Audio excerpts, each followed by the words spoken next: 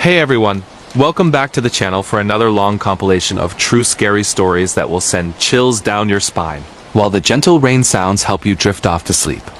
If you're settling in with a black screen for total darkness and relaxation, you're in the right place. These are real horror stories submitted by listeners just like you, terrifying encounters that actually happened. Perfect for those late night vibes when you want something creepy but soothing in the background.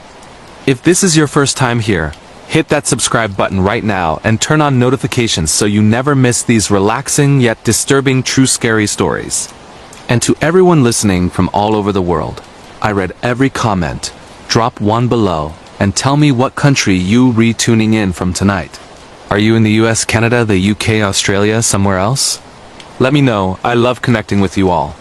Now, dim the lights, get cozy under the covers, and let the soft rain wash over you as we dive into these 5 chilling true horror stories from around the world. Just remember, these really happened. Our first story comes from the United States, shared by a woman who lived alone in a quiet apartment building in a small town in Oregon. I moved into this old apartment complex right after college. It was cheap, the location was decent, and I needed a fresh start after a bad breakup. The building was from the 1970s. Thin walls, creaky floors, and that faint musty smell that never quite goes away. My unit was on the second floor, end of the hall, with a small balcony overlooking the parking lot. At first, everything was normal. I'd come home from my job at the local coffee shop, make dinner, watch some TV, and crash early. But after about a month, I started noticing little things. My mail would be slightly out of order in the box downstairs, like someone had flipped through it. I'd find my balcony door unlocked when I swore I had locked it. I chalked it up to being forgetful. New place, new routine. Then the noises started. Late at night, around 2 or 3 a.m., I'd hear faint scratching sounds from inside the walls, like fingernails dragging slowly across drywall. It would stop if I turned on the light or made noise, so I figured it was rats or something. I told the landlord, but he just shrugged and said the building was old. One night, I woke up to the sound of my front door handle jiggling. Very softly, like someone was testing if it was locked. My heart pounded as I lay there frozen, pretending to sleep. It stopped after a minute, and I heard faint footsteps walking away down the hall. I didn't sleep the rest of the night. The next day, I installed a chain lock and a cheap security camera pointing at the door. The footage from that first night showed nothing, just an empty hallway. But over the next week, the camera caught shadows moving past my door at odd hours. Not clear figures, just blurs. And the scratching got worse. It started coming from the closet in my bedroom. I couldn't take it anymore, so I started staying with a friend on weekends. One Monday, I came back early to grab some clothes. As I unlocked the door, I noticed something off. The air inside felt used, like someone had been breathing it. My stuff was moved slightly. A drawer left open, my coffee mug in the sink when I knew I'd put it away clean. That night, I decided to confront whatever it was. I stayed up with all the lights on, sitting on the couch facing the bedroom door. Around 1 a.m., the scratching started again, louder this time. It was coming from under my bed. I grabbed a flashlight and looked, nothing. But when I stood up, I saw it. A small hole drilled in the wall behind my headboard, right at eye level from the other side. My neighbor's apartment shared that wall. I'd never met him. He kept to himself, always wore a hoodie pulled low when he took out trash. But now I realized that hole was new. Fresh drywall dust on the floor. I called the police immediately. They came, searched his place while he was at work, and found dozens of photos of me taken through that hole while I slept. He'd been watching for months. Hidden cameras in vents, notes with details about my routine. He had a whole shrine in his closet. He got arrested, but the worst part? When they questioned him, he said he'd been doing it for years in different buildings. I was just the latest. I moved out the next week and never went back. To this day, I can't sleep without checking every wall and corner. If you hear scratching in the night, don't ignore it. Moving on to our second story, this one comes from Canada. A man recounts a solo camping trip in the dense forests of British Columbia that turned into a nightmare. I'd always loved the wilderness. Growing up in Vancouver, I'd hike and camp whenever I could. This time I wanted total solitude, no trails, no people. I drove deep into the provincial forests, north of the city, parked my truck, and hiked in about 10 miles to a remote lake I found on maps. It was perfect. Crystal clear water, thick evergreens all around, no sign of humans. I set up my tent on a small clearing by the shore, built a fire, and fished for dinner. The first night was peaceful, just owls hooting and the wind in the trees. On the second day, I explored deeper into the woods. That's when I found the strange stuff. Broken branches in perfect circles, like something large had been walking patterns. Rocks stacked in piles that weren't natural. I laughed it off as bears or maybe pranksters, but it felt off. That night, as the sun set, I heard the first whistle. A sharp, human-like whistle echoing through the trees. I whistled back, thinking it was another camper. No response. Then it happened again, closer.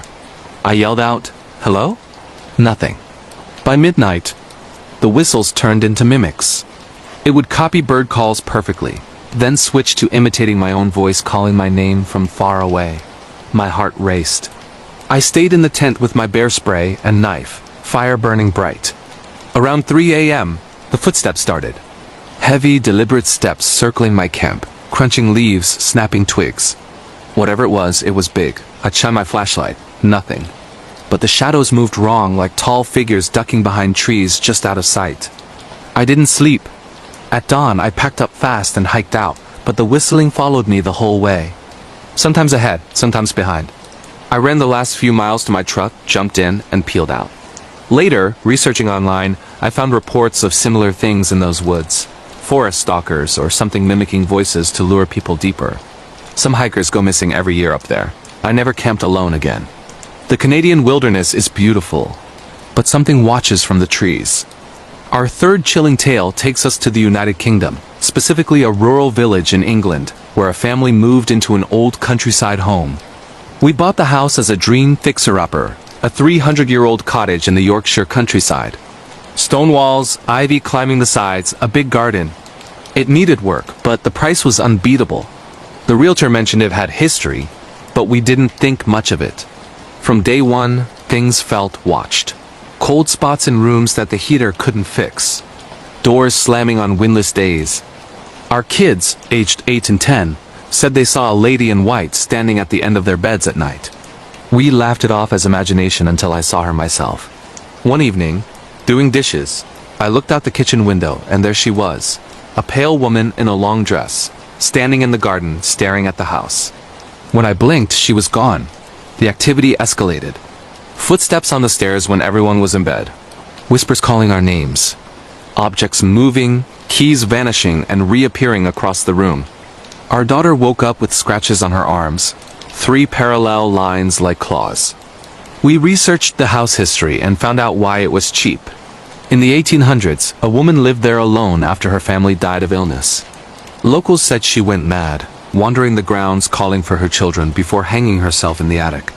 We called a priest for a blessing. During the ritual, lights flickered, doors banged, and we all heard a woman scream from upstairs. After that, it quieted mostly. We still hear faint crying sometimes on quiet nights. We stayed because we love the house, but we know we're not alone. Old English homes hold their secrets tight. Next, we head to Australia for a story from the vast outback that a truck driver shared about a late-night drive he'll never forget. Driving trucks across the Nullarbor Plain is lonely work. Endless red dirt, straight highways for hours, nothing but scrub and sky. I did the Perth to Adelaide run regularly, usually at night to avoid the heat. This trip I left late. Around midnight, somewhere in Western Australia, my radio started picking up static with faint voices underneath. Old sounding, like from the 1950s, a woman pleading for help, saying her car broke down. I figured it was interference, but it kept going. Then my headlights caught something on the side of the road, an old Holden car from decades ago. Hood up, hazard lights blinking faintly. I slowed down to help, but as I got closer, no one was there. The car looked abandoned for years, rusted and dusty. But the lights were on. I sped up and kept going. Miles later, the voices returned, clearer. Please stop. We're stuck ... I turned the radio off, but they came through the speakers anyway. Then, in my rearview mirror, I saw headlights behind me. Far back at first, but gaining fast. No other vehicles for hundreds of miles. I pushed the accelerator, doing 120 kilometers per hour on empty road. The lights kept pace, never getting closer or farther. For over an hour, my fuel gauge dropped faster than it should. When I finally hit a roadhouse at dawn, the lights vanished. The workers there knew the story. A family that vanished in the 60s on that stretch, car found empty. Truckies report the same ghost car chasing them at night. The outback is huge and empty. Perfect for things that don't want to be found. Our final story tonight comes from Japan. Sent in by someone who lived in a modern apartment in Tokyo and experienced something straight out of a nightmare. I rented a small apartment in Shibuya after moving to Tokyo for work. It was newish building, clean, convenient to the trains. Nothing creepy about it at first. But Japanese apartments have thin walls, and I started hearing my neighbor crying softly every night. A woman, sobbing like she was heartbroken. It went on for weeks. I felt bad but didn't want to intrude. One night, the crying stopped abruptly, replaced by banging on my door. Hard, frantic knocks at 2 a.m. I looked through the peephole, no one there. But the knocking continued. The next day, I asked the building manager about the neighbor in 304. He went pale and said no one lived there. The unit had been empty for years after a woman took her own life inside. Depression, alone in the city. But I'd heard her every night. And now things escalated. Wet footprints appeared on my floor leading to the bathroom. The shower would turn on by itself. I'd find long black hair in the drain that wasn't mine. The worst was waking up to feel breathing on my neck, like someone hovering over me in bed. I'd turn on the light, empty room. I moved out after a month, but the manager told me later that every tenant in my unit reports the same. Tokyo is crowded, millions of people, but some are still alone, even in death. They say she looks for company now. There you have it, 5 true scary stories from the United States, Canada, the United Kingdom, Australia, and Japan to keep you company in the dark. If these gave you chills, like the video and subscribe for more relaxing horror stories with rain sounds every week. Comment your country below, share if you've had a similar experience, and sleep tight. Or try to Good Night, the frozen nightmare on Dead Mountain, Russia. Picture this. It's January 1959. In the heart of the Soviet Union, during the coldest stretch of one of the harshest winters on record. Deep in the northern Ural Mountains of Russia, a group of 9 young, vibrant hikers, all students and recent graduates from the Ural Polytechnical Institute, decide to embark on what they believe will be the adventure of a lifetime. These weren't just casual weekend wanderers. They were seasoned outdoor enthusiasts, trained in survival skills, and led by 23-year-old Igor Dyatlov, a charismatic, intelligent engineering student who had already organized several tough expeditions. The group included Zinaida Kolmogorova, a thoughtful and kind-hearted young woman. Lyudmila Dubinina, tough and athletic with a fiery spirit. Alexander Kolevatov, the quiet technician. Rustem Slobodin, strong and reliable. Yuri Yudin, who would later turn back due to illness. Yuri Doroshenko and Georgy Krivonashenko, the jokers of the group who kept everyone's spirits high. Nikolai Thibault-Brignol, a skilled builder. And the oldest 38-year-old instructor, Semyon Zolotaryov, a mysterious but experienced adventurer with a tattoo that read, De Ermale Shalom. They called their route a Category 3 trek, the most difficult level at the time, aiming to ski over 200 miles through untouched wilderness to reach Otorten Mountain. Locals knew the area as terrifying. The Mansi people called the specific peak they camped near Kholat Syakhl, which translates chillingly to Dead Mountain, a place where, according to legend, 9 ancient hunters had mysteriously perished long ago. But these young Soviets were full of optimism, armed with cameras, diaries, homemade stoves, and unbreakable camaraderie. They snapped photos constantly, laughing in the snow, building snowmen, playing guitars around makeshift campfires. Their diaries brimmed with excitement, entries about beautiful sunsets, the thrill of breaking trail through deep powder, inside jokes and dreams of the warm telegram they'd sent home upon return. Day by day, they battled brutal conditions. Temperatures plunged to -40 degrees Fahrenheit, winds whipped snow into blinding blizzards, and the endless white landscape disoriented even the best navigators. They rationed food carefully, repaired gear in freezing tents, and pushed on with determination. On February 1st, after a grueling day, they made a critical decision. Instead of descending to safer forested terrain, they pitched their large tent on the exposed slope of Dead Mountain for better visibility the next morning. They dug into the snow for wind protection, cooked a final meal, changed into dry clothes, and settled in for the night.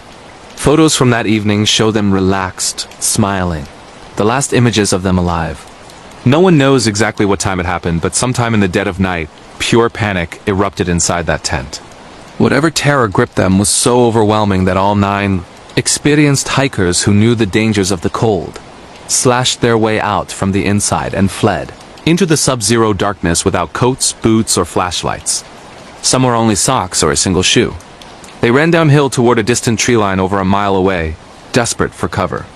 When they didn't arrive at the expected checkpoint, families grew worried.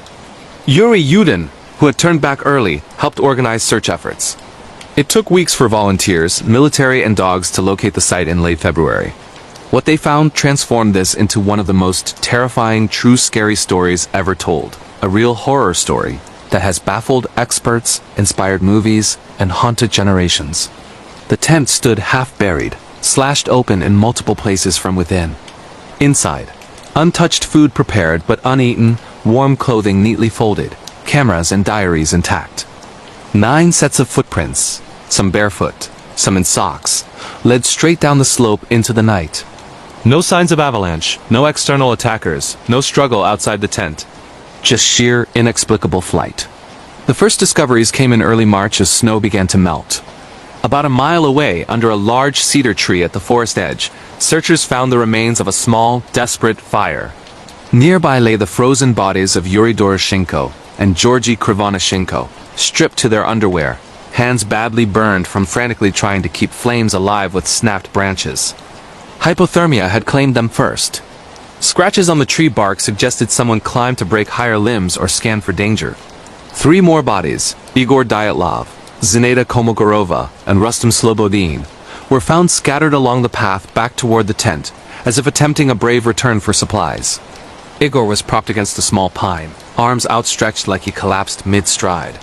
Their faces were frozen in expressions of absolute terror. Rustam had a small crack in his skull, likely from a fall. But the deepest horror awaited in May, when spring thaw revealed a makeshift den in a ravine deeper in the woods. The remaining 4, Lyudmila, Alexander, Nikolai, and Semyon, had built a crude shelter from branches, laying pine boughs as flooring. Their bodies showed catastrophic injuries, crushed ribs, shattered skulls, massive internal trauma, equivalent to high-speed car crashes, yet no external bruises or wounds. Lyudmila was missing her tongue, eyes, part of her lips, and facial tissue. Strange orange discoloration tinted some skin. Clothing carried trace radiation, unexplained for civilians. One had a camera around his neck, film undeveloped but later revealing eerie final shots of something glowing in the dark. Investigators ruled out avalanche, slope too gentle, no debris, animal attack, no tracks, or infighting, group too close-knit. Diaries showed normal morale until that night. No arguments, no fear. Yet locals and pilots reported strange orange orbs hovering over the mountains around the same dates. Lights dismissed in military reports, but logged nonetheless. Theories have raged for decades in this disturbing true horror story. Secret Soviet missile tests gone wrong, causing panic and blasts? Infrasound from wind creating maddening paranoia? A Yeti or unknown creature? Paranormal entities tied to the mountain's curse? KGB cover-up involving Semyon's mysterious background? Recent slab avalanche theories explain injuries but not the flight or missing tongue. The case was hastily closed as death by compelling unknown force. The area restricted for years. Bodies buried in sealed zinc coffins. Families left with nightmares. To this day, this real-life scary story from Russia remains one of the most chilling unsolved mysteries. 9 friends, driven by unimaginable terror to choose certain freezing death over one more moment in that tent. What could possibly be so horrifying? Whatever it was lurks still in those frozen peaks, waiting. The shadow in the attic, Germany. Let's travel back over a century to 1922 to a quiet, fog-shrouded corner of rural Bavaria in post-World War I Germany. The farm was called Hinterkaifeck, a prosperous but isolated property about 40 miles north of Munich, surrounded by dense pine forests and endless fields. Here lived the Gruber family. 63-year-old Andreas Gruber, the stern patriarch, his wife Cecilia, their widowed daughter Victoria Gabriel, Victoria's 2 young children, 7-year-old Cecilia and 2-year-old Joseph, and the newly hired maid Maria Baumgartner, who had only arrived that fateful day. Life on the farm was grueling. Dawn to dusk chores, creaking old buildings, the constant howl of wind through the trees. But the Grubers were wealthy by local standards, with hidden savings and a reputation for hard work. Yet the family was troubled. Rumors of incest between Andreas and Victoria. He'd even served jail time for it. Neighborhood feuds and a lingering sense of unease that something was deeply wrong. It began subtly weeks before the horror. Fresh snow revealed footprints leading from the forest directly to the house, but none leading away, as if someone materialized at the doorstep. Andreas found his newspaper delivered to the attic, though he hadn't subscribed. Tools vanished from the barn, only to reappear days later in odd places. Most chilling. Heavy footsteps thumping overhead in the attic at night, directly above the bedrooms. Scratching in the walls. Whispers sometimes too faint to make out. The previous maid had fled in terror 6 months earlier, claiming the farm was haunted, that an unseen presence watched the family constantly. Andreas, stubborn and dismissive, chalked it up to animals or wind. But he couldn't explain the footprints he followed one evening. Fresh tracks emerging from the woods, straight to the machine room. And vanishing. That same night, the attic noises grew louder, deliberate pacing, like someone heavy walking back and forth. The family grew paranoid. Victoria prayed fervently. Little Chizelia had nightmares. Food stores depleted faster than possible. Smoke curled from the chimney on days when no one lit the stove. Andreas even spotted a flashlight beam in the woods one night, but found no one when he investigated armed with a gun. On March 31, 1922, neighbors noticed eerie silence from Hinterkaifeck. No smoke, no lights, no activity. The new maid Maria had arrived that afternoon with her belongings. Victoria's young son Joseph was seen playing outside earlier. When concerned locals finally entered days later on April 4th, they stumbled into one of the most disturbing true scary stories in criminal history. A real horror story of prolonged stalking and unimaginable brutality. In the barn, the bodies of Andreas, his wife Chizelia, Victoria, and little Chizelia stacked neatly under hay like cordwood, bludgeoned to death with a mattock, a heavy hoe-like farm tool. All had been lured one by one into the barn and slaughtered with ferocious blows to the head.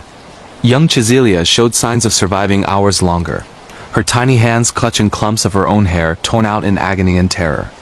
Inside the house, baby Joseph and maid Maria killed in their beds, skulls caved in. The killer had used the family's own mattock, left propped nearby covered in blood. But the nightmare didn't end there. For several days after the murders, while bodies lay undiscovered, neighbors reported seeing smoke rising from the chimney. The farm animals were fed and watered. The dog was cared for. Fresh bread was eaten from the kitchen. Someone the killer had stayed in the house, living among the corpses, sleeping in their beds, tending the property as if it were now theirs. Police found the attic recently inhabited. Straw matted into a sleeping area, food scraps, newspapers dated after the killings. The murderer knew every inch of the farm intimately. Entrances, routines, hiding spots. No robbery. Hidden money untouched. No sexual assault. Just pure targeted hatred. Suspects abounded, but none stuck. A scorned neighbor? A vengeful former lover of Victoria?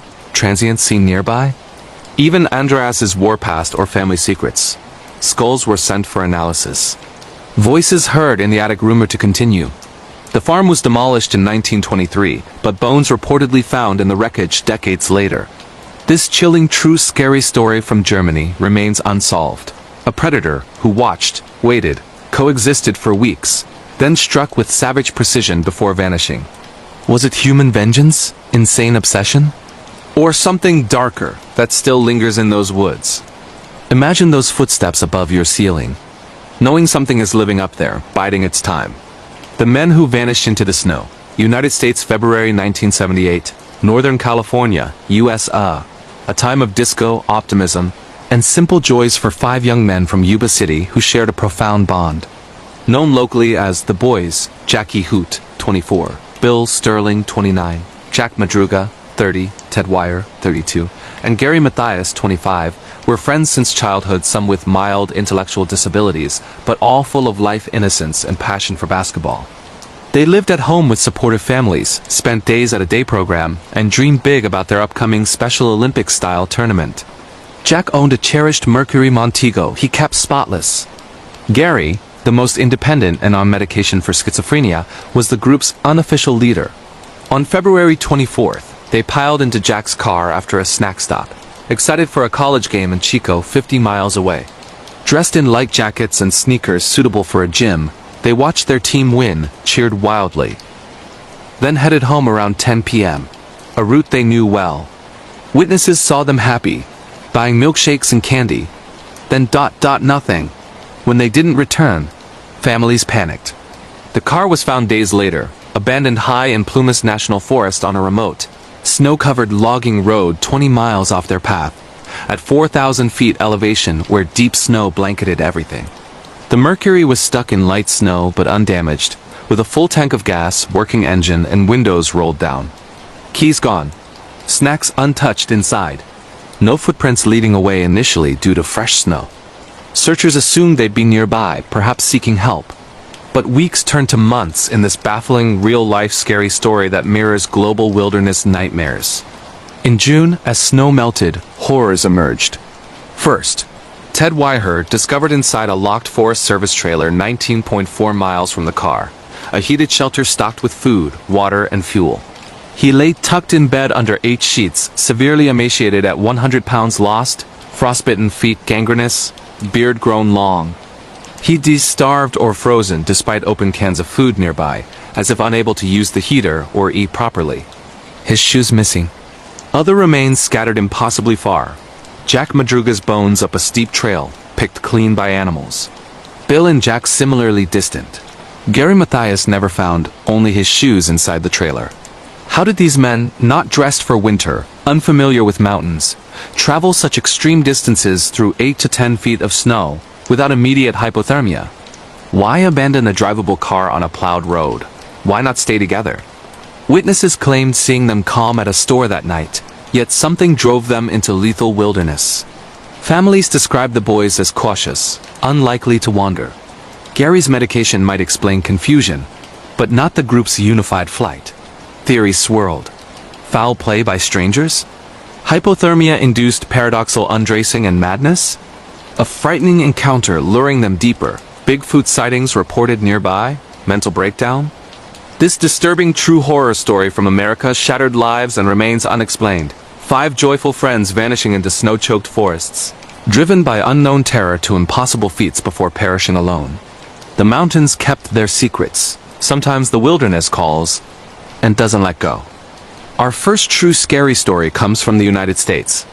This happened in the dense forests of the Appalachian Mountains in West Virginia a few years ago. My name's Alex, and at the time I was 28, trying to get away from the stress of city life in Pittsburgh. I'd always loved hiking and camping solo. It cleared my head, made me feel alive. I picked a remote trail that wasn't heavily traveled, packed my tent, sleeping bag, and enough supplies for 3 nights. The plan was simple: hike deep in, set up camp near a small creek I'd read about online, and just unplug completely. The first day was perfect. The air was crisp, leaves crunching under my boots, birds calling overhead. I hiked about 10 miles in before finding the spot. A clearing by the water, surrounded by thick trees that blocked out most of the wind. I set up my tent, built a small fire, cooked some ramen, and went to bed early as the sun dipped behind the mountains. That night, everything was quiet except for the usual forest sounds: owls, rustling leaves, the creek bubbling. But on the second night, things changed. I woke up around 2 a.m. to what sounded like whispering.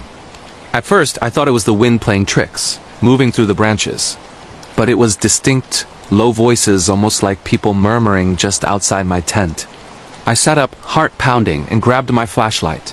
Shining it around, there was nothing, no footprints, no animals. I zipped the tent open a crack and listened. The whispering stopped the moment I moved. I told myself it was nothing, maybe echoes from distant campers, and tried to go back to sleep. The next morning I explored a bit more. The trail looped around, and I found these old stone steps leading up a hill into nowhere. Just stairs in the middle of the woods, overgrown with moss. I'd heard rumors about weird structures like that in the Appalachians, but I shrugged it off and kept hiking. By afternoon, I was back at camp, feeling uneasy for no real reason. As dusk fell, I started hearing it again. Whispering, closer this time. It sounded like multiple voices overlapping, saying words I couldn't quite make out. Names, maybe? Or directions. I decided to record it on my phone. I held it outside the tent, and sure enough, faint murmurs came through. Playing it back with headphones later, my blood ran cold. The voices were saying things like, "Come closer," and "He's here." Clear as day in the recording, but barely audible live. I packed up early and hiked out that night, using my headlamp. Halfway back, I swear I heard footsteps paralleling me through the trees, fast, light, keeping perfect pace no matter how I sped up or slowed down. Branches snapped, but whenever I shone my light, nothing was there. Just shadows twisting in ways they shouldn't. I made it to my car by dawn, exhausted and terrified. I never went back to those trails. To this day, when I listen to that recording, which I still have, the whispers give me chills. Whatever was out there wasn't human. It was watching, waiting, and it knew I was alone. That was one unsettling, true, scary story from the United States. Moving on to our next real horror experience, this one from Canada. This story takes place in the vast wilderness of British Columbia, up near the Yukon border. Sarah was 32, an experienced outdoorswoman who worked as a wildlife photographer. She often went on solo trips to capture shots of bears, wolves, and the northern lights. This particular trip was in late fall when the forests are quiet and the tourists are gone. She drove as far as the dirt roads allowed, then hiked in with her gear to a remote lake she'd scouted on maps. The first couple of days were magical. Crisp air, stunning views, and she got some incredible photos of a grizzly fishing at dawn. Her camp was basic: a tent, a bear-proof food cache hung high in a tree, and a small fire pit. Nights were cold. She was prepared with a good sleeping bag. On the third night, though, she woke to a strange sound, like knocking on wood, rhythmic and deliberate. Tap, dot, dot, tap, tot, tap, coming from the trees around her camp. She figured it was a woodpecker or maybe ice cracking, but it went on for hours, moving from tree to tree, circling her. By morning, it stopped. She checked around and found nothing unusual, no fresh marks on the trunks. That day, she hiked further out to a ridge for better shots. On the way back, she noticed something odd. Fresh footprints near the lake that weren't hers. Bare footprints, large, spaced far apart like someone running. But no one else was supposed to be out there. This area was permit only and off-season. That night, the knocking returned, louder, and then voices. Not words, but mimics. It sounded exactly like her own voice calling her name from the darkness. Sarah ... come here ... double quotes in her tone, her accent. She radioed for help on her emergency beacon, but the signal was weak, and no response came. She barricaded herself in the tent with her bear spray and knife. Around midnight, the mimicking escalated.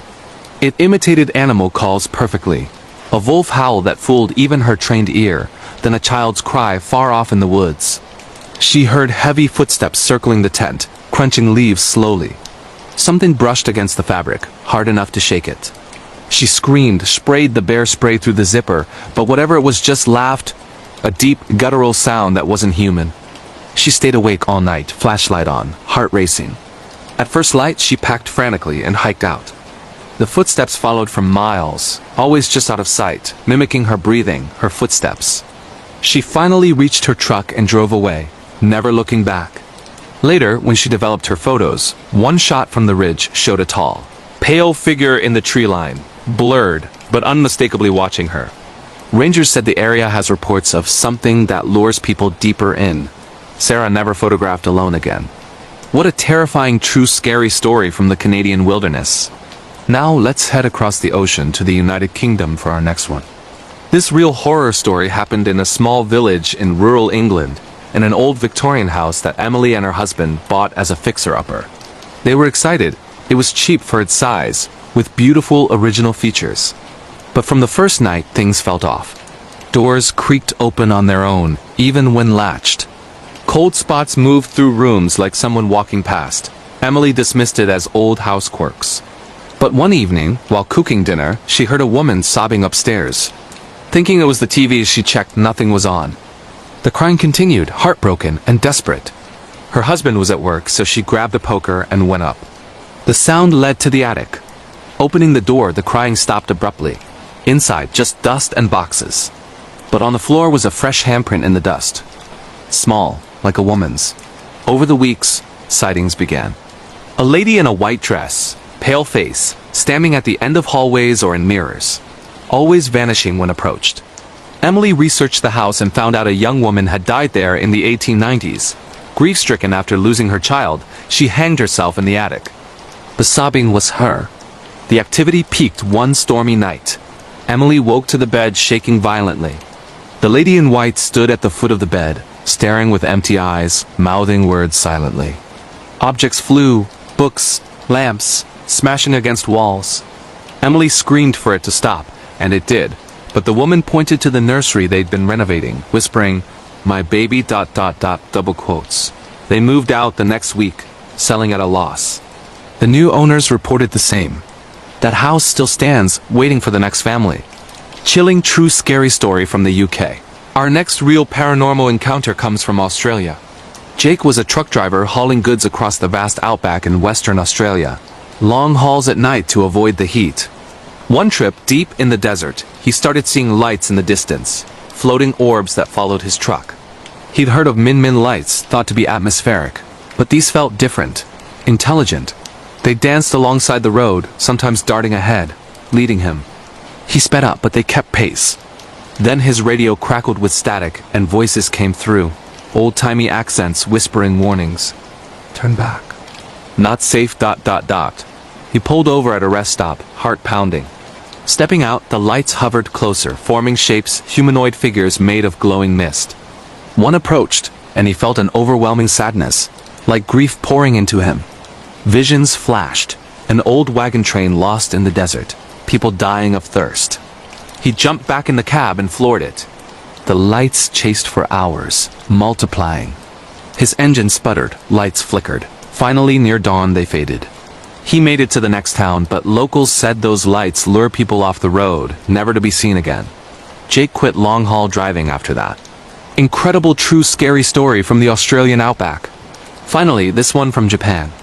Mia, an American expat living in Tokyo, rented a cheap apartment in an old building. From day one, she heard footsteps in the hallway at night. Soft, padding, like someone in slippers. The neighbors said the previous tenant, an elderly woman, had passed away alone in the unit. One night, Mia saw her, a translucent figure of an old lady standing in the kitchen, staring out the window. She vanished when Mia blinked.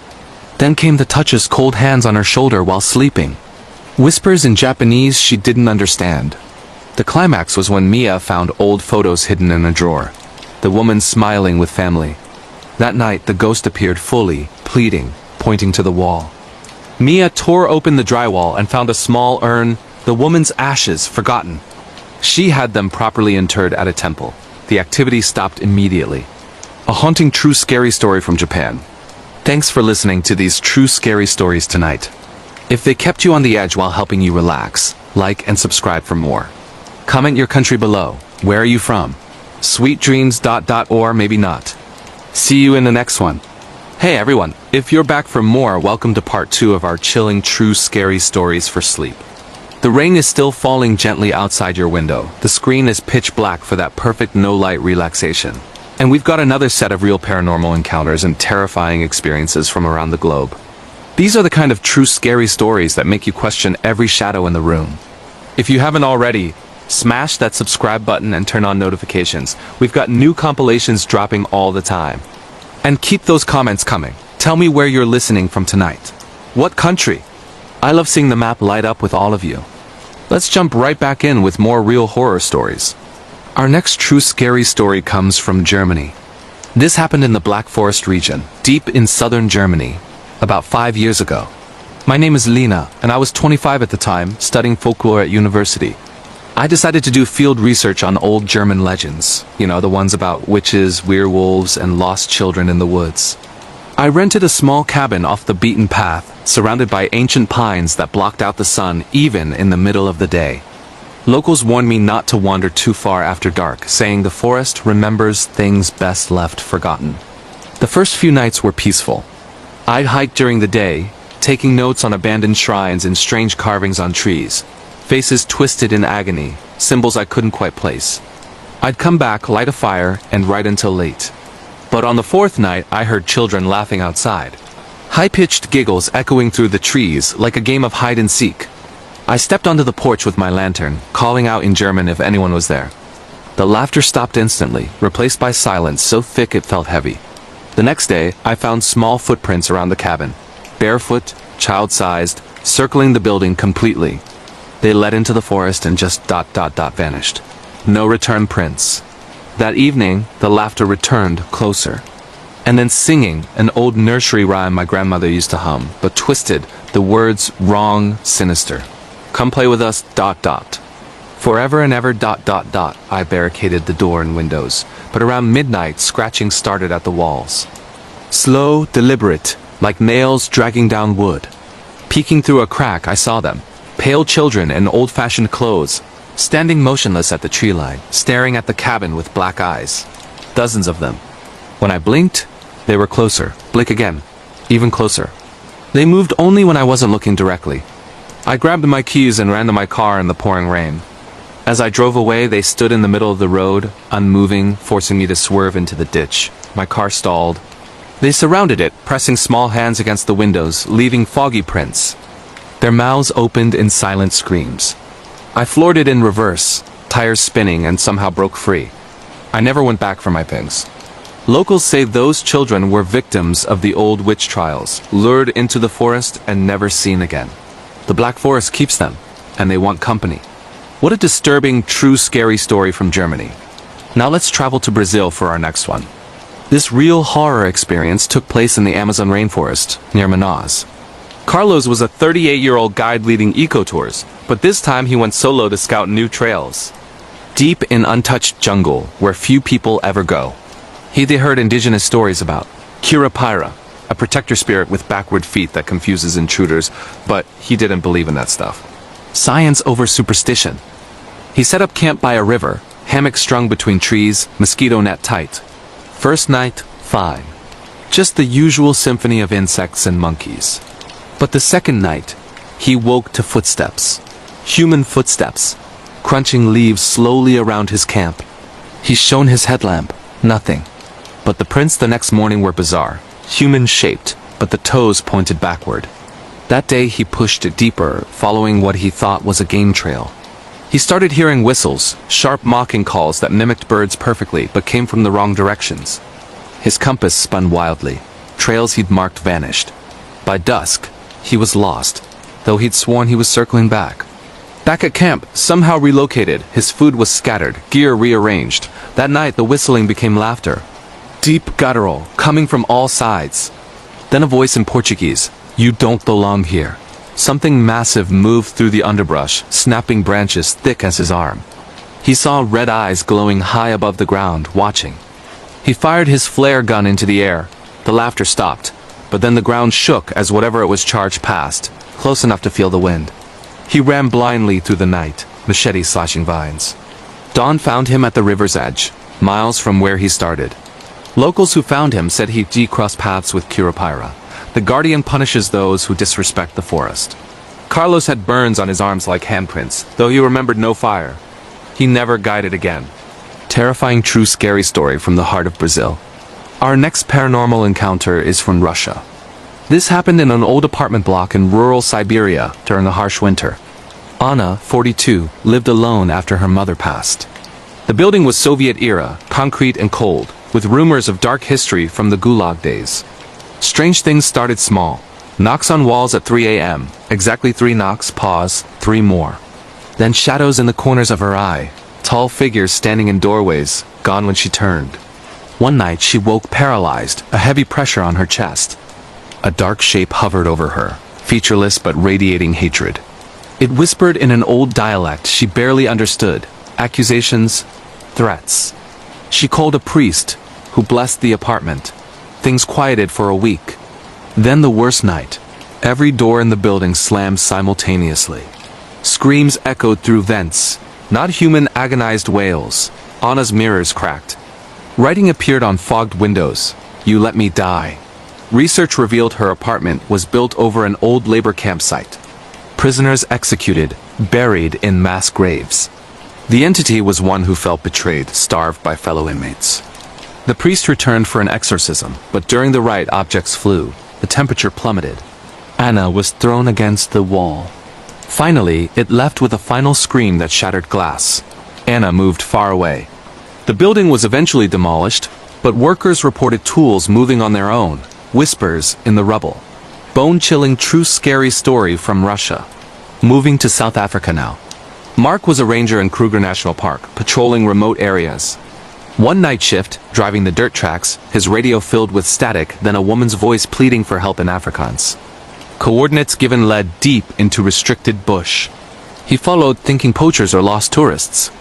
Arrived at an old abandoned homestead, hadn't been lived in for decades. Inside, lanterns flickered though no power. The woman's voice called from a room. Entering, he found nothing but an old photograph of a family from the 1800s. Outside, hyenas laughed unnaturally close. Then footsteps on the roof, heavy, running. Something jumped down, landing with a thud. In his spotlight, a figure in tattered clothes, skin gray, eyes milky. It moved wrong, jerky, too fast. It charged. Mark fired warning shots, but it kept coming, laughing in that same woman's voice. He drove off, the thing chasing on foot impossibly fast. Miles later, it vanished. Park records showed a woman murdered there by her husband. Body hidden. Her spirit lures men to the same fate. Mark resigned soon after. Rangers avoid that area at night. Intense true scary story from South Africa. And our final one tonight from New Zealand. This real horror story unfolded on the South Island in Fiordland National Park. Sophie, 29, was tramping the Milford Track alone in off-season. Remote, misty, beautiful. She stayed in empty huts along the way. One hut, deep in the valleys, felt wrong from arrival. Cold drafts despite sealed doors. That night she heard breathing. Heavy, ragged, right outside her bunk. Peering out the window. Nothing but fog. Morning revealed wet footprints leading to the hut and stopping at the door. No exit prints. That day hiking, she felt watched constantly. Rocks tumbled down cliffs with no cause. Whispers in Maori, words she looked up later meant leave and intruder. Final night in the hut. The door rattled violently. Something pounded, demanding entry. Sophie barricaded with benches. The breathing became growling, then silence. She dozed off at dawn. Woke to find Maori carvings scratched into the wood. Protective symbols, but inverted, mocking.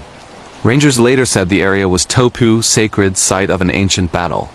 Spirits guarded fiercely against outsiders.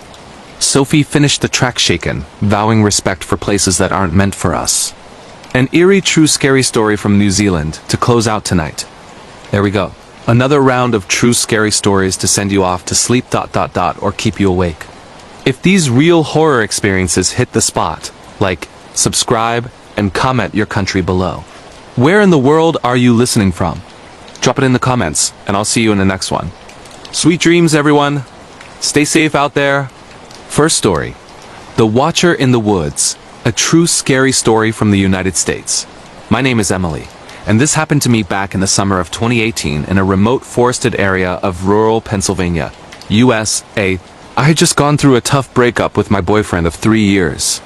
It was messy, lots of arguments, tears, and finally, him packing his things and leaving our shared apartment in Philadelphia, without so much as a backward glance. I felt shattered, like my world had crumbled overnight. To escape the constant reminders of him, the empty side of the bed, his favorite mug in the cupboard, I decided to take a solo retreat. I found this listing online for a small, rustic cabin deep in the Appalachian woods, about a 3-hour drive from the city.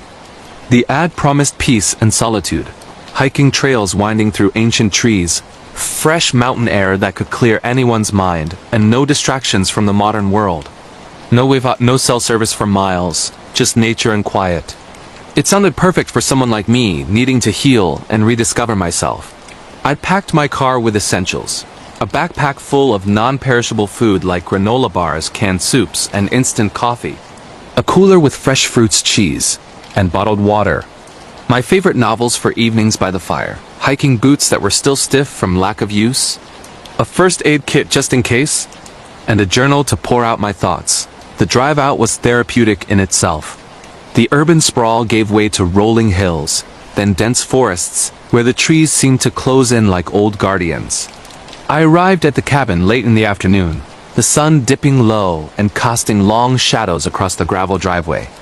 The place was exactly as advertised, old and creaky, built probably in the early 1900s from weathered logs, with a stone fireplace inside, a single bedroom upstairs, a tiny kitchenette, and a porch overlooking a thicket of pines and oaks.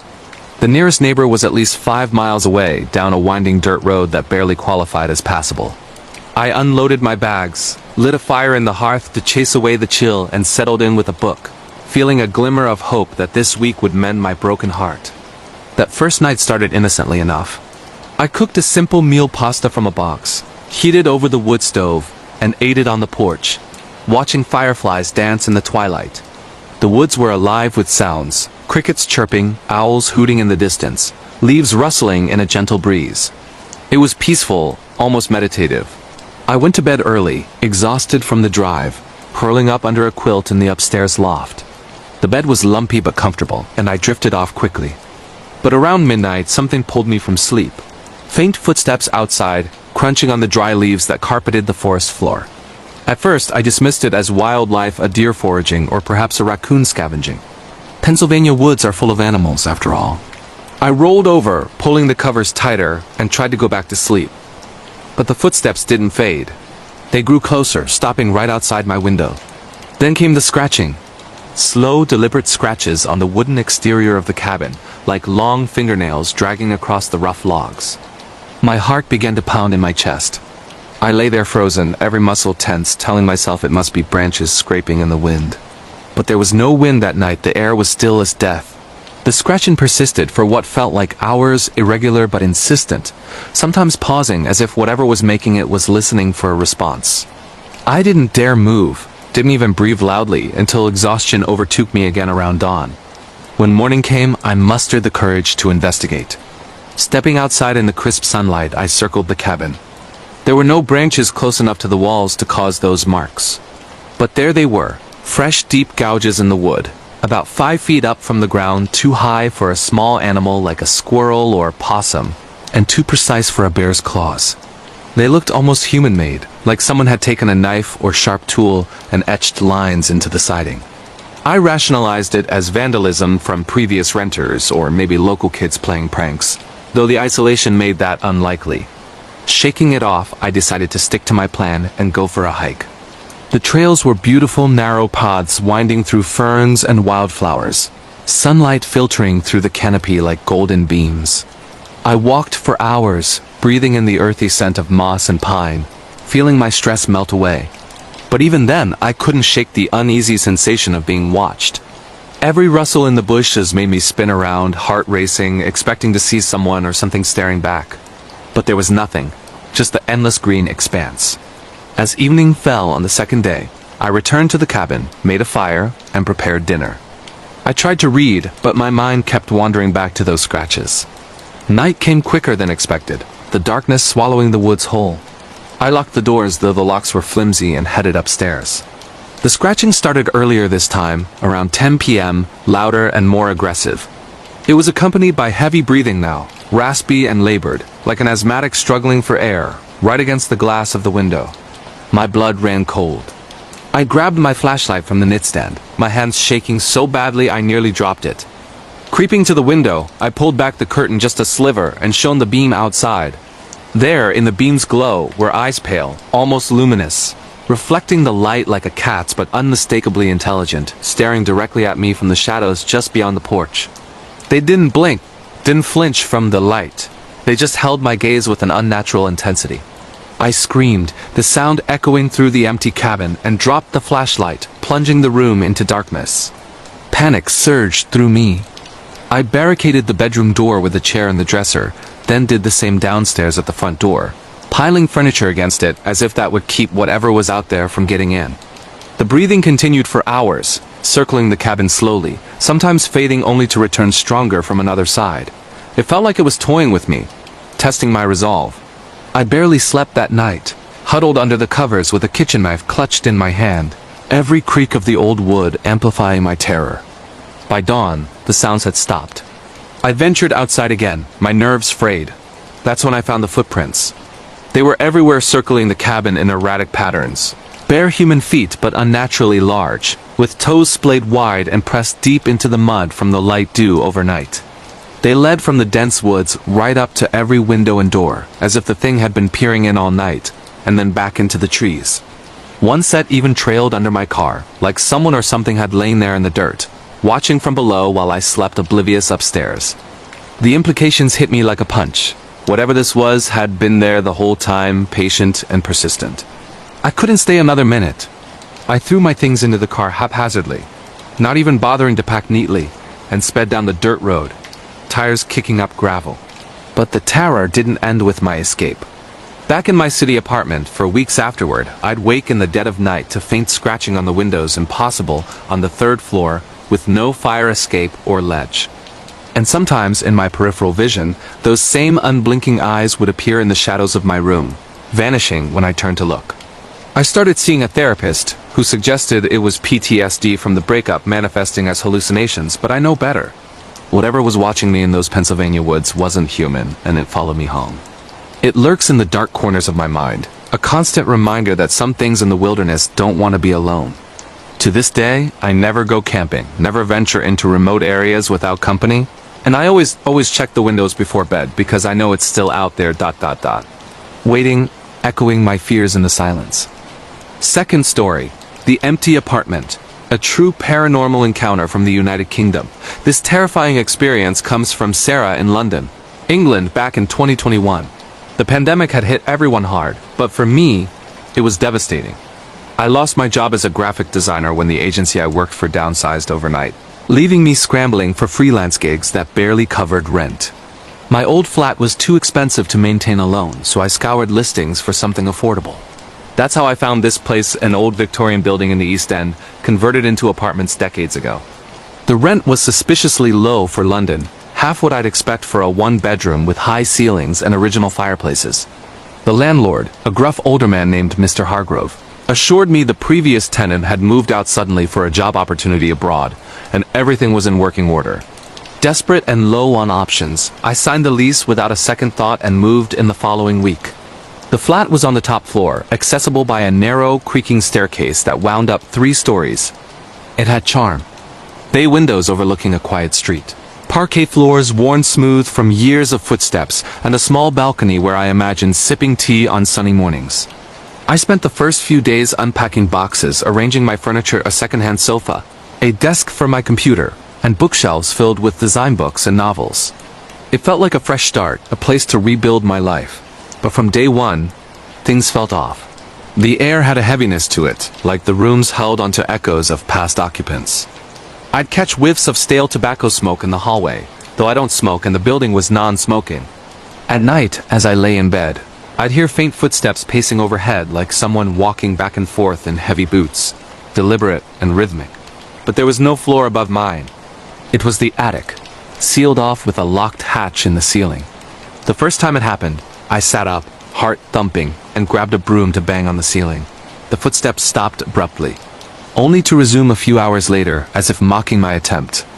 I tried to ignore it, attributing it to the old building settling or sounds from neighboring flats bleeding through the walls. But as days turned to weeks, the disturbances escalated. One evening, after a long day of job hunting online, I came home from grocery shopping arms laden with bags of vegetables, bread, and milk to find my front door slightly ajar. I froze on the landing, pulse quickening. I lived alone, and I always locked it, double-checking the deadbolt out of city habit. Pushing the door open cautiously, I called out, "Hello? Is anyone there?" Silence. Inside, nothing was stolen. My laptop was still on the desk, jewelry untouched in the bedroom. But drawers in the kitchen were pulled open haphazardly, utensils scattered as if someone had rifled through them. My bed, which I'd made neatly that morning, was unmade, the sheets rumpled like someone had lain in it, the pillow indented with the shape of a head. A chill ran down my spine.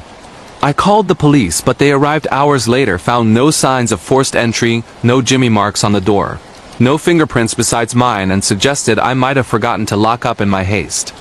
"It happens," the officer said dismissively. Stress from the pandemic and all. I knew better. I hadn't forgotten. At night, sleep eluded me. I tossed and turned, the footsteps overhead starting up again around midnight. Then, around 3 a.m., the whispering began. Soft voices, multiple, murmuring from the living room just beyond my bedroom door. They were indistinct, like a conversation in a foreign language, perhaps Latin or Old English, rising and falling in urgency. I grabbed my phone, its flashlight beam cutting through the dark, and crept to the door. Peeking out, the room was empty, moonlight spilling across the floor from the window. But the whispers continued, seeming to emanate from the walls themselves. Suddenly, the TV flickered on by itself, static blaring at full volume, the screen a storm of white noise. I yelped and rushed to unplug it, my hands trembling. The next day, I left it unplugged, but the incidents didn't stop. Things escalated further. I'd wake in the morning to find objects moved. My keys on the kitchen table when I left them by the door the night before. Or my clothes folded neatly in stacks when I tossed them carelessly into the laundry basket. One particularly unsettling morning after a hot shower that fogged the bathroom mirror. I wiped it clear only to reveal a large handprint smeared across the glass like someone had pressed their palm there from the other side while I was under the water. It was bigger than mine, with long fingers, and it hadn't been there when I entered. My stomach twisted in knots. I started avoiding the flat as much as possible, spending days at cafes or parks, but I had to return at night. The whispers became a nightly ritual, sometimes accompanied by cold spots that made my breath visible in the air, even in summer. Desperate for answers, I confided in a neighbor downstairs, an elderly woman named Mrs. Ellis who'd lived in the building for decades. Over tea in her cluttered living room, she listened with wide eyes. "Oh dear," she said, setting down her cup. "That flat's had troubles before. The previous tenant, a young man named Thomas Well, he took his own life up there. Hung himself from the attic beam, they say. The landlord never mentions it to new renters. Bad for business." My blood ran cold. Thomas had been depressed, jobless like me, and the isolation had driven him over the edge. Mrs. Ellis whispered that others had reported similar things, footsteps, whispers, moved objects before fleeing the place. The breaking point came when I installed a cheap security camera from an online shop, pointing it at my bedroom door from the living room. That night, the whispers were louder, almost angry. Reviewing the footage the next morning, my heart nearly stopped. Around 2 a.m., while I slept, a shadowy figure appeared in the doorway, tall and featureless, like a silhouette cut from the darkness itself. It stood there motionless, watching me for over an hour before gliding forward and vanishing from frame. The next clip showed it sitting on the edge of my bed, inches from my sleeping form, its outline distorting like smoke. I packed my bags that day and moved out the following week, crashing on a friend's couch until I found a new place. But even now, in my modern high-rise, I sometimes hear those whispers in the quiet hours, faint but persistent. Whatever lingered in that empty apartment wasn't just a ghost. It was loneliness incarnate, unwilling to let go. And it might still be following me. Third story. The Roadside Figure, a true horror story from Canada. Alex from rural Ontario, Canada, shared this chilling account from a winter night in 2019. I was a truck driver back then, hauling freight between Toronto and smaller towns up north. The job paid well, but meant long hours on isolated highways, especially in winter when blizzards could turn the roads into death traps. That particular night, I'd visited a friend in Sudbury, sharing laughs over beers until late. Around 11 p.m., I hit the road home, the forecast calling for heavy snow, but nothing I hadn't handled before. My old pickup truck was reliable, equipped with snow tires and a full tank of gas. The highway stretched through forested areas north of Toronto, dense pines lining the sides, visibility dropping as flakes began to fall. About halfway home, the storm intensified. Winds howled, whipping snow across the asphalt in swirling vortices, my headlights piercing only a few feet ahead. The road was deserted. No other cars braved the conditions. My radio crackled with static, the signal fading in the remote stretch. Then, in the beam of my high beams, I spotted something on the roadside, a figure standing motionless amid the flurry, clad in a dark coat with a hood pulled low over its face. At first, I thought it was a stranded motorist, perhaps from a breakdown. Compassion kicked in. No one should be out in this cold. I slowed down, tires crunching on the accumulating snow, and pulled over about 20 feet away. Rolling down my window, a blast of icy air hit me. "Hey, you okay? Need a ride?" I shouted over the wind. No response. The figure didn't move, didn't wave or acknowledge me, just stood there, facing the woods as if oblivious to the storm. The temperature was plummeting, below minus 20 degrees Celsius, with wind chill making it feel like minus 30. Frostbite could set in minutes. I honked my horn lightly, but still nothing. Concern turned to unease. I grabbed my flashlight from the glove compartment and stepped out, boots sinking into the snow. "Hello? Can you hear me?" I approached cautiously, beam sweeping the ground. The snow piled up around the figure's feet, undisturbed, as if it had been standing there for hours. When I was about 10 feet away, it turned its head slowly toward me. That's when I saw, or rather didn't see, the face. There was none. Just smooth, pale skin stretched taut where eyes, nose, and mouth should be. No features at all, like a mannequin come to life. It tilted its head slightly, as if listening, then began moving toward me, not walking, but gliding, its feet barely disturbing the snow. Terror exploded in my chest. I bolted back to the truck, fumbling with the door handle, my gloves slick with sweat despite the cold. Slamming it shut, I locked the doors and peeled out, tires spinning before gaining traction. In the rearview mirror, the figure was still there, standing in the same spot, watching as I sped away. But then miles later, after I convinced myself it was a hallucination from fatigue, the headlights caught it again. Same position, same pose, as if it hadn't moved, or as if it had kept pace unseen. I didn't stop this time, pushing the truck to its limits through the storm, hard hammering until I reached the lights of a small town. The sightings didn't end that night. Over the next weeks, I'd spotted on different roads, always at night, always during storms. Sometimes on the shoulder, sometimes just off in the tree line, that blank face turning toward me. Friends dismissed it as stress or optical illusions from the snow, but one night, my dashcam captured it irrefutably. The faceless figure stepping into the road ahead, arms outstretched, as if to block my path before vanishing as I swerved. I quit night driving after that, taking day shifts only. But in heavy winters, when the wind howls through the Ontario wilderness, I still feel its presence, faceless, relentless, waiting for the next storm to appear. Whatever that thing is, it's not human, and it's patient, lurking on the edges of the road, beckoning drivers to stop and join it in the eternal cold. Asterisk asterisk, fourth story. The Outback Shadow, a true scary. Encounter from Australia asterisk asterisk. This one comes from Jake in the remote outback of Western Australia. 2022. I was a jackaroo back then, working on a massive cattle station hundreds of miles from the nearest town. The outback is unforgiving, endless red dirt. Scorching sun by day, freezing nights, and a silence so profound it presses on your ears like a weight. My days were long, mustering cattle on horseback, fixing fences under the relentless heat, sharing stories around the campfire with the other workers.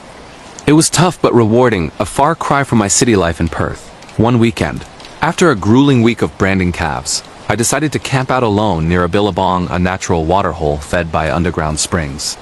I packed my swag, a cooler with beers, some damper bread, and my rifle for protection against snakes or wild dogs. The spot was idyllic, stars blanketing the sky like diamonds, the water reflecting the moonlight, scrub bushes rustling softly. I set up camp, built a fire from dry wood, and cracked a beer, leaning back against a log. The flames crackled, casting flickering shadows on the surrounding acacias. Around midnight, as I stared into the embers, a low humming started like a didgeridoo but deeper, vibrating through the ground into my bones. I sat up, scanning the darkness. The outback plays tricks on your senses at night. Sounds carry far, but this felt close, unnatural. Then, from the shadows beyond the firelight, a tall silhouette emerged. It was human-shaped but distorted, limbs too long, torso stretched like taffy, swaying gently as if to an invisible rhythm. My first thought was another worker pulling a prank, maybe draped in a blanket. "Boy, who's there? Come out." I called, standing up, no answer. The figure remained at the edge of the clearing, humming, persisting. Curiosity mixed with unease, I picked up a rock and tossed it toward the shape. It didn't flinch. Instead, it mimicked me, perfectly bending down, grabbing something from the ground, and hurling it back with uncanny accuracy. The stone whizzed past my head, close enough to feel the air displace. Panic surged. This wasn't a joke. I grabbed my rifle, chambering around, and fired a warning shot into the air. The crack echoed across the plains, but the figure didn't run or react. It just dissolved, melting into the shadows like ink in water, the humming fading into silence. Dawn couldn't come soon enough. I packed up at first light, shaken but dismissing it as dehydration or fatigue. Back at the station, my Aboriginal coworkers noticed my pale face. When I described the encounter, their expressions turned grave. They examined the tracks around my campsite, huge, elongated footprints circling the fire pit, deeper than a man should be. "That's a yowie," one elder said solemnly, "or maybe a spirit from the dream time. It mimics to lure you in." make you follow into the bush where you disappear forever. They shared stories passed down generations. Shadowy beings in the outback that echo your actions, drawing the unwary deeper until they're lost. One tale involved a muster who followed a mimicking voice, never to return his horse found wandering alone. I quit the job soon after, returning to the city. But the outback's ancient spirits linger in my dreams. They're humming a reminder that some shadows aren't cast by the living. In that vast emptiness, where the land remembers old ways, they're waiting to mimic your every move until you become one with the red earth.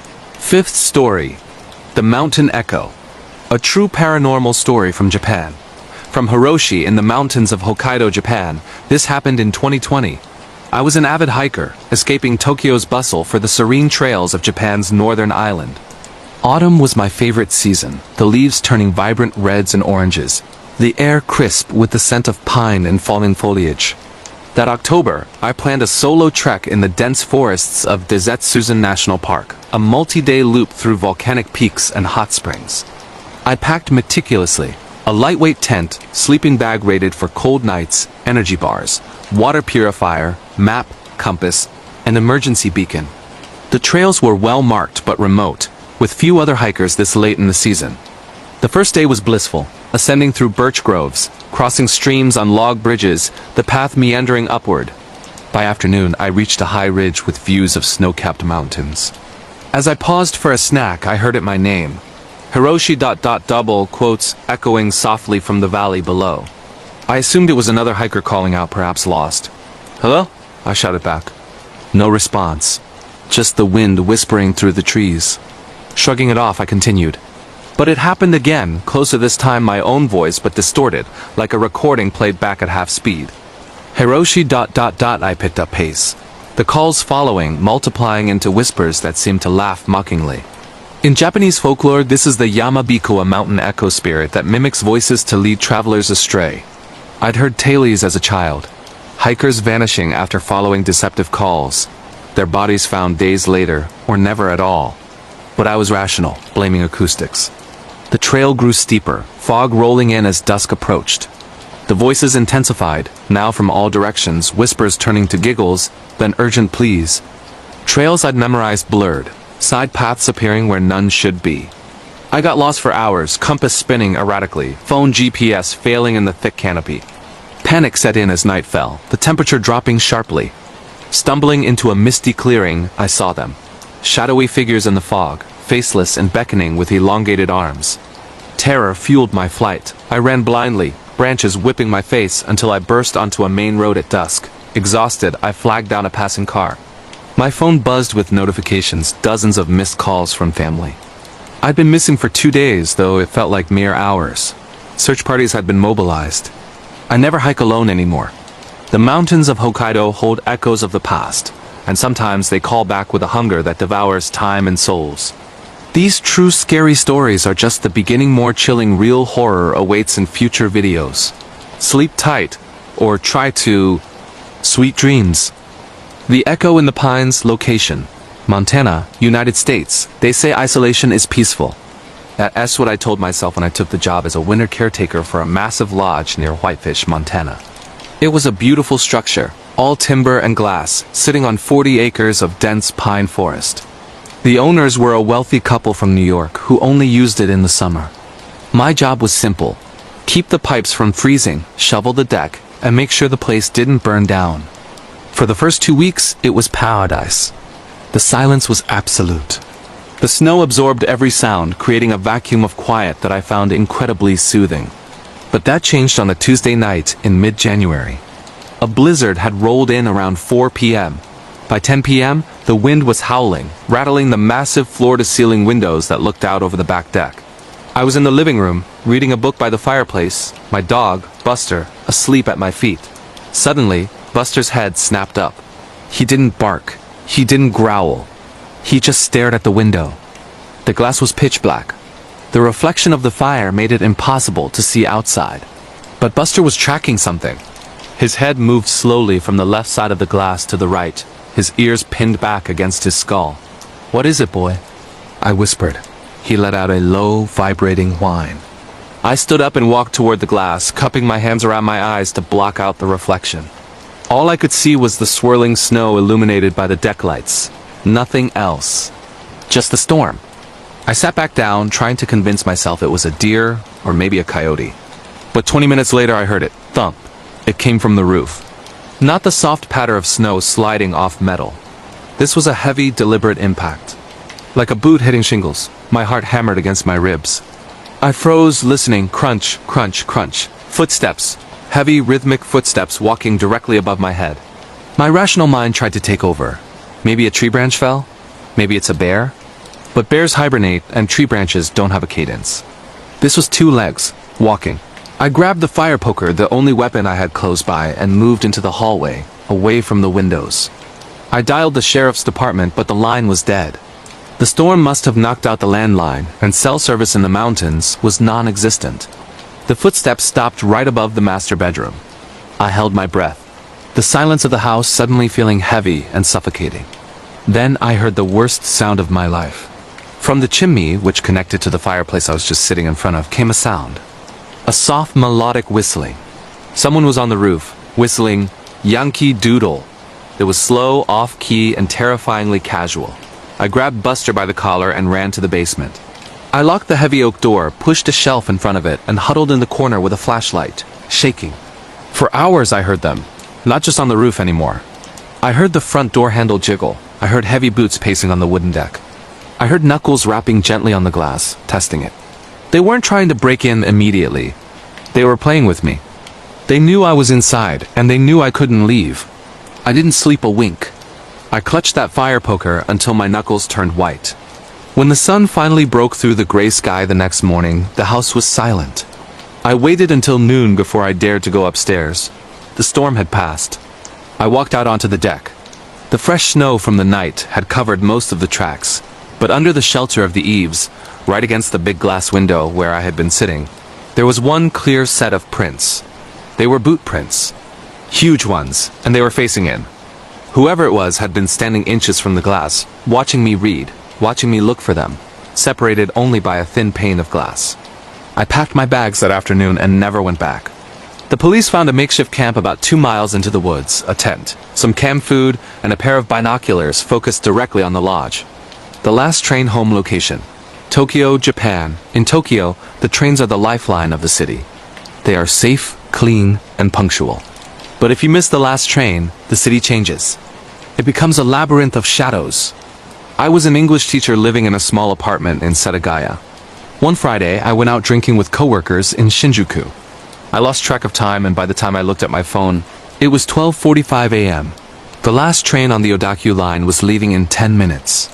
I sprinted to the station, swiped my Passmo card, and threw myself through the closing doors of the last car just as the melody chimed. I collapsed onto the seat, breathless. The car was almost empty. At the far end, a businessman in a suit was passed out, head lolling forward. In the middle of the car sat a woman. She had long black hair that covered her face, and she was wearing a surgical mask very common in Japan. She was staring down at her hands, which were resting motionless in her lap. I put my headphones in, playing soft music, and closed my eyes. The rhythmic clack-clack-clack-clack of the train usually put me to sleep. I opened my eyes a few stops later. The businessman was gone. It was just me and the woman, but she had moved. She was no longer in the middle of the car. She was now sitting 3 seats away from me, same posture, head down, hands in her lap. I felt a prickle of unease. I hadn't heard her move. I checked the station indicator, 3 more stops until mine. I closed my eyes again, pretending to sleep, but turned my music off so I could listen. Silence. Then, the soft rustle of fabric. I cracked one eye open, just a sliver. She was sitting directly across from me now, but her head wasn't down anymore. She was staring straight at me. Her eyes were wide, unblinking, and bloodshot. Above the white surgical mask, the skin around her eyes looked raw, as if she had been scratching it. My heart stopped. I squeezed my eyes shut tight, feigning deep sleep. Don't react, I told myself, just a drunk person, just a weirdo. Don't react, I felt a shift in the air pressure next to me. The smell of something metallic like old pennies and antiseptic wafted into my nose. She leaned in close. I could feel her breath on my ear. It was hot and moist. "Okay," she whispered. In Japanese it means wake up. Her voice didn't sound human. It sounded like grinding stones. I didn't move. I prayed to whatever God was listening. Okay, Okay. She started speeding up, chanting it right into my ear. Okiri. The train began to decelerate. My station. This was my chance. The moment the doors hissed open, I didn't look at her. I just exploded out of my seat and ran. I ran up the stairs, swiped my card, and sprinted into the humid night air. I didn't stop running until I reached my apartment building. I scrambled inside, locked the door, chain-locked it, and collapsed in the Jenkin entryway. I pulled out my phone to text my friend, my hands shaking violently. As I unlocked the screen, I noticed something on my jacket shoulder. It was a small red smear. Lipstick? No, I touched it. It was wet. It was blood. And right in the center of the smear, written in tiny, precise characters with a finger, was a message. Next time, open your eyes. Story 3. The Grey Man of the Outback location, Northern Territory, Australia. There are roads in Australia that stretch for hundreds of kilometers without a single turn, town, or light. We call it the Never Never. If you break down out there, you don't worry about ghosts. You worry about the heat, the thirst, and the isolation. At least that's what I used to think. I was driving a road train, one of those massive semi-trucks with 3 trailers from Darwin down to Alice Springs. It's a long, grueling haul. I preferred driving at night to avoid the blistering heat and the tourists. It was about 3 a.m. I was miles from civilization, fueled by lukewarm coffee and an audiobook. The high beams of my truck cut a tunnel through the darkness, illuminating the red dirt and scrub brush. Up ahead, I saw something on the side of the road. Usually, it's a kangaroo or a cow. You don't swerve for them in a rig this big. You'll flip the truck. You just brace for impact. But as I got closer, I realized it was a car. An old sedan, hood up, no lights on, and standing in the middle of the road was a man. He was tall, incredibly thin, and wearing gray coveralls. He wasn't waving his arms for help. He was just standing there, arms by his sides, facing my truck. I slowed down. You have to help people out here. It's the code of the bush. I downshifted, the air brakes hissing loudly in the quiet night. I pulled up alongside him, rolling down the passenger window. Mate, you right? I called out, leaning over the passenger seat. Engine trouble? The man didn't answer. He turned his head slowly to look at me. In the cab lights, his face was terrifying. It was slack, devoid of any muscle tension, like a mask made of wet clay. His mouth hung open slightly, but his eyes, they were pitch black, no whites. Just voids. Need a lift to the next roadhouse? I asked, my voice trembling slightly. He smiled, but it wasn't a smile. It was just his mouth stretching wider than a human mouth should go, revealing dark, rotted gums. Not ... Lift, he croaked. His voice sounded like dry leaves being crushed. Inside, he took a step toward the truck, then another. He wasn't walking. He was lurching, his limbs moving with jerky, unnatural snaps. Every instinct in my body screamed danger. I didn't wait. I slammed the truck into gear and punched the accelerator. The engine roared, and the massive wheels began to turn. As I pulled away, I looked in the side mirror. The man wasn't left behind. He was running. He was running alongside the truck cab, keeping pace with me at 40 kilometers an hour. His limbs were flailing wildly, but his head remained perfectly still, staring at me through the glass. I floored it, getting up to 80, then 100. He kept up for a terrifying 10 seconds, his hand reaching out to grab the door handle. Then abruptly, he stopped. He just halted instantly, standing in the middle of the road as the red dust swirled around him. I drove for another 4 hours without blinking. When I got to the roadhouse in Alice Springs, I told the old guy at the pump what happened. I expected him to laugh. He didn't laugh. He just stopped pumping the gas and looked at me gravely. Gray coveralls, tall bloke.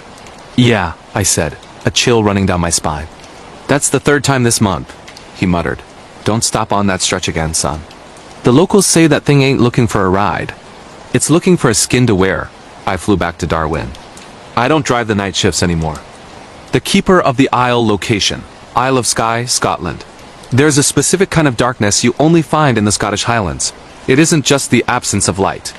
It is a physical weight. It presses against your chest. It smells of salt, peat, and ancient, wet stone. My name is Ewan, and 2 years ago, I took a sabbatical from my corporate job in London. I needed silence. I needed to escape the noise of the city. I rented a converted lighthouse keeper-esque cottage on the remote northern tip of the Isle of Skye. It was miles from the nearest village, perched on a jagged cliff that dropped 300 feet straight down into the churning Atlantic Ocean. The first week was idyllic. The isolation was exactly what I wanted. My days were spent hiking the rugged terrain, and my nights were spent reading by the wood-burning stove, listening to the wind batter the thick stone walls.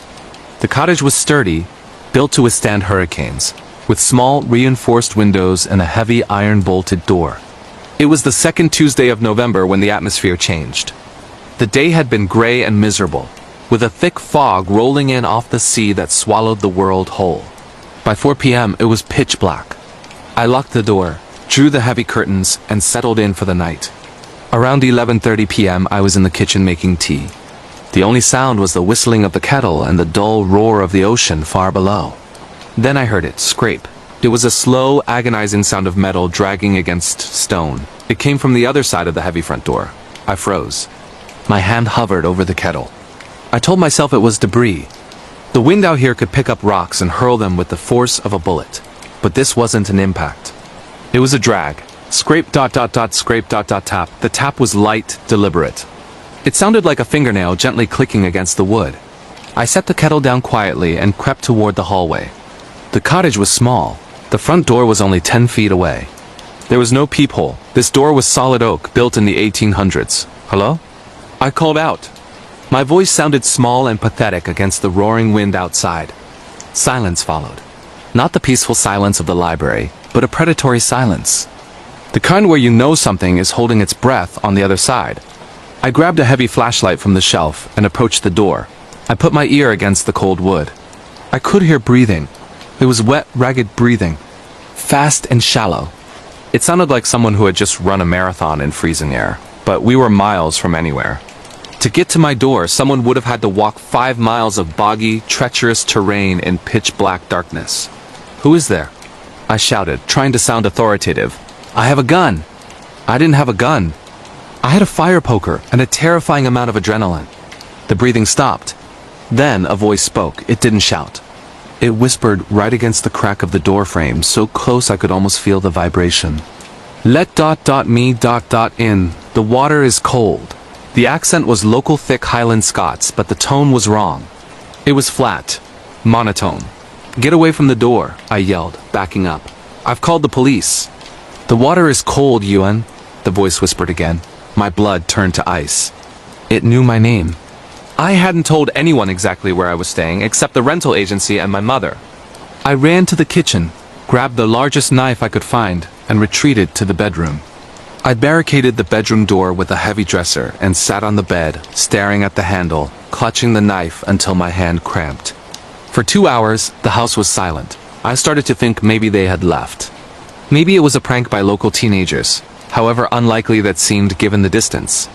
Then at 2 a.m., the handle of the bedroom door slowly turned. I hadn't heard the front door open. I hadn't heard footsteps in the hallway. The old floorboards squeaked with every step I took. But whoever or whatever was in my house moved without making a sound. The handle turned fully down. The lock engaged. The door rattled against the frame. Then the scratching started again.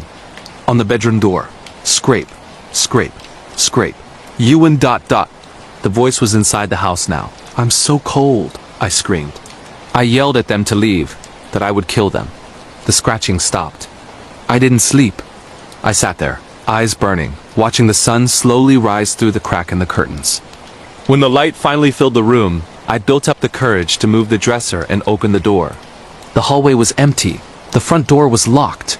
Deadbolted from the inside, just as I had left it. I checked the windows. All locked. There was no sign of forced entry anywhere. It was impossible for someone to have entered and left without unlocking that door. I was about to convince myself I had hallucinated the whole thing from isolation madness until I looked at the floor in the hallway. From the front door leading all the way to my bedroom door were wet footprints. But they weren't boot prints. They were bare feet, and they were made of salt water and sand. I didn't pack. I grabbed my keys, my wallet, and ran to my car. I drove 5 hours to Glasgow and flew home the next day. When I returned the keys to the agency by mail, I asked about the history of the cottage. They told me the previous keeper, 50 years ago, had disappeared one night during a storm. They found his boots by the cliff edge, but his body was never recovered from the water. The Whistle in the Andes. Location: Huascarán National Park, Peru. There's a beauty in the Andes Mountains that can kill you. The air is thin, the peaks are sharp, and the silence is so profound, it feels like the mountains are watching you. I am an experienced hiker. I've done the Appalachian Trail and the Alps. Last year, I decided to tackle a solo trek in Peru, the Santa Cruz Trek. It's a popular route, but I decided to go in the off-season to avoid the crowds. I wanted the mountains to myself. On the third day, I was crossing the Punta Union Pass at 4,750 meters. The altitude was brutal.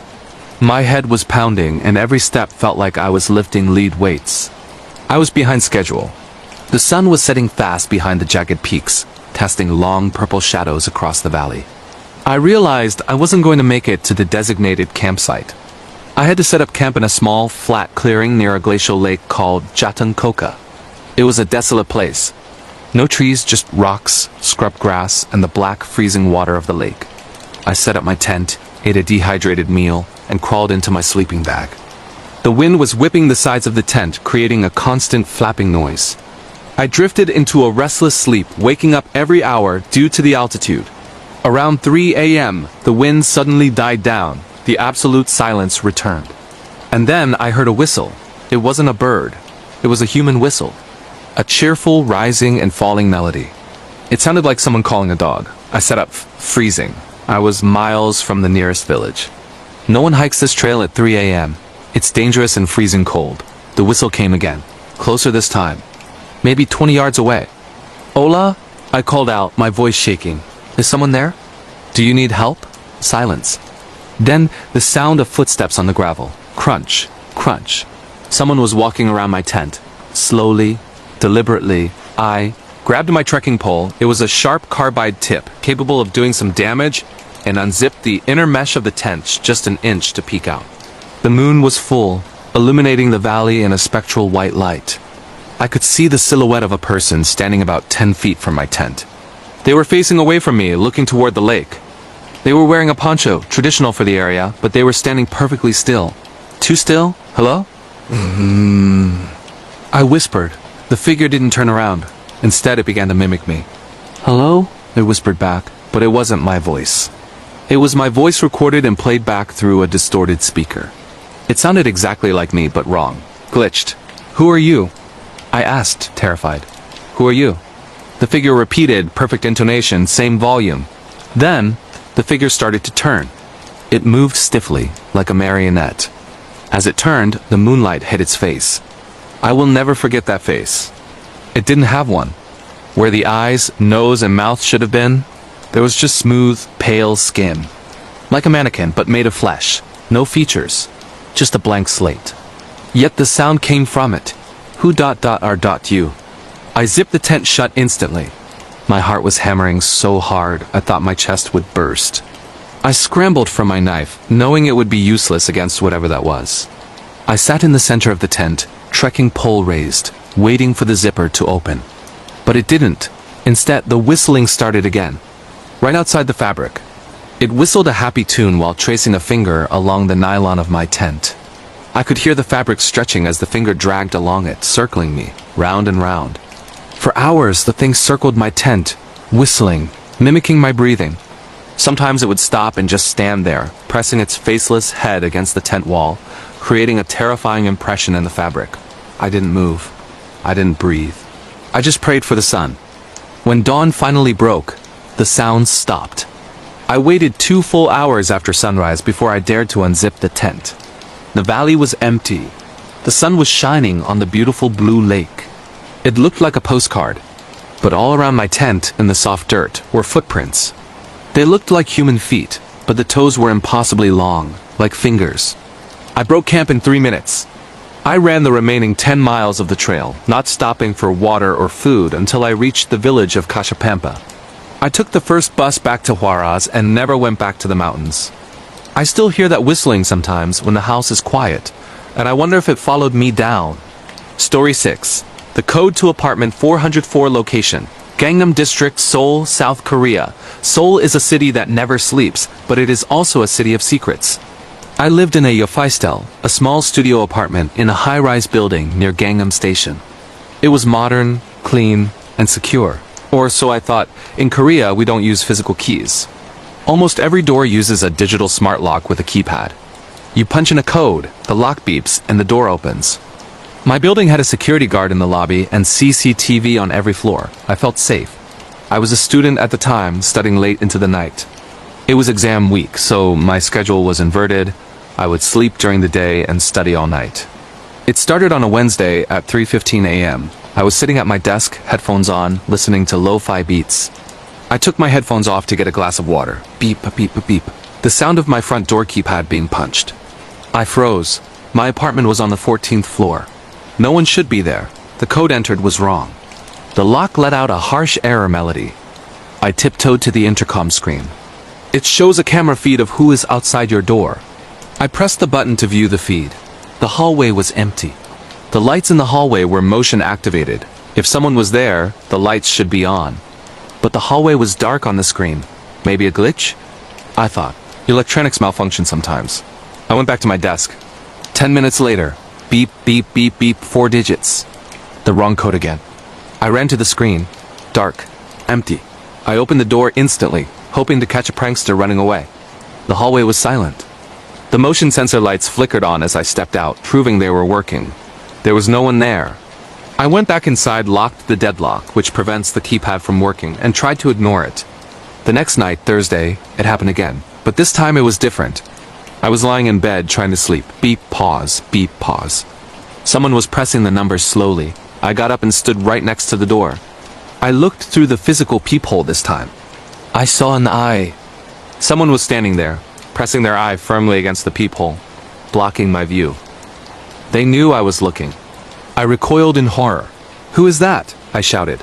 "I'm calling the police." The person didn't move away. They just stood there. Then I heard a voice. A woman's voice. 429. She was reciting numbers. My old passcode. The one I had changed 3 months ago. "How do you know that?" I stammered. 42.9. 1. She repeated. I called the police immediately. They arrived in 10 minutes. They swept the hallway, checked the stairwells, and reviewed the CCTV footage with the security guard. When the police officer came into my apartment, he looked pale. "Miss," he said, holding his tablet. "We checked the footage from the last hour.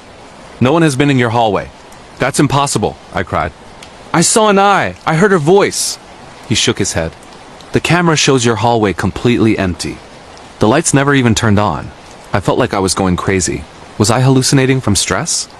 The police left, telling me to get some rest. I couldn't stay there. I packed a bag to go to a friend's house. As I was gathering my books, my phone buzzed. It was a text message from an unknown number. It was a video file. I opened it. The video was dark, grainy. It was filmed from a low angle, looking up.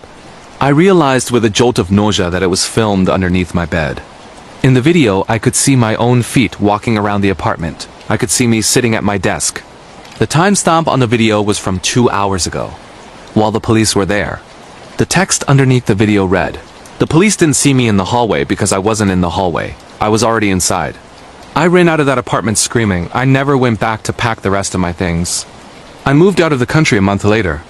To this day, I don't know how long he or she had been living in the crawl spaces of my apartment. I don't know how many nights I slept while they watched me from the vents or from under the bed. But now, every time I enter a code into a keypad, I cover it with my hand. And I always check under the bed. The footsteps in the taiga location. Siberia, Russia cold. That is the first thing you need to understand about the Siberian taiga. It isn't just a temperature. It is a living, breathing entity that tries to consume you. I was working as a geological surveyor for a private mining company. My job was to man a small wooden outpost about 400 miles north of Irkutsk. I was completely alone. A helicopter would drop supplies once a month. Other than that, my only company was the static of the radio and the endless, suffocating forest of pine and birch. It was mid-December. The sun would rise at 10 a.m. and set by 2 p.m. The darkness lasted for 20 hours a day. The cabin was sturdy. Thick logs, a cast-iron stove, and a heavy door with 3 bolts. I felt safe inside. I had a rifle, a flare gun, and enough canned food to last the winter. The first month passed without incident. But on the 43rd day, the snow stopped falling and the wind died. The silence that followed was deafening. I was sitting at the table, mapping out grid coordinates when I heard it. Crunch. It was the sound of dry snow compressing. It came from right under the cabin. The cabin was built on stilts, raised about 4 feet off the frozen ground to prevent the heat of the floor from melting the permafrost and sinking the structure. The space underneath was skirted with wood, but there were gaps. I stopped writing. I held my breath. Crunch, crunch, movement, directly beneath my feet. It wasn't a small animal. Rats or marten skitter. This was heavy. Something was dragging itself through the snow in the crawl space under the floorboards. I grabbed my rifle and walked to the center of the room. The floorboards were thick, but there were cracks between them. I shone my flashlight down through a gap. Nothing but darkness and the dirty white of old snow. Is anyone there? I shouted in Russian. I am armed. No answer. The sound stopped. I convinced myself it was a wolverine or maybe a bear that had woken up early. I didn't sleep that night. I sat in a chair, rifle across my lap, listening to the wood settle. The next day, I went outside to inspect the skirt of the cabin. I found a loose board on the north side. It had been pried open. The nails were bent back. And leading into the hole were tracks. They were boot prints, but they were wrapped in rags. Someone had wrapped layers of burlap and cloth around their feet to muffle the sound and protect against the frostbite. Fear, cold and sharp, pierced my chest. I wasn't alone. Someone was out here, miles from civilization. I nailed the board back shut. I reinforced it with heavy logs. I checked every window. I locked the door and pushed the heavy table against it. That night, the terror truly began. I was lying in the bunk, staring at the ceiling, when I heard a soft scratching sound. It wasn't coming from under the floor anymore, it was coming from the attic. My heart hammered against my ribs like a trapped bird. The attic access was a small trapdoor in the ceiling of the main room. I had nailed it shut when I arrived. Scrape ... scrape ... thump. Something was shifting its weight directly above my head. They hadn't left when I boarded up the hole. They had climbed up. They were inside the structure with me. I stood in the middle of the room, aiming the rifle at the ceiling hatch. Come down, I screamed. I will shoot. Silence. Then a low, guttural laugh. It was dry like cracking ice. No ... food ... double quotes a voice rasped. It sounded human, but barely. Warm ... tear. Who are you? I yelled. Double quotes warm ... the voice repeated. I didn't shoot. I couldn't just shoot through the ceiling. I didn't know what or who it was. Was it a lost hiker? An escaped prisoner from a gulag? A madman? For 3 days, we lived like that. Me in the main room, pacing, never sleeping. Him in the attic, scratching, shifting, and occasionally whispering nonsense words about the cold. On the 4th night, the generator died. The lights went out. The cabin was plunged into absolute pitch-black darkness. I fumbled for my flashlight, but before I could turn it on, I heard the sound I had been dreading. Kriak. The sound of nails being pulled from wood. The attic hatch. He was opening it.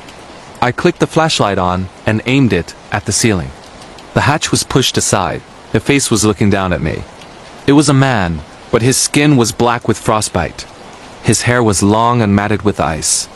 His eyes were wide, wild, and yellow in the beam of the light. He was smiling, revealing teeth filed to sharp points. He didn't say anything, he just dropped. He fell from the ceiling, landing in a crouch on the floor 10 feet away from me. I pulled the trigger. Click. The rifle jammed. The extreme cold had frozen the firing mechanism. The man lunged. I swung the rifle like a club, hitting him in the shoulder. He didn't even flinch.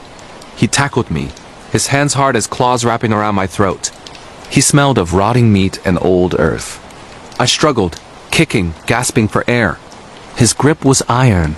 As my vision started to fade, as the black spots danced in my eyes, I reached for the flare gun on my belt. I didn't aim. I just pressed it against his chest and pulled the trigger. The explosion was blinding. A searing red light filled the cabin. The man screamed a sound that wasn't human and flew backward, his rags on fire. He scrambled to the door, unlocked the bolts with terrifying speed despite the flames, and ran out into the snow. I lay on the floor, coughing, watching the red glow of the burning man disappear into the dark forest. I radioed for emergency extraction the next morning. When the helicopter crew arrived, they found blood trails leading into the woods. They followed them for 2 miles. The track stopped at the edge of a ravine. There was no body. Just the charred remains of a burlap boot. To this day, they never found him. But sometimes when the wind howls around my house in the city, I can still smell that scent of rotting meat. And I know he is still out there, cold and hungry. The Milford Sound Shadow location. Fiordland, New Zealand. New Zealand is known for its beauty. The Shire, the mountains. But the South Island has a wildness to it that people underestimate. The Fiordland National Park is vast, prehistoric, and empty. I was on a solo road trip in a campervan. I wanted to see Milford Sound. It's a long, winding road that dead ends at the Sound. Once you are on it, there is no way out but to turn back. It was raining. Not a sprinkle, but a torrential downpour that New Zealand is famous for. The wipers were slapping frantically against the windshield. It was 9 p.m. and I was the only car on the road. The dense beech forest on either side formed a tunnel of darkness. I decided to pull over at a small gravel levee to sleep for the night. I didn't want to drive the winding mountain passes in this weather. I parked, drew the curtains, and turned off the engine. The sound of the rain on the metal roof was loud, drumming like 1,000 fingers. I made some instant noodles and read a book. Around 10:30 p.m., I saw headlights cut through the curtains. Another car was pulling into the levee. I felt a bit relieved. It's spooky being alone out there. Safety in numbers, right? The car pulled up right next to me, uncomfortably close. So close I couldn't open my driver's side door if I wanted to. I peeked through the curtain. It was an old rusted sedan. The engine was idling. The headlights were off. I waited for someone to get out, maybe to use the bathroom, maybe to stretch. 10 minutes passed. No one moved. 20 minutes. Nothing. Just the dark shape of the car sitting inches from mine in the pouring rain. I started to feel uneasy. I moved to the driver's seat, intending to start the engine and move to a different spot. As I put the key in the ignition, the interior light of the other car flicked on. My blood ran cold. There were 4 men inside. They were all wearing plastic masks. Cheap white plastic masks with painted smiles. And they were all turning their heads to look directly at me. They didn't move to get out. They just sat there, staring through the rain-streaked glass, lit from below by the dashboard lights. I didn't wait. I turned the key. My campervan roared to life. Simultaneously, their doors flew open. All 4 men stepped out into the rain. They moved in perfect unison. They were holding things. Not guns. They were holding tire irons and heavy wrenches. I slammed the van into drive and floored it. The tires spun in the wet gravel, spraying mud. One of the men swung a tire iron, smashing my side mirror, shattering the glass. I swerved onto the main road, my heart in my throat. I checked the rearview mirror. The sedan was behind me. Its headlights flared on, blindingly bright high beams. For an hour, we played a game of cat and mouse on those treacherous mountain roads. I was driving a heavy campervan. They were in a nimble sedan. They would speed up, bumping my rear bumper, trying to push me off the road. On one side was a cliff face. On the other, a sheer drop into the river gorge. I couldn't call for help. There is 0 cell service in Fiordland. I was completely on my own. Every time I slowed down for a hairpin turn, I could see the white masks in my rearview mirror, glowing in the reflection of my brake lights. They weren't trying to pass me. They were trying to kill me. I approached the Homer Tunnel, a one-way tunnel cut through solid rock. At night, the traffic lights are off. It's just a black hole in the mountain. I drove into the tunnel. The acoustics changed. The roar of the engine echoed off the walls. The sedan was right on my tail. Then, halfway through the tunnel, I saw lights ahead. Big yellow flashing lights. It was a road maintenance crew. A massive truck was blocking the lane. Workers in high-vis vests walking around. I've never been so happy to see construction in my life. I laid on the horn, flashing my lights, screeching to a halt right in front of the workers. I jumped out, screaming, "Help! They're chasing me!" The workers looked confused. They looked behind my van. The tunnel behind me was empty. The sedan had stopped. It must have turned around or reversed out the moment they saw the construction lights. I stayed with the road crew until morning. We drove back down the mountain together. We never saw the sedan again. But sometimes when I'm driving in the rain and I see a car following a little too closely, I can't help but look in the mirror, expecting to see those white plastic smiles. The last tube location, London Underground, United Kingdom. The London Underground is the oldest subway system in the world. It is a labyrinth of history, plague pits, and abandoned stations. Millions of people use it every day, but at night when the crowds are gone, it feels ... wrong. I worked as a cleaner for TfL, Transport for London. My shift was from 1 a.m. to 5 a.m. We worked while the power was off on the tracks, cleaning the stations before the morning rush. I was assigned to the Northern Line. One night, my supervisor sent me to clean the old storage rooms at the far end of a platform at a station I won't name, but it's one of the deep level ones. To get to the storage rooms, you have to walk past the end of the public platform and into the service tunnels. It's a transition from bright tiles and advertisements to bare concrete, dripping pipes, and darkness. I was scrubbing the floor of a storage locker when I realized I had left my cleaning solution back on the platform. I walked back out into the service tunnel. It was quiet. The kind of quiet where you can hear your own blood rushing in your ears. Then I heard a voice. Mind the gap. It was the standard automated announcement voice. Smooth, robotic, female. I stopped. The power was supposed to be off. The announcement system shouldn't be working. Mind the gap, it said again, but this time the audio was distorted. It sounded slower, deeper. Farm entrance. Hello? Is someone in the control room? No answer. I stepped out onto the main platform. It was deserted. The advertising screens were off.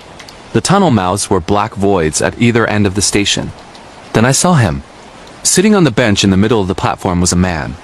He was wearing a vintage suit, something from the 1940s maybe. Brown wool, a fedora hat. He was reading a newspaper. We were locked in. The station was closed. There was no way a passenger could be down here. Excuse me, sir? I called out, my voice echoing. Station is closed. You can't be down here. The man didn't move. He didn't turn the page. I walked closer. Sir, you need to leave. I have to call security. I got within 10 feet of him. That's when the smell hit me. It wasn't the smell of a homeless person. It was the smell of ozone and burned hair, like an electrical fire. The man slowly lowered the newspaper. He didn't have a face. I don't mean it was blank like a mannequin. I mean it was ... gone. It looked like his face had been erased by a giant eraser. Just a blur of flesh where features should be. A smudge. I froze, my brain unable to process what I was seeing. Then the mouth, or where the mouth should be, ripped open. It didn't open like a jaw. The skin just tore apart vertically, and from that tear came the sound. It wasn't a recording. He was mimicking the sound, perfectly. I dropped my mop bucket. The sound of the plastic hitting the floor broke the spell. The man stood up. His movements were jerky, like a stop-motion film. Snap, snap. He turned toward me. I ran. I didn't run back to the service tunnels. I ran for the escalators. I sprinted up the stationary steps, my lungs burning, terrified that I would hear those jerky footsteps behind me. I burst into the ticket hall and pounded on the glass of the supervisor's office. He let me in, confused. I was white as a sheet, rambling about a faceless man. He checked the CCTV cameras for the platform. Mate, he said, pointing at the screen. There's no one there. I looked at the grainy black and white monitor. The platform was empty. My bucket was on the floor, spilled water spreading across the tiles, but the bench was empty. I saw him, I yelled. He was right there. My supervisor sighed. Look, it's the night shift. The tunnels play tricks on you. Go home. I went back down to get my bucket because I didn't want to lose my job. I took the supervisor with me. When we got to the platform, the bench was empty. But lying on it, perfectly folded, was a newspaper. It was dated September 14th, 1940. The headline was about the Blitz, and sitting right in the center of the newspaper was a pile of gray ash that smelled exactly like burnt hair. I quit the next day. I take the bus now. The cabin on the ice road location, Yukon Territory, Canada. The Yukon in winter is a place that rejects life. The cold is so intense it freezes the air in your lungs. I was an independent hauler and ice road trucker moving supplies from Whitehorse up to a remote drilling site. My rig was my home for weeks at a time. This story happened near the Dempster Highway. I was about a day and a half north of Dawson City. The route was treacherous. Packed ice, whiteout conditions, and absolutely nothing for hundreds of miles. I was pushing hard to make up time. It was 1 a.m. The temperature gauge read Y-Circ text, C-45 degrees Celsius. I had my high beams on, cutting through the swirling snow. Suddenly my engine began to sputter. The gauges dropped. The massive truck slowed to a crawl, then died completely. The silence was immediate and terrifying. In that kind of cold, if your engine dies, you have about 3 hours before the cab loses enough heat to become deadly. I spent an hour trying to fix the frozen fuel line, but I was shaking too badly to work the wrench. I was stranded. I grabbed my emergency kit, flares, and my satellite phone. The satellite phone was useless. The battery was dead. Panic began to set in. Then, through the heavy snow, I saw a light. About a quarter mile off the road, nestled deep in a small grove of spruce trees, was a tiny wooden cabin. A single, weak, yellowish light glowed from one window. It was my only chance. I fired a flare to signal my location, grabbed my axe and my rifle, and started walking toward the light. The snow was waist-deep in places, and the cold was instant, biting into any exposed skin. It took me 30 exhausting minutes to reach the cabin. It was barely more than a shack, built from rough-hewn logs, covered in thick rime ice. I pounded on the door. "Hello, is anyone home?" "I'm stranded." Silence. I pounded again, harder. Finally, the door creaked open about 6 inches. Standing there was an old woman. She was tiny, stooped, and wrapped in so many layers of fur and wool that she looked almost spherical. Only her eyes were visible. They were dark, ancient, and deeply suspicious. "What do you want?" she rasped. Her voice sounded like grinding sand. "My truck broke down," I said, trying to keep my teeth from chattering.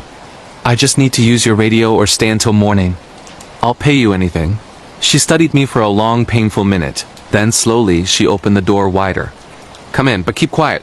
He's sleeping." I stepped inside. The air was thick with the smell of wood smoke, rendered fat, and something metallic, like blood. It was stiflingly warm. The main room was small. A cot, a small table, and a massive wood stove that radiated heat. There was a thin blanket hanging across the far corner, dividing the room. "Who is sleeping?" I whispered as I thawed my hands near the stove. "My son," she said, her eyes fixed on the hanging blanket. "He is very sick, has been for weeks. He must not be disturbed." I nodded, grateful just to be warm. I tried to use her old radio, but it was just buzzing static. She offered me a bowl of stew, thick, meaty, and oddly sweet. I ate it greedily. I laid my sleeping bag on the floor by the stove. I stayed awake, listening to the wind outside. Around 3 a.m., I heard a new sound. It came from behind the blanket partition. It was a deep, sucking, and wet sound. Like a very large dog lapping water, but slower. "What is that?" I whispered to the old woman who was sitting silently in the corner, staring at the ceiling. "He's thirsty," she said, her voice flat. "Go to sleep." The sucking continued. Then I heard a heavy rhythmic thump, pause, ta. It sounded like a massive piece of meat being dropped onto a wooden surface, over and over. I couldn't stand it. I had to see what was behind that blanket. I crept to the edge of the partition. I reached out a trembling hand and carefully peeled the corner of the blanket back an inch. The light from the stove dimly illuminated the other side. There was no cot. There was no sun. The back of the cabin was bare dirt floor. And in the center of the dirt floor was a deep circular pit. It was lined with rough stones. The sucking sound was coming from inside the pit. The thump was the sound of a large, pale, fleshy hand larger than any man slapping the edge of the pit. And then I saw the food. Piled next to the pit, like offerings, were old, worn pieces of clothing. A wool coat, a pair of leather boots, and a frozen, human hand. The old woman suddenly stood up. Her eyes, wide and black, were focused on me. She wasn't staring at me, she was staring through me. "You should not have looked," she whispered, her voice no longer raspy, but deep and cold. "He needs more than broth now." I didn't run to the door. I ran to the window. I smashed the single pane with the butt of my rifle. The rush of Y circ text CU0 hit me like a physical punch. I scrambled out, hitting the snow hard. I didn't bother with my rifle. I ran back toward the road, screaming into the Arctic darkness. I ran until I saw my truck. As I reached it, the light in the cabin went out. I fired the second flare into the sky and waited, wrapped in my freezing coat. I was found 12 hours later by a maintenance crew. When the RCMP investigated the site, the cabin was gone. Just a few charred logs and a dark, suspiciously large circular disturbance in the snow where the pit had been. They told me I suffered from hypothermia-induced hallucinations. But I still dream of that cold, fleshy thump. And I never eat stew from a stranger. Story 11. The endless rain of the fjord's location. Snæfellsnes Peninsula, Iceland. Iceland is where the landscape writes the stories. It is a land of fire and ice, where the veil between the worlds feels impossibly thin. I was an environmental researcher spending 2 weeks alone on the Snæfellsnes Peninsula, studying coastal erosion. I rented a tiny isolated research cabin. It was surrounded by black lava fields that stretched to the horizon, meeting the gray, churning Atlantic Ocean. The air always smelled of sulfur and salt. The rain was constant. It was a cold, insistent drizzle that never stopped. My routine was simple. Hike to the coast, take measurements, hike back, and write my reports. On the 5th day, I was sitting at the wooden desk, looking out the single window. The view was of the lava field and the mountain Snæfellsjökull, shrouded in mist. I saw a rock move. Not roll, move. It was a large, jagged piece of basalt, about the size of a suitcase, sitting about 50 yards from the cabin. I looked away for a moment to take a drink of coffee. When I looked back, the rock was 10 feet closer to the cabin. I blinked, hard. It's the mist. The rain. The angle, I told myself. The human eye plays tricks in monotonous light. I picked up my binoculars and focused on the rock. It was definitely closer.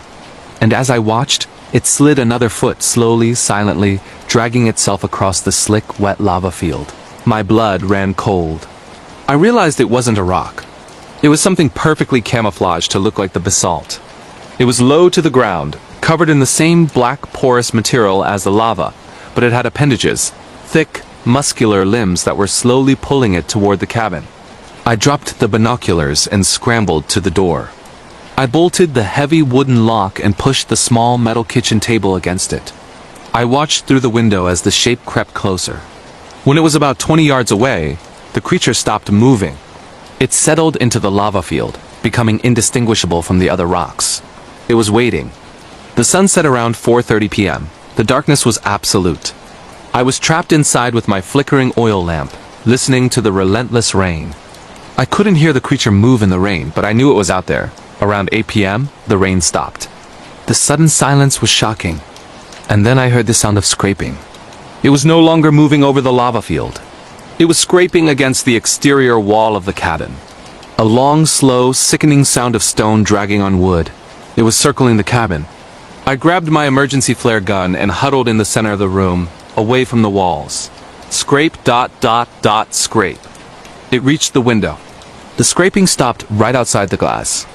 I heard a heavy, wet thud against the wood just below the window ledge. Then a sound that made me scream without realizing it. A heavy, wet exhalation of breath. It sounded like a massive cave opening and closing. The air around the window vibrated. I didn't turn on my flashlight. I didn't move. I sat there, paralyzed by a primordial fear that told me, if it knows you see it, it will break through.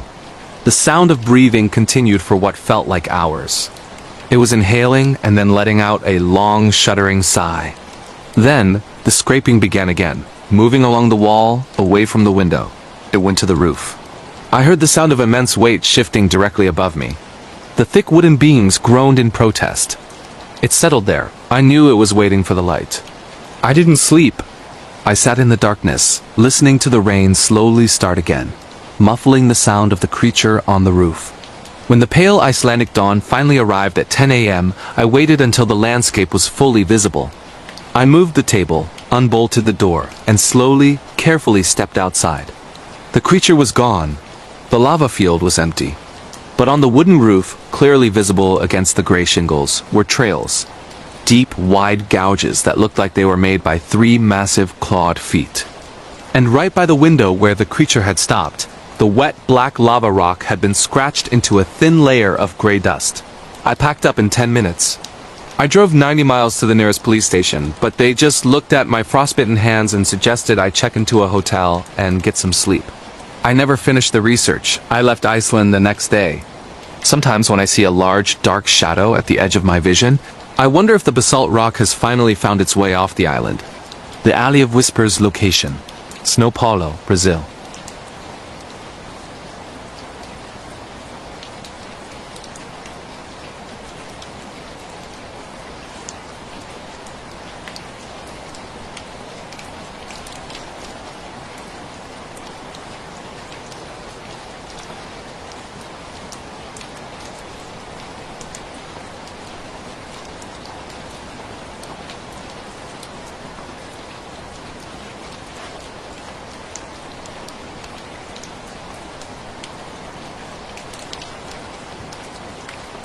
I couldn't make out the words, but it sounded aggressive.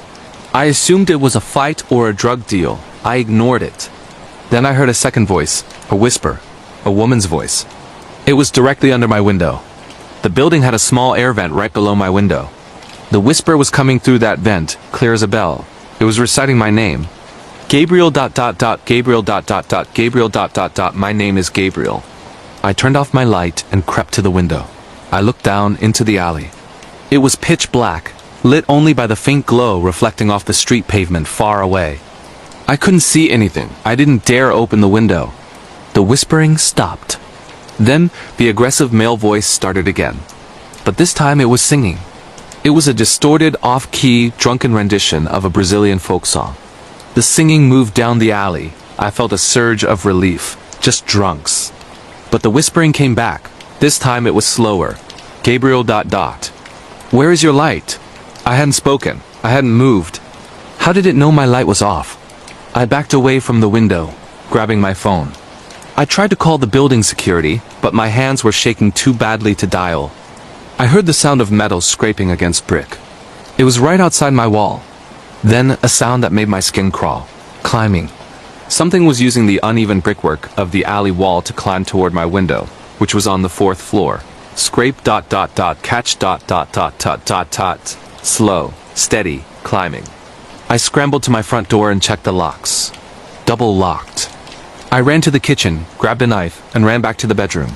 The climbing stopped right outside my window. I heard a heavy thud as something landed on the narrow window ledge. Then, the whispering came through the vent again. It was wet, mucusy, and very close. You saw my partner leave. But you didn't see me leave. I couldn't breathe. I was completely silent.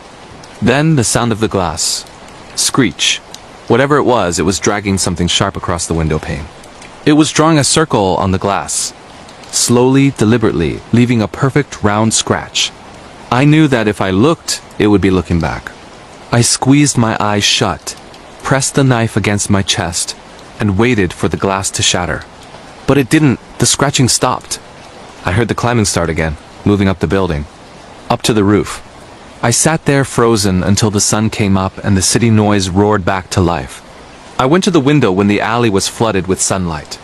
The circle was there, a perfect scratch on the glass. I called the police, but they said there was no way to climb that wall without specialized gear. They dismissed it as paranoia. I packed up and left São Paulo that day. I had the window replaced a month later by the building manager. He sent me a photo of the new glass being installed. But in the reflection of the old, removed glass, you could clearly see the dark, recessed air vent below the window. And resting on the ledge of the air vent, just a dark stain on the metal, was a single, long, black fingernail. The Black Forest Lullaby location. Black Forest, Schwarzwald, Germany. The Black Forest in Germany is beautiful, ancient, and undeniably oppressive. The trees are so dense and tall that sunlight barely reaches the forest floor, even at noon. It is a place of deep shadow, myths, and silence. My partner, Anna, and I decided to spend a week hiking a remote section of the Schwarzwald, far from the tourist trails. We were experienced campers, relying entirely on maps and compasses. On the 3rd day, we made a mistake. We miscalculated our position and realized we were far off the marked trail, deep in a valley surrounded by pines that felt like they were watching us. We decided to set up camp immediately, as dusk was falling fast. We pitched our tent in a small, damp clearing. The air was cold and heavy. We built a small fire, cooked, and then crawled into our tent around 9 p.m. We were settling in when we heard the sound. It was a woman singing. It was a soft, wordless lullaby, the melody simple and haunting. It was beautiful, but terrifyingly out of place. We were miles from any road or village. "Anna, did you hear that?" I whispered. "Yes," she breathed. "Who is singing?" The voice was close. Maybe 50 yards away, deep in the trees. It didn't sound like a radio or a phone. It sounded like a human throat. We grabbed our powerful headlamps and stepped outside. The forest was an impenetrable wall of blackness. The fire was our only light source. "Hello!" I shouted in German. "We are hikers! Are you lost?" The singing stopped instantly. The silence that followed was so complete it hurt our ears. We stood there for 10 minutes, listening. Nothing, just the crackle of the fire.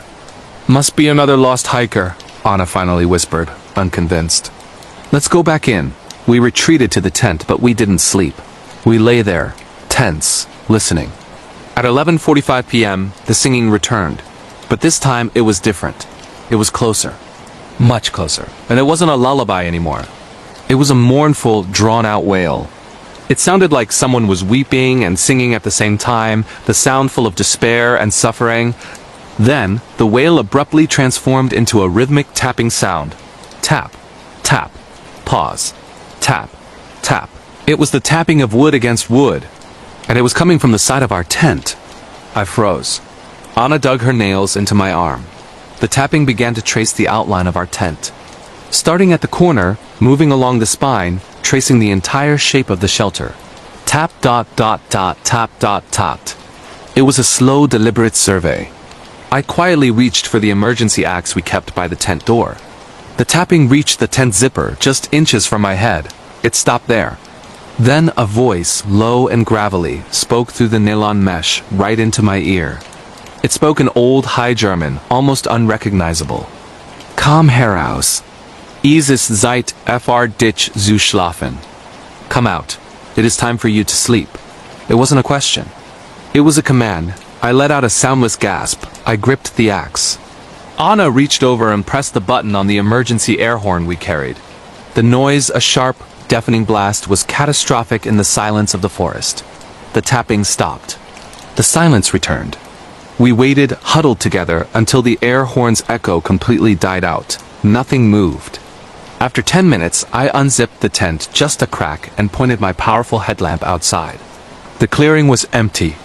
But the tapping hadn't been wood. Embedded in the earth, forming a complete circle around the entire perimeter of our tent, were tiny, perfectly aligned white animal bones. They were small vertebrae and finger bones, sticking out of the mud, defining a terrifying border. And right next to the zipper, where the tapping had stopped, the bones were missing. Instead, there was a patch of wet, disturbed dirt. In the center of that patch was a single, fresh human molar tooth. We threw everything into our bags and ran blindly through the forest, navigating only by the faint light of the moon. We walked for 6 hours until we hit a dirt road and collapsed, vomiting from fear and exhaustion. We later learned the forest is notorious for old hermits and disappearance myths dating back to the 1700s. I don't know what was singing that lullaby, but I know it wasn't a lost hiker. The presence in the canopy location. Taman Negara National Park, Malaysia. The Malaysian jungle, Taman Negara, is one of the oldest rainforests in the world. It is a humid, loud, living cathedral of green. But the jungle noise, the cicadas, the birds, the monkeys, often serves to mask other sounds. I was a volunteer biologist, assisting a small research team studying nocturnal insects. My job was to sit in a designated observation post, a small wooden platform built 50 feet up in the canopy, from sunset until dawn. The platform was tiny, just big enough for a chair and a notebook, accessed by a thin rope ladder. On my third night, the moon was completely obscured by the thick canopy. It was one of the darkest nights I had ever experienced. The air was heavy, humid, and smelled of decay and orchids. I was focusing my dim red light headlamp on a trap, waiting for a rare beetle when the jungle noise began to change. The cicadas, which are usually a deafening static, slowly, deliberately began to quiet down. Not all at once, but in an expanding circle. It was like someone was turning the volume knob down on a giant speaker, moving outward from the tree I was in. Within 5 minutes, the silence was total. No cicada, no bird, no monkey call. Just the sound of my own anxious breathing and the dripping of condensation from the leaves. I gripped the wooden railing of the platform. This was unnatural. The jungle should never be silent. Then, I heard a sound that didn't belong to the jungle. It was the sound of something being dragged. It was slow, heavy, and wet. It came from the forest floor, directly below my platform. Shush dot dot dot shush dot dot. Like a body being pulled through thick, wet mud. I knew I was 50 feet up, but the fear was overwhelming. I pointed my weak red lamp down, shining it into the darkness below the platform. The light barely penetrated the tangle of ferns and roots. I saw nothing. I stayed silent, frozen in my chair. The dragging stopped. Then the sound moved. It started climbing the tree trunk supporting my platform.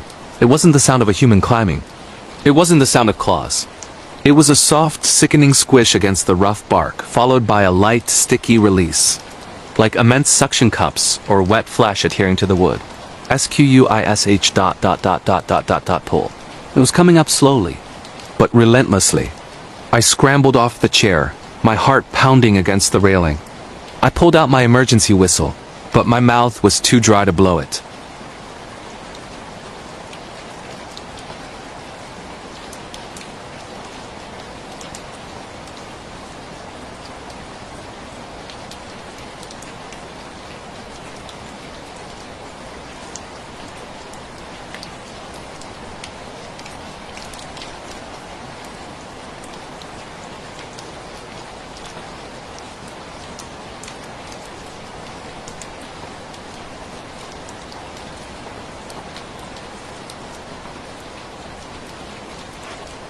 It didn't grab the chair, it just rested there. The whispering began. It was a language I didn't recognize, a series of high-pitched clicks and wet chirps. It sounded like a massive insect trying to speak human words. I felt something cold and wet on my ankle. I looked down. Another tentacle had wrapped itself around the bottom rung of the rope ladder, blocking my only escape route. I screamed and slammed my heavy metal thermos onto the floorboards. The tentacles instantly retracted. The light went out. I sat there sobbing, hyperventilating until the jungle noise exploded back to life at 5 a.m. The cicadas roared, the birds chirped. The darkness vanished with the morning light. When the team arrived to retrieve me, they found me curled up in a fetal position. On the floor of the platform there were thin, transparent trails of dried mucus leading down the trunk. And on the bottom rung of the rope ladder, there was a single, small, black, perfectly preserved fossilized tooth that no known jungle creature possesses. The unseen herd location, Torres del Paine National Park, Chile, Patagonia, is the edge of the world. Torres del Paine is magnificent towering granite peaks, vast steppes, and violent, unpredictable winds. It's a trekker's paradise, but the remoteness is absolute. I was on a 5-day solo circuit. On the 4th evening, the weather turned catastrophic. A fierce wind, known as Viento Blanco, white wind, roared down from the mountains, carrying stinging ice and hail. I was forced to abandon my planned campsite and took shelter in a disused, 3-sided lean-to, a relic used by old sheep herders. The lean-to was just a roof and 3 walls of corrugated iron, facing the fierce wind. It was miserable, but it kept the snow off. I lit a small emergency alcohol burner, wrapped myself in my thickest sleeping bag, and tried to wait out the storm. The noise was deafening, the wind howled like 1,000 banshees, and the iron walls rattled like sheet metal in a hurricane. Around 1 a.m., through the chaos of the wind, I heard a different sound. It was a bell. A small, rhythmic clonk. Clonk. It was the sound of a sheep or goat bell, indicating a herd was nearby. But that was impossible. No one keeps herds up here anymore, especially not in this weather. Animals would be sheltered in the valleys. The bell moved closer to the lean-to. Clonk. It was slow and deliberate. I was terrified that a crazed animal was seeking shelter. I grabbed my trekking pole. Then I heard the sound of footsteps. Not the wind-driven scuffing of snow, but heavy, wet hoofbeats on the frozen dirt floor just outside the shelter. Thump dash thump ... thump dash thump ... The rhythm was slow, uneven, and far too heavy for a sheep. I peered around the corner of the iron wall. The wind was swirling snow everywhere, making visibility impossible past 10 feet. The bell was right there. I could almost reach out and touch it. Then, a shadowy form moved into the view of the open side of the lean-to. It was tall, extremely tall, easily 8 feet. It was massive, bulky, and covered in matted dark fur that was plastered to its body by the rain and snow. I couldn't make out a face, only the vague, towering outline of something that was both bipedal and quadrupedal at the same time. And hanging from its neck on a frayed rope was the bell. The creature didn't move. It just stood there, breathing. The sound of its breath was like air escaping a massive balloon, a slow, deep, mournful sigh. Then it did something that paralyzed me. It lifted one of its massive, hoofed forearms, reached out, and gently touched the iron wall right next to my head. The touch was soft, quiet, and completely incongruous with its terrifying size. It was a test. The bell clanged again, right by my ear. Clunk. Then the creature started to move. It didn't walk away. It began to circle the lean-to. The hoofbeats were slow, heavy, and wet. It was pacing around my tiny shelter, tracing a perfect ring around me. Thump, dash, thump, dot, dot, dot, thump, thump. Accompanied by the slow, gentle clonk dot, dot, dot, clonk dot, dot of the bell. I sat there, not daring to move, listening to the patrol of the unseen herd. I knew there was more than one. When the creature would pass one corner of the shelter, the sound of the bell would be immediately picked up by another, further away, continuing the chain of the circle. They weren't trying to break in. They were marking territory. They were waiting for me to step out of the circle. I stayed awake for 8 hours, listening to the eternal patrol. When the wind finally subsided at dawn, I waited an extra hour. I then slowly crawled out, shaking violently. The steps were empty. The snow was pristine, but etched deep into the frozen ground, forming a perfect, immense circle around the 3 walls of the lean-to were deep, wide, split hoof tracks. The tracks were fresh and the circle was complete. They hadn't left the circle until I came out of the shelter. I grabbed my gear and ran the remaining distance to the ranger station, not stopping until I saw another human being. I learned later that the area is known for an old legend, the cacique, chief of the mountain. They say he was cursed to forever patrol the wilderness with his herd, forever seeking warmth, forever wearing the bell. I still hear the wind sometimes, but I pray I never hear that clunk again. The Olive Grove Witness location, Puglia region, Italy Puglia, in the heel of Italy, is beautiful. It's a land of ancient olive groves, dry stone walls, and blinding sunlight. But when the sun sets, the silence of the countryside is absolute and heavy. I was renting an old masseria, a fortified farmhouse deep in the countryside near Ostuni. It was massive, built of honey-colored stone and surrounded by hundreds of years-old olive trees. The nearest neighbor was over 3 kilometers away. I was a writer seeking inspiration, but the isolation quickly became unsettling. The house was too big, and the walls seemed to sigh with the breeze. On the 4th night, I was working late in the dining room. The house had thick shutters, so the only light was my antique desk lamp. Around midnight, I heard a noise from outside. It was a rhythmic, almost mechanical sound. Thwack, thwack. It sounded like a heavy, blunt object hitting the dry ground, followed by a slight scraping noise. The sound was coming from the sprawling olive grove that started 50 feet from the house. I walked to the window and cautiously opened the heavy wooden shutter, just an inch. The night was moonless, but the field was illuminated by the faint glow of the distant stars and the occasional lightning flash from a far-off storm. I squinted. I saw a figure. It was a tall, thin man dressed entirely in black. He was standing motionless between the gnarled trunks of 2 massive olive trees. He was staring directly at the house. Then he moved. He took one slow step, and with the thwack noise, he brought something down hard onto the ground. The scraping followed as he lifted it. He was using a long, crude scythe, not harvesting. He was just striking the dry earth repeatedly, like a terrifying, silent drumbeat. I didn't move. I stayed pressed against the shutter, watching this bizarre, menacing display. After 5 minutes, the man stopped. He lowered the scythe, but didn't drop it.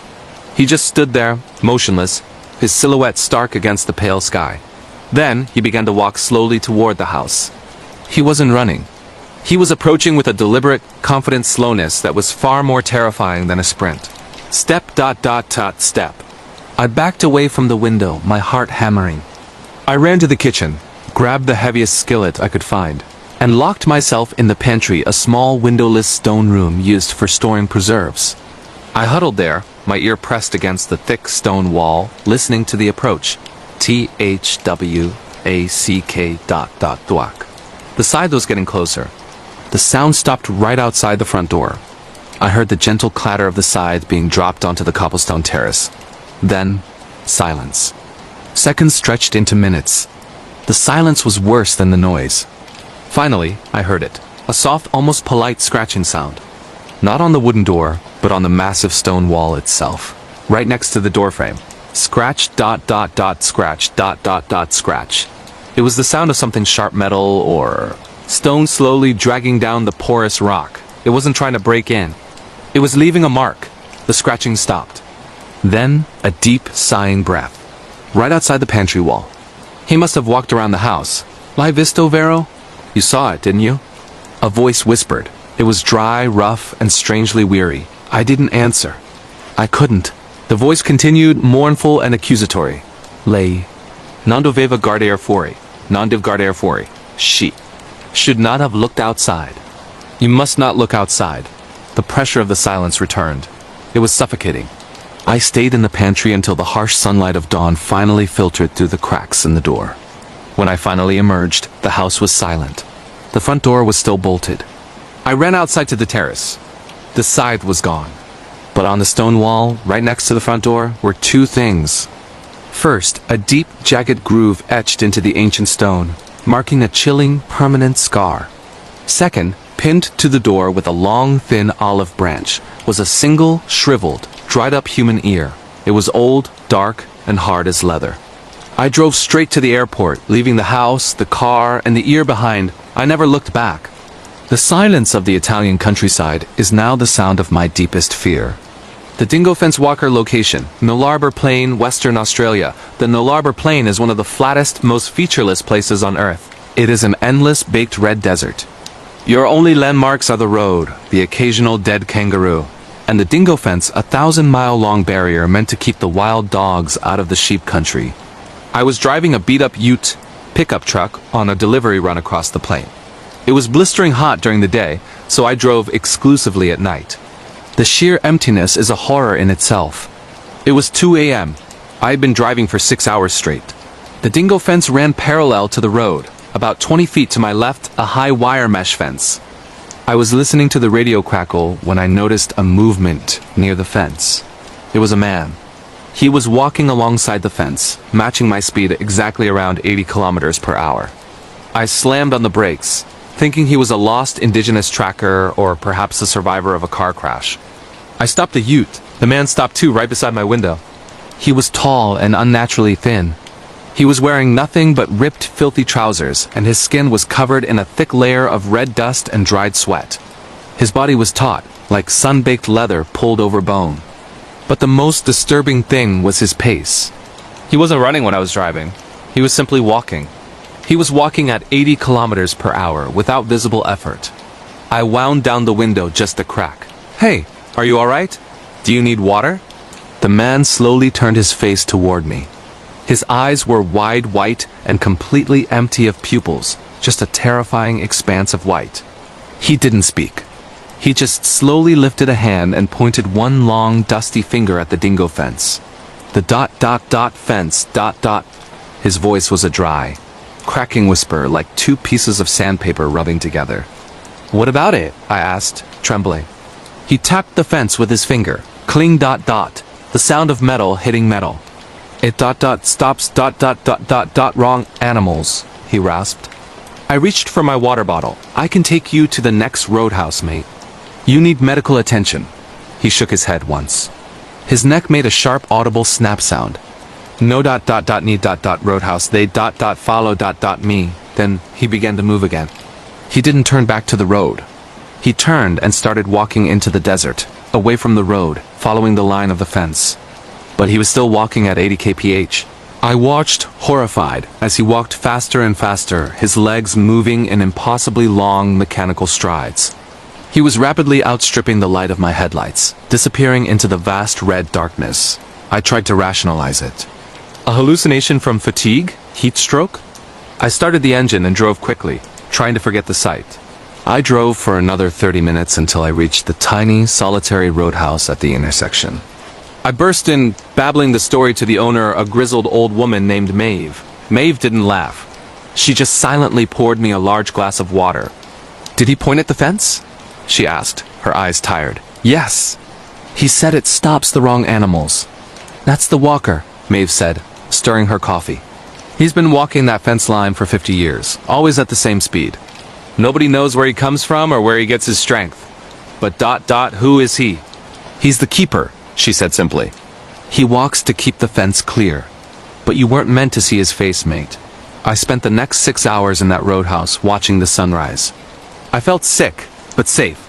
As the sun began to warm the tin roof, Maeve pointed out the window to the fence line, now clearly visible. "Look, there, stuck onto the highest barb of the Dingo Fence, directly outside the roadhouse, was a small, desiccated object." Maeve walked out and retrieved it. It was a single, long, curled leather strap. "He leaves tokens," she murmured, dropping it onto the counter. Tells you he was there. I leaned closer. The leather strap wasn't leather. It was a piece of dried-out human tongue. I abandoned the delivery run. I flew back to Perth. I never returned to the Null Arbor. Now, when I see a long, straight road, I feel the desperate need to check the speed of the horizon. The Well of the Forgotten Location, Crete, Greece Crete, is known for its stunning beaches and ancient ruins. But high in the remote mountain villages, far from the coast, there is a silence that dates back millennia. I was on a solo hiking trip, exploring the White Mountains. I stayed in a tiny, family-run guest house in a village so small it didn't have a name on the map. The locals were welcoming but strange. They had a palpable fear of the mountains and always locked their doors and shutters before sunset. On my second day, I found a ruin far above the village, an abandoned stone chapel. Next to the chapel was an old, crumbling stone well. It was covered by a heavy, rusting iron grate. I looked down through the grate. It was deep, pitch black. The air that rose from it was intensely cold, even under the hot sun. That evening, the family insisted I stay inside. They bolted the thick wooden door. Around midnight, I woke up to a sound I couldn't place.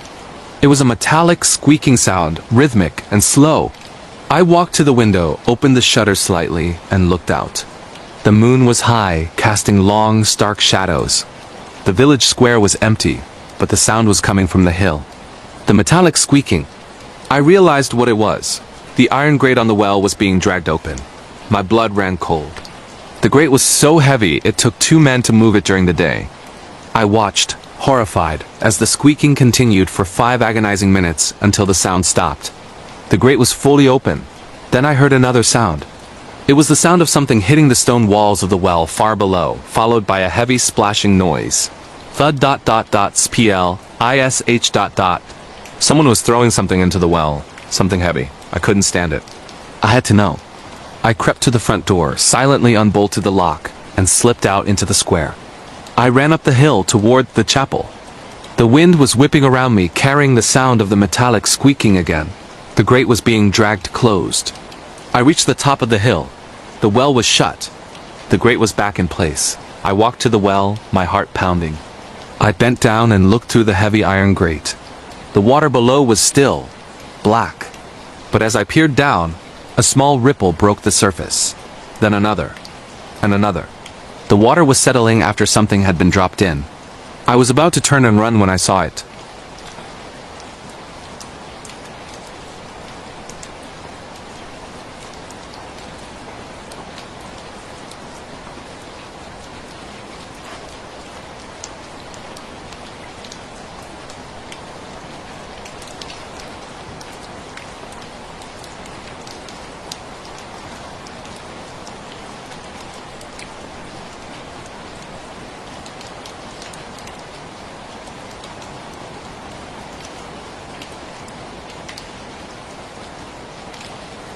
The old woman slowly turned her head. She looked at the doll, then at me. "That's the doll of the Nera Nera," she whispered, her voice like sandpaper. "She calls them home. The water is deep, but she calls them home. Who calls them home?" "The ones who look down," she said simply. "The ones who should not disturb the dead." I threw the doll into the fireplace. It didn't burn, it just sat there, smiling, in the center of the flames. I left the next morning. When I went back to the well in the daylight, the doll was gone. But on the flat, smooth stone beside the well, there was a perfectly preserved fingerprint pressed deep into the stone as if it were soft clay. And the fingerprint was only 3 centimeters long. The clearing on the montane location, Auvergne-Rhône-Alpes, France. The mountains of central France hold forests that haven't been touched in centuries. They are beautiful, dark, and possess a primal quiet. I was camping solo, backpacking through a less traveled section of the Auvergne Highlands in late autumn. It was my 4th night. I set up my small tent in a tiny clearing surrounded by massive, centuries-old oak and beech trees. The leaves were thick on the ground, creating a soft, rustling bed. I was finishing my dinner, a simple freeze-dried meal, when the light began to fail rapidly. The air was still and incredibly cold. Around 8 p.m., I put out my small fire and crawled into the tent. The silence was the first thing that bothered me. There were no owls, no foxes, no wind. Just a complete vacuum of sound. Then I heard a sound that was impossible. Laughter. It was high-pitched, childish laughter, but muffled, as if coming from behind heavy curtains. It seemed to float down from the canopy above me. I sat up instantly. Children? Out here? At night? The laughter came again, closer. Now it sounded more like a woman or an adolescent girl. It was taunting, silly, and deeply unsettling. I unzipped the tent door just an inch and peered out. The moonlight was weak, diffused by the thinning canopy. I saw a flash of white move quickly between two oak trunks. Too fast for a deer, too low for a bird. Hello? I called out in French. Is anyone there? Do you need help? The laughter stopped instantly. The silence returned, but it was charged. It felt like the air itself was holding its breath. I retreated back into the tent, reaching for my small, folding shovel, my only defense. Minutes later, I heard a new sound. It was the sound of footsteps, but these were not hiking boot steps. They were light, quick, and almost dancing. They were circling my tent. Pat dash pat dash pat dot dot pat dash pat dash pat dot dot on the thick layer of dry leaves. The pacing continued, getting faster and faster, turning the silence into a terrifying rhythmic drumbeat. It sounded like an elaborate, frantic game of Ring Around the Rosie. I held my breath, listening to the frenzy of the dance. The footsteps suddenly stopped, all at once. And then I heard the whisper. It was high, dry, and right next to the nylon wall of my tent, inches from my ear. "Où est ta poupée, Papa? Where's your doll, Daddy?" I don't have children. I don't have a doll. The terror was paralyzing. I scrambled back, hitting the tent wall. The voice changed instantly. It dropped an octave, becoming a rough, masculine growl. "Elle n'a pas le droit de jouer avec moi." She does not have the right to play with me. It was two voices, two beings, arguing in whispers right outside my flimsy shelter. The whispering continued a low, rapid, aggressive argument about playing and sharing. It was terrifyingly intimate, like listening to a domestic dispute between two very sick people. Suddenly the floor of the tent dropped. Something heavy had landed on the roof of the tent, right above my legs. The nylon fabric stretched violently, pressing down on my sleeping bag. I shrieked and threw myself to the side. The pressure on the roof shifted, then slid off with a sickening thump onto the leaves. I grabbed my bag, ripped the zipper open, and scrambled out, falling onto the wet earth. I didn't look back. I ran through the dark forest, blinded by panic. I ran for over an hour until I hit the narrow gravel road. I stood there, shaking until dawn. When I was finally rescued by a passing forester, I recounted the story. He looked at me with deep sorrow. "That clearing," he said, pointing back into the woods. "A century ago, there was a man who lived there, a recluse. He had a young daughter. He told everyone the little girl died of fever. But the villagers say he buried her alive in the roots of the oldest oak, because he said she talked too much." I returned with the police to find my abandoned campsite. The tent was untouched, except for one thing. The nylon roof had been slashed open, but not with a knife. The cut was a perfect 6-inch smiling mouth. And resting inside the tent, on the center of my sleeping bag, was a single, tiny, perfectly braided lock of blonde hair. Story 20. The Shepherd's Light Location. La Pampa Province. Argentina, La Pampa, is the heart of the Argentine plains, the vast, empty grasslands.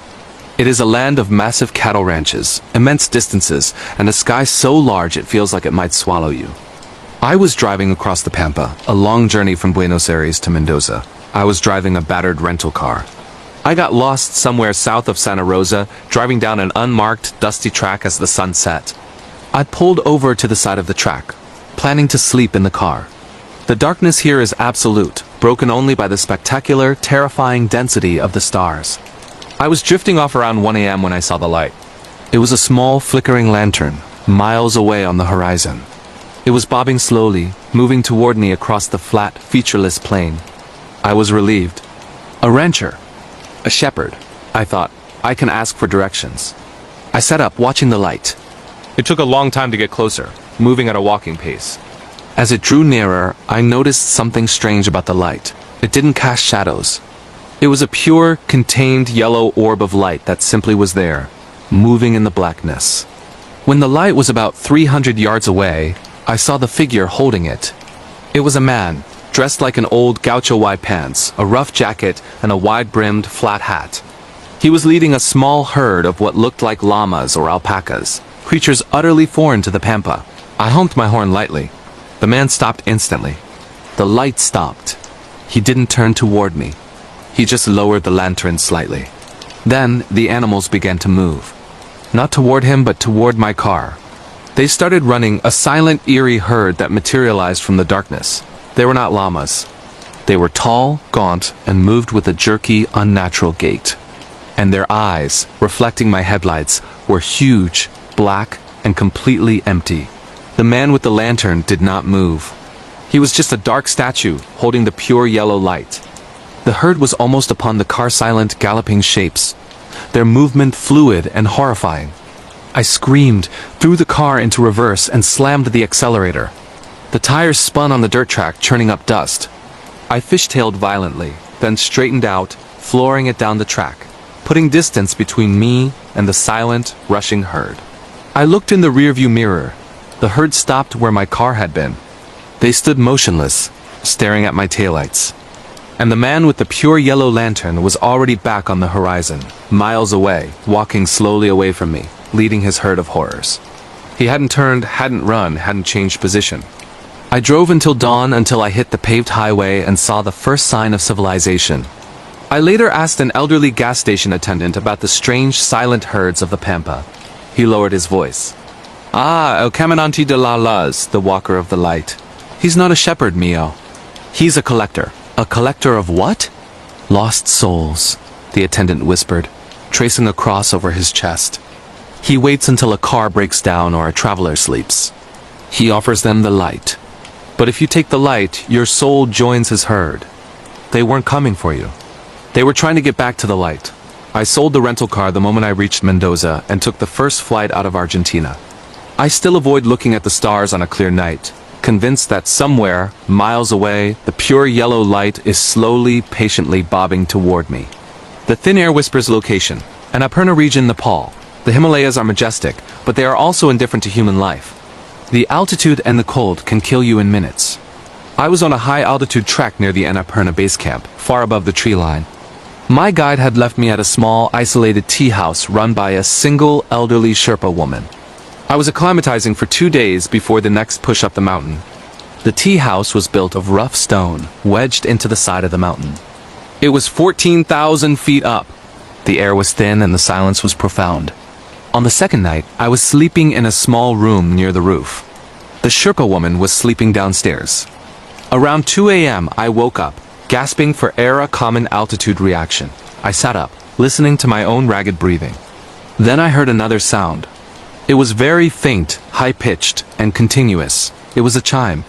A small metallic bell, like the one tied to a yak, but much smaller. And it was ringing constantly, almost humming. The sound was coming from outside the window. My window faced the sheer, frozen rock face of the mountain. There was nothing out there but ice and a vertical drop. I put my ear to the rough glass. The ringing was persistent. I heard a soft, scraping sound accompanying the chime. Scrape ... like metal on rock.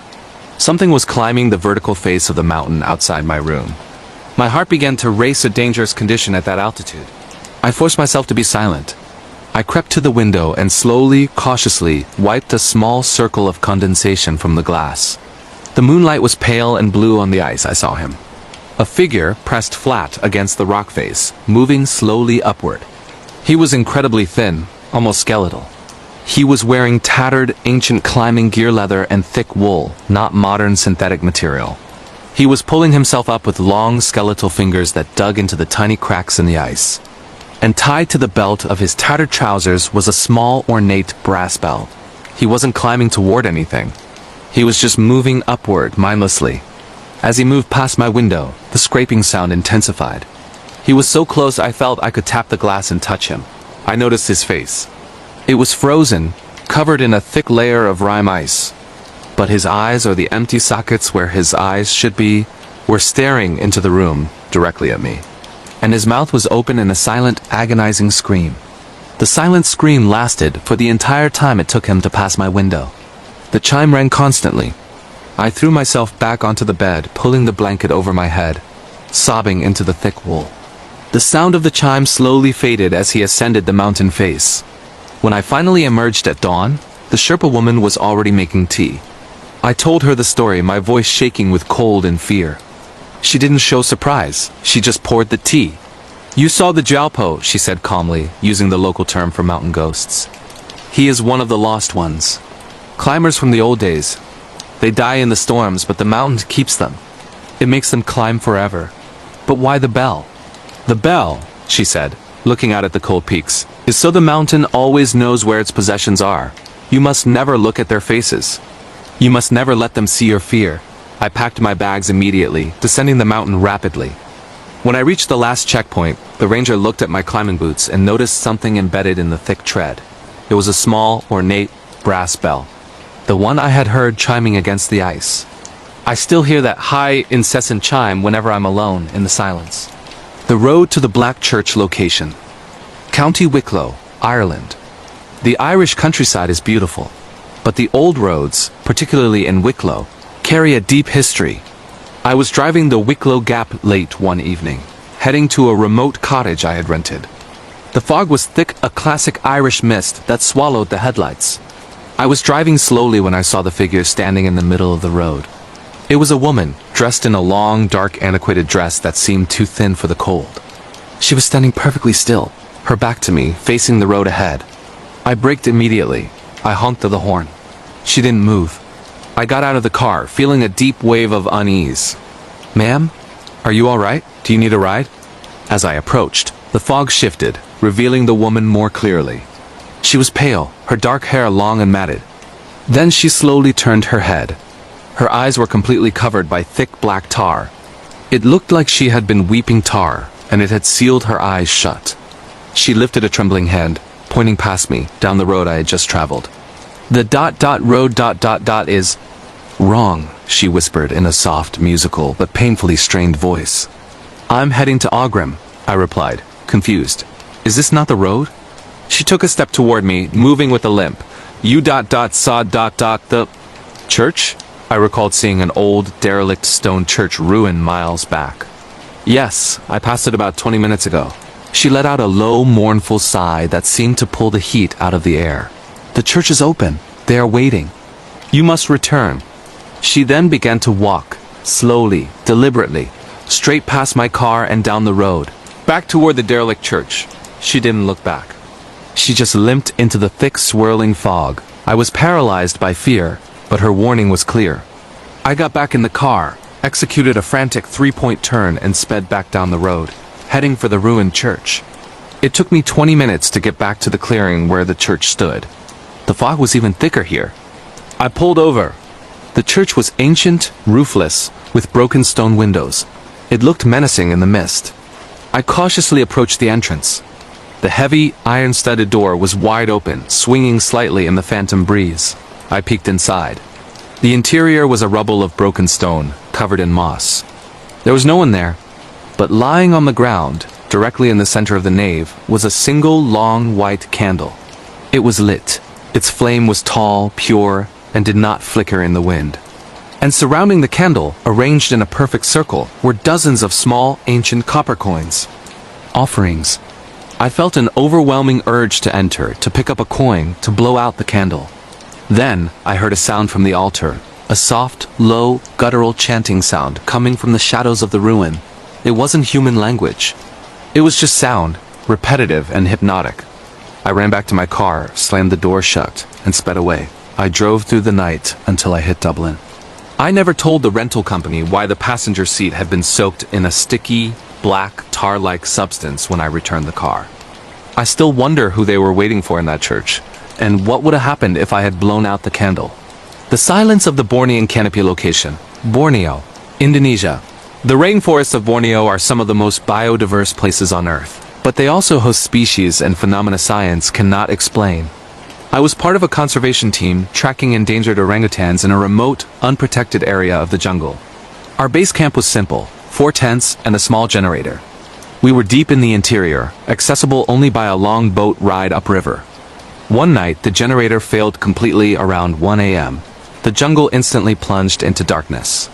The usual chorus of insects and frogs was replaced by a disorienting silence. My partner was asleep in the tent next to mine. I grabbed my powerful flashlight and stepped outside to fix the generator. As I worked, kneeling over the engine, I felt a vibration through the thick, wet ground. Thump dot dot, thump dot dot, thump. Slow and immense. I stopped working. What kind of animal is that heavy? The sound got closer, and I realized it wasn't footsteps. It was the sound of a massive rope or vine being dragged and dropped onto the muddy ground. Thump. Shush. Drag. Thump. I turned off my flashlight and crouched low, listening. The sound was circling the camp, creating a wide, terrifying perimeter. Then, the thumping stopped right behind my tent. I heard the sound of heavy, wet scraping on a nylon fabric, just inches from my head. I backed away slowly, moving toward my rifle, which was leaning against a supply crate. The scraping stopped. A sound replaced it, a series of soft, rapid, clicking noises, like two wet stones being tapped together quickly. It sounded like an attempt at communication. I raised the rifle, aiming at the tent wall. Then my partner's voice whispered from inside his tent. "Get away from my tent." The clicking stopped. Instead, a high-pitched, mocking mimicry of his voice echoed through the trees. "Get away from my tent!" The sound wasn't coming from one place. It seemed to originate from the canopy, swirling around us. Then, the creature, or whatever it was, made its move. It used its massive, unseen hand to grab the top of my partner's tent and yank it upward. The nylon screamed as the tent poles snapped, and the entire structure was lifted high into the dark canopy. I heard my partner scream as he was pulled into the air. I fired the rifle blindly into the canopy. The noise was deafening. The scream stopped. The tent, now a mangled pile of nylon and broken metal, was dropped hard onto the ground, 50 feet away. I ran to my partner. He was conscious, but hysterical. He was covered in mud and leaves. What was it? I yelled. "It was black," he whispered, pointing up. "It was tall, but its body was made of vines." We fired the emergency flare and sat back to back until the rescue boat arrived at dawn. When the other scientists searched the area, they found only one thing: deep, wide grooves cut into the bark of the surrounding trees, leading up to the canopy. And stuck to the top of my partner's ruined tent, they found a piece of organic material. It was a fragment of a thick, woven vine, covered in tiny, serrated teeth stained with human saliva. I still hear the rapid, mocking clicking in my mind. The Trapper's Cabin Echo location. Northern Saskatchewan, Canada. The boreal forest in northern Saskatchewan is an endless ocean of spruce and muskeg. I was working as a wildlife technician, spending 2 weeks alone monitoring remote camera traps. My shelter was a tiny, dilapidated trapper's cabin on the edge of a frozen lake. The cabin was primitive: a dirt floor, a leaky stovepipe, and one small, grimy window. It was surrounded by miles of dense, silent forest. On the third day, the temperature plummeted.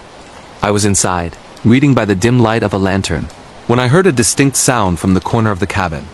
Sigh, a long, deep, melancholy exhalation of breath. It came from the corner where the stovepipe met the wall. I froze. I was completely alone. I grabbed my hunting knife and slowly approached the corner. I shone my flashlight. Nothing but dust, cobwebs, and frozen condensation. I convinced myself it was the wind whistling through a crack in the old wood. I went back to my book. 5 minutes later, closer this time. Right behind my chair. It was wet, cold, and heavy. It felt like someone was standing directly behind me, breathing down my neck. I leaped up, spinning around, knife raised. The beam of my flashlight cut through the darkness. Nothing. Just the empty space of the small cabin. I couldn't shake the feeling. I sat back down, facing the door, clutching the knife. Then, the floorboards began to move. It wasn't a creak, it was a thud and a scrape. It sounded like something heavy was moving across the rough planks underneath the cabin, the same kind of terrifying crawl space I'd heard about in the Siberia story. Scrape, thud, scrape. The movement was slow, deliberate, and circling the interior walls of the cabin. I pounded on the floor with my boot. "Get out of here! I hear you!" The movement stopped immediately. Then the breathing returned, but this time it wasn't a sigh. It was a low, mournful, repetitive whisper. It sounded like an old man speaking Cree, the local indigenous language, but I couldn't understand the words. It was a rhythmic, pleading sound that seeped up through the cracks in the floorboards. I backed up until I hit the far wall, pointing the knife at the floor. The whisper stopped, and then I heard the voice change. It was now a precise, clear imitation of my own voice. "I am alone. I am so very alone. Please help me." It was a perfect echo of my fear, but distorted by the sound of rushing water, as if the voice were coming from the bottom of a deep well. I yelled at it to stop. The voice repeated my yell, stretched and warped. Stop, dash op, dot, dot. Help me! For hours, the mimicry continued. It would repeat anything I said, followed by the chilling sigh. If I cried, it would imitate the sound of my sobs, but always slightly off-key.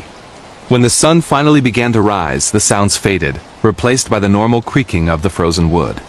I ran outside and checked the crawl space. The entrance was blocked by heavy stones. It looked untouched. But leading from the woods, stopping right at the edge of the cabin, was a single, deep footprint. It wasn't a boot print. It was a bare human foot, unnaturally long and thin, with 7 distinct toes. I grabbed my gear, ran to my snowmobile, and drove out. I later talked to a local elder about the cabin. He said the cabin belonged to a trapper who died there decades ago, consumed by loneliness and madness. He never left, the elder said quietly. He waits for someone to come and share his loneliness. When you speak, he learns your voice, so he can call the next one in. I still struggle to use my own voice sometimes, terrified of what might echo back. The Simla Shadow location, Himachal Pradesh, India. Simla, a beautiful hill station in the Indian Himalayas, is full of colonial-era buildings and deep, dense forests of deodar and pine. I was staying in a large, isolated guest house on the outskirts of the town, far up in the quiet hills. The guest house was old, with rattling windows and massive verandas. I was the only guest. On the 5th night, I was sleeping soundly when I was awakened by a strange sensation, a pressure on my chest. I opened my eyes. The room was dark, lit only by a faint blue light from the moon outside the window. Standing at the foot of my bed was a figure. It was a woman dressed in a traditional pale white sari. She was impossibly thin, almost translucent, and she was bending over me. But her most terrifying feature was her hands. They were huge, skeletal, and ended in impossibly long, sharp, black fingernails that scraped the edge of my blanket. I couldn't move. I was experiencing sleep paralysis, but this felt intensely real. The woman didn't look at my face. She was staring at my feet. Then she began to move her mouth. Slowly, deliberately, she opened it wider than any human jaw should open. And from that deep, dark cavity came a sound that shook the core of my being. It was a deep, guttural weeping. Not a cry of pain, but a sound of bottomless, ancient sorrow. The weeping was so intense, so full of despair, that it felt like a physical weight pressing on my soul. I wanted to scream, but no sound came out. She suddenly stopped weeping. The silence was absolute. She slowly extended one of her long, skeletal hands toward my mouth. The black nails hovered inches from my lips. Then, a voice, cold and dry, filled my head. It wasn't spoken. It was thought, "You have a voice." "I need one." I shook my head violently on the pillow, trying to resist the paralysis. The woman smiled. It wasn't a human smile. It was a terrifying, tearing expression that stretched her pale skin over her cheekbones. She started to recite numbers, softly. In Hindi, ek dot dot do dot dot ting dot dot dot ting dot dot dot opening parenthesis. 1 dot dot 2 dot dot 3 dot dot 3 dot dot 3 dot dot dot dot dot dot dot dot. She was counting down. And as she counted, her other hand began to lift the heavy blanket, slowly pulling it away from my body. When she reached das 10, I knew she would take my voice. Or something worse. I threw every ounce of energy into moving. Just as she whispered sat 7, I violently thrashed my body. The paralysis broke. I fell out of bed, scrambling backward. The figure vanished instantly. The blue moonlight remained, but the intense cold was gone. I turned on every light in the room. I checked the wardrobe, the bathroom. Empty. But on the polished wooden floor, right where her pale white sari should have been, was a single, damp, perfectly preserved white jasmine flower. I fled the guest house immediately. I found an old monk in the town and showed him the flower. He immediately bowed his head. "You met the Chudale witch. She is hungry for life and sound. She takes the voices of the lonely. You were saved by the rising sun, my son. I still sleep with a powerful light on, afraid of the silence. And I constantly check my chest, making sure that deep, ancient sorrow has not settled there." The Sentinel of the Fagras location. Fagras Mountains, Romania. The Carpathian Mountains in Transylvania are dark, steep, and famously steeped in folklore. I was hiking the high ridges of the Fagras, one of the most remote sections. I carried all my gear for a week of complete self-sufficiency. On the fourth evening, I set up my tent in a sheltered bowl just below a high pass. The air was thin, the wind was fierce, and the only company was the occasional distant howling of wolves. I was finishing my dinner inside the tent when I heard a sound that cut through the wind. Singing. It was a male choir. Deep, resonant, and beautiful. They were singing an Orthodox chant in Romanian. The singing was coming from the peak directly above me, where there was nothing but rock and ice. I looked out. The peak was silhouetted against the moonlight. I could see no one. But the singing was intensely clear. It sounded like 20 men standing shoulder to shoulder, their voices perfectly harmonized. I knew that climbing that peak was a near-vertical challenge that would take hours. No one climbs at night. The chanting continued for an hour, powerful and hypnotic. Then, the singing stopped abruptly, replaced by a single deafening crack. The sound was like a massive whip being snapped in the cold air. The silence returned, so loud it rang in my ears. I heard a new sound, rockfall. A slow, heavy cascade of stones and dirt tumbling down the slope, heading straight for my tent. I scrambled out, grabbing my helmet. The rocks crashed harmlessly around the tent, shaking the ground. When the dust settled, I looked up. The peak was still silent. But now, standing at the very top of the ridge, was a single, massive figure. It was impossibly tall and slender, outlined against the bright moon. It wasn't human.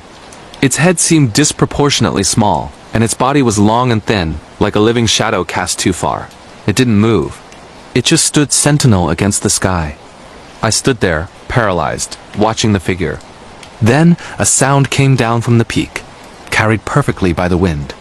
It was the sound of my name. IULIAN ... double quotes. It wasn't a voice. It was the sound of 1,000 voices whispering my name simultaneously, all merging into a single, terrifying chord. I didn't wait. I abandoned the tent, grabbed my pack, and ran down the mountain, scrambling over the rocks, running from the sentinel. I ran until I reached the timberline. I collapsed in the dense pine forest, shivering. When the sun rose, I contacted the mountain rescue team. They ascended the peak where I saw the figure. They found nothing. No footprints, no evidence of rockfall.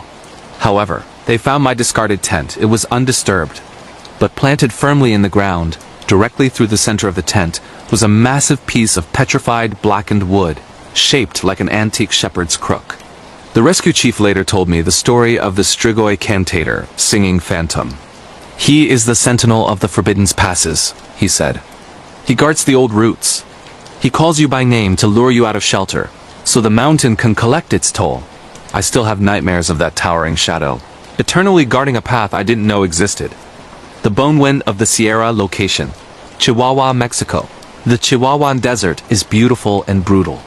It is a vast dry wilderness of cactus and rock, fiercely hot during the day, bitterly cold at night. I was working with a documentary crew, scouting remote burial sites. I was alone one evening, driving back to camp miles from any town. It was 10 p.m. The only light was my high beams cutting through the dust. The air was bone dry. Suddenly I saw a light flash on the roadside, far ahead. It was a single, small, bright red flare. I sped up, thinking it was an accident. When I reached the spot, there was no car. Just a patch of disturbed dirt and a single spent road flare smoking on the ground. I stopped the jeep and got out. I shined my powerful searchlight over the surrounding desert. Nothing. As I stood there, I felt a peculiar change in the wind. The air, which had been still, suddenly began to swirl, carrying dust and a very strong, pervasive smell of charcoal and dry bones. Then I heard a sound. It was the soft, hollow clack of two dried objects hitting each other. Clack dot dot clack dot dot clack. The sound was coming from the darkness, moving rapidly around the jeep. I quickly got back inside and locked the doors. I turned on the engine. The clacking intensified. It sounded like dozens of tiny hard objects were striking the metal of the jeep's exterior, all at once. Clack, clack, clack, faster and faster. I slammed the accelerator. The jeep spun its tires on the dust, but as it moved forward, I looked in the rearview mirror. The entire area where I had stopped was now swirling with a dense, low-to-the-ground cloud of white dust. And in the center of the cloud, I saw movement.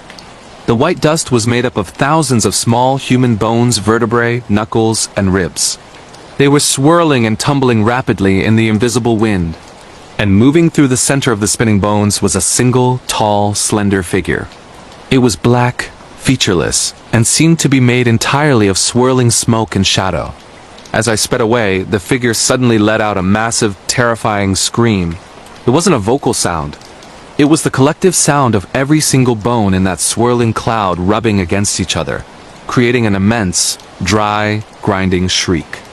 I drove until I hit the paved highway, tears streaming down my face. I later asked a local historian about the legend. He called it El Viento de Huesos, the bone wind. That area, he said quietly, was where the ancient people disposed of the cursed. They burned the bodies and scattered the ashes, so the souls could never rest. El Viento guards them. He uses the bones to call for help, and if you stop, the bones will try to build themselves back up inside your car. I had the Jeep professionally cleaned. The mechanics found fine, white, granular dust in every crevice, but they also found one thing I couldn't explain. Stuck to the bottom of the driver's side floor mat, deeply embedded in the rubber, was a single, perfect, small, human tooth. The Veldwater location, Karoo National Park, South Africa. The Karoo is a semi-desert region of vast, empty plains and flat-topped mesas. It is quiet, expansive, and fiercely hot. I was on a solo photography expedition, camping off-road near a remote watering hole. It was a clear night, and I was sitting outside my tent, looking at the stars, listening to the silence. Around 11:30 p.m., I felt a vibration through the ground. A rhythmic, heavy thumping. It was too slow for an animal and too heavy for a vehicle. Thump dot dot dot thump dot dot thump. It was coming from over a distant, low ridge. I grabbed my binoculars and focused on the ridgeline. The moon was bright. I saw a figure appear on the horizon. It was a man, impossibly large, moving with a jerky, almost wooden gait. He was carrying something heavy over his shoulder. He stopped on the ridge, looking down at my distant camp. Then he slowly lifted his burden and dropped it on the ground. The sound of the impact was immense and wet, even from a mile away. The figure knelt down and began to perform an action I couldn't identify. He seemed to be shaping or molding the object he had dropped. This continued for over an hour. The man remained knelt, moving his arms in slow, deliberate, heavy motions. Finally, he stood up. He left the object on the ground and started walking away, disappearing back over the ridge. I waited until he was gone. Curiosity overcame fear. I knew I had to see what that thing was. I drove the Jeep slowly across the veldt, navigating by the moon. When I reached the spot, I stopped the car and shone my headlights on the ground. Lying there was a massive, crude effigy. It was about 7 feet tall, made entirely of wet mud, clay, and dry grass. It was roughly the shape of a human, but unnaturally broad. And it was facing my camp. It was looking directly at the spot where I had been sitting. I walked up to the muddy figure. I shone my light on its face. It didn't have detailed features, but a wide, unnerving smile had been pressed into the mud. Then I noticed the detail. Pressed into the chest of the mud figure, over the heart, was a single, small, perfectly molded handprint. It was my handprint. The exact size and shape of my own hand. I recoiled in horror. How could he have known? I backed up, got in the car, and drove away quickly. But as I drove, I looked in the rearview mirror. The mud effigy was no longer lying down. It was standing up. It stood tall on the ridgeline, its vast shadow stretching across the plain toward me, watching me leave. I drove non-stop to the nearest town. I later called a local farmer about the incident. He told me I met the Tikaloshi maker. He doesn't hurt you, the farmer said. He makes a clay watcher. He makes it in your shape, and it watches your life. It learns your weaknesses. You'll never be alone again. I still keep my windows shuttered at night, terrified of the thought that somewhere, on a distant plain, a vast mud figure is still standing, eternally watching my direction. The Aokigahara Echo location, Aokigahara Forest, Japan. Aokigahara, or the Sea of Trees, is infamous, a dense, dark forest at the base of Mount Fuji. The magnetic nature of the iron-rich soil makes compasses useless, and the sheer density of the trees creates an overwhelming silence. I was a volunteer with a search and patrol team. Our job was to conduct weekly patrols in designated zones. This story happened on a particularly cold, overcast afternoon. We were deep in Zone C, miles from the main path. The silence was thick, pressing down on the ears. My partner and I were moving slowly, shining our high-powered flashlights into the thickets, when we heard it. It was a sound that didn't belong to the forest. A cheap, plastic music box playing a thinny lullaby. The sound was faint, high-pitched, and slightly out of tune. It was coming from deeper within the woods. We moved toward the sound. The ground was uneven, covered in a thick layer of moss and twisted roots. The trees were so close together that we couldn't see more than 10 feet ahead. As we approached, the music box stopped playing. The silence returned, more absolute than before. We stopped, holding our breath, listening. Then, a new sound. A soft, rapid tapping. It was the sound of a small, hard object hitting the bark of a tree. Tap, tap, tap. Tap, tap, tap. It was close, right next to the nearest tree trunk. I shone my flashlight beam. I saw nothing on the bark. Then the tapping moved. It started circling us, moving slowly through the dense network of roots and foliage. It was too fast for a person to navigate in that terrain, but too steady for an animal. Tap dash tap dash tap dot dot dot. The sound circled our position. My partner whispered, "Don't move. Don't speak." It's playing with us.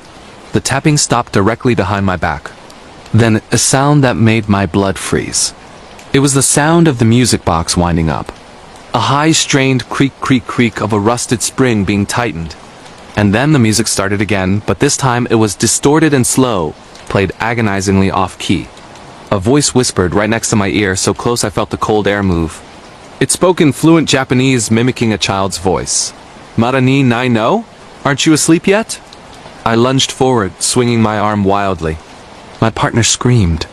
We ran blindly, crashing through the undergrowth, ignoring the compass. We just ran toward the faint, generalized direction of the main road. We eventually burst out onto the path, covered in scratches, breathing heavily. When we regrouped, we realized my partner's backpack was missing. We decided not to go back for it. 2 days later, the forest patrol found the abandoned backpack. It was untouched, sitting in the middle of a small, bare clearing. But tied to the shoulder strap, hanging down, was a heavy blackened stone. And carved crudely into the stone was a single, tiny, shallow eye socket. We didn't hear the music box again. But sometimes when I'm alone, I can hear the high-pitched creak creak creak of a spring being wound. And I know something is getting ready to play. The River of Empty Canoes location. Amazon rainforest. Brazil, the Brazilian Amazon, is vast beyond comprehension. A tangled, noisy green labyrinth. I was part of a small documentary team navigating a remote tributary far from Manaus, researching uncontacted tribes. We were deep in the jungle when our main boat engine failed. We pulled the boat into a small, muddy bayou, planning to spend the night fixing it. The heat was oppressive, and the noise was constant, the cacophony of frogs, insects, and exotic birds. Around 1 a.m., the noise changed dramatically. It wasn't the silence I'd experienced before, but a shift in tone. The high-pitched insect sounds vanished, replaced by a low, consistent, thrumming humming sound. The humming was coming from the river itself. It sounded like a massive, submerged machine idling. I stood on the riverbank, shining my powerful lamp onto the black water. Then I saw them. Dozens of small, hand-carved canoes, igarits, were drifting down the river. They were ancient, crudely built, and completely empty. There were no paddles, no supplies, and no people. They drifted slowly, silently, in a terrifying procession, carried by the slow current. I counted 37 canoes before they disappeared around the bend. I called out to my partner, who was sleeping in the tent. "Hey, did you see that? The canoes." He stumbled out, confused. "What canoes?" We waited. 10 minutes later, the procession returned. The canoes were drifting back upriver, against the current, moving at the exact same slow pace. They were still empty. I knew that was impossible. The river current was strong. As the canoes passed our bayou, the humming intensified. The air felt charged with electricity. Then, from the center of the largest canoe, I heard a sound that chilled me to the bone. Laughter. It was a soft, dry, wheezing laugh that sounded like it was struggling to escape a wet throat. It wasn't human. I aimed my flashlight at the center of the canoe where the sound came from. The canoe was empty, but sitting on the seat, glistening with water, was a mound of fresh, raw human hair. Thick, black, and dripping. The laughter grew louder, spinning and swirling around the canoe. I grabbed the machete. I had to stop one of them. I lunged toward the river, reaching for the edge of the nearest canoe. As my hand closed around the wet wood, the humming sound peaked, and I heard a clear, deep voice whisper in perfect Portuguese, right behind my head. "Você não tem permissão para entrar." You are not permitted to enter. I pulled my hand back. The canoe drifted on untouched. We stayed awake until dawn, watching the ghostly procession of empty canoes drift up and down the river, guided by the wet, wheezing laughter. When the sun finally rose, the humming stopped. The river was empty. We fixed the engine and fled that bayou. When we finally reached civilization, I noticed something embedded under the skin of my forearm where I grabbed the canoe. It was a tiny, impossibly sharp fishbone, black as coal. The local guides told me I met the Yara's fleet. The river spirits, they said. They collect the lost from the water. If you touch the canoe, they take your name. If you step in, you become part of the cargo. I still check the river currents when I pass a large body of water, terrified of seeing that silent, determined procession return. The shadow of the Eiger, location, Grindelwald, Swiss Alps, Switzerland. The Swiss Alps are magnificent clean air, towering peaks, and perfect stillness. I was on a multi-day winter hike, staying in a small, remote mountain refuge hut far above the main trails. The hut was basic, a thick wooden door, a single stove, and a window facing the massive, forbidding north face of the Eiger. It was late evening. The air was frigid and the silence was deep. I was the only person in the hut. Around 1:30 a.m. I woke up to a rhythmic, scraping sound. It was coming from the roof. Scratch ... scrape ... It wasn't wind. It sounded like heavy nails dragging across the wooden shingles.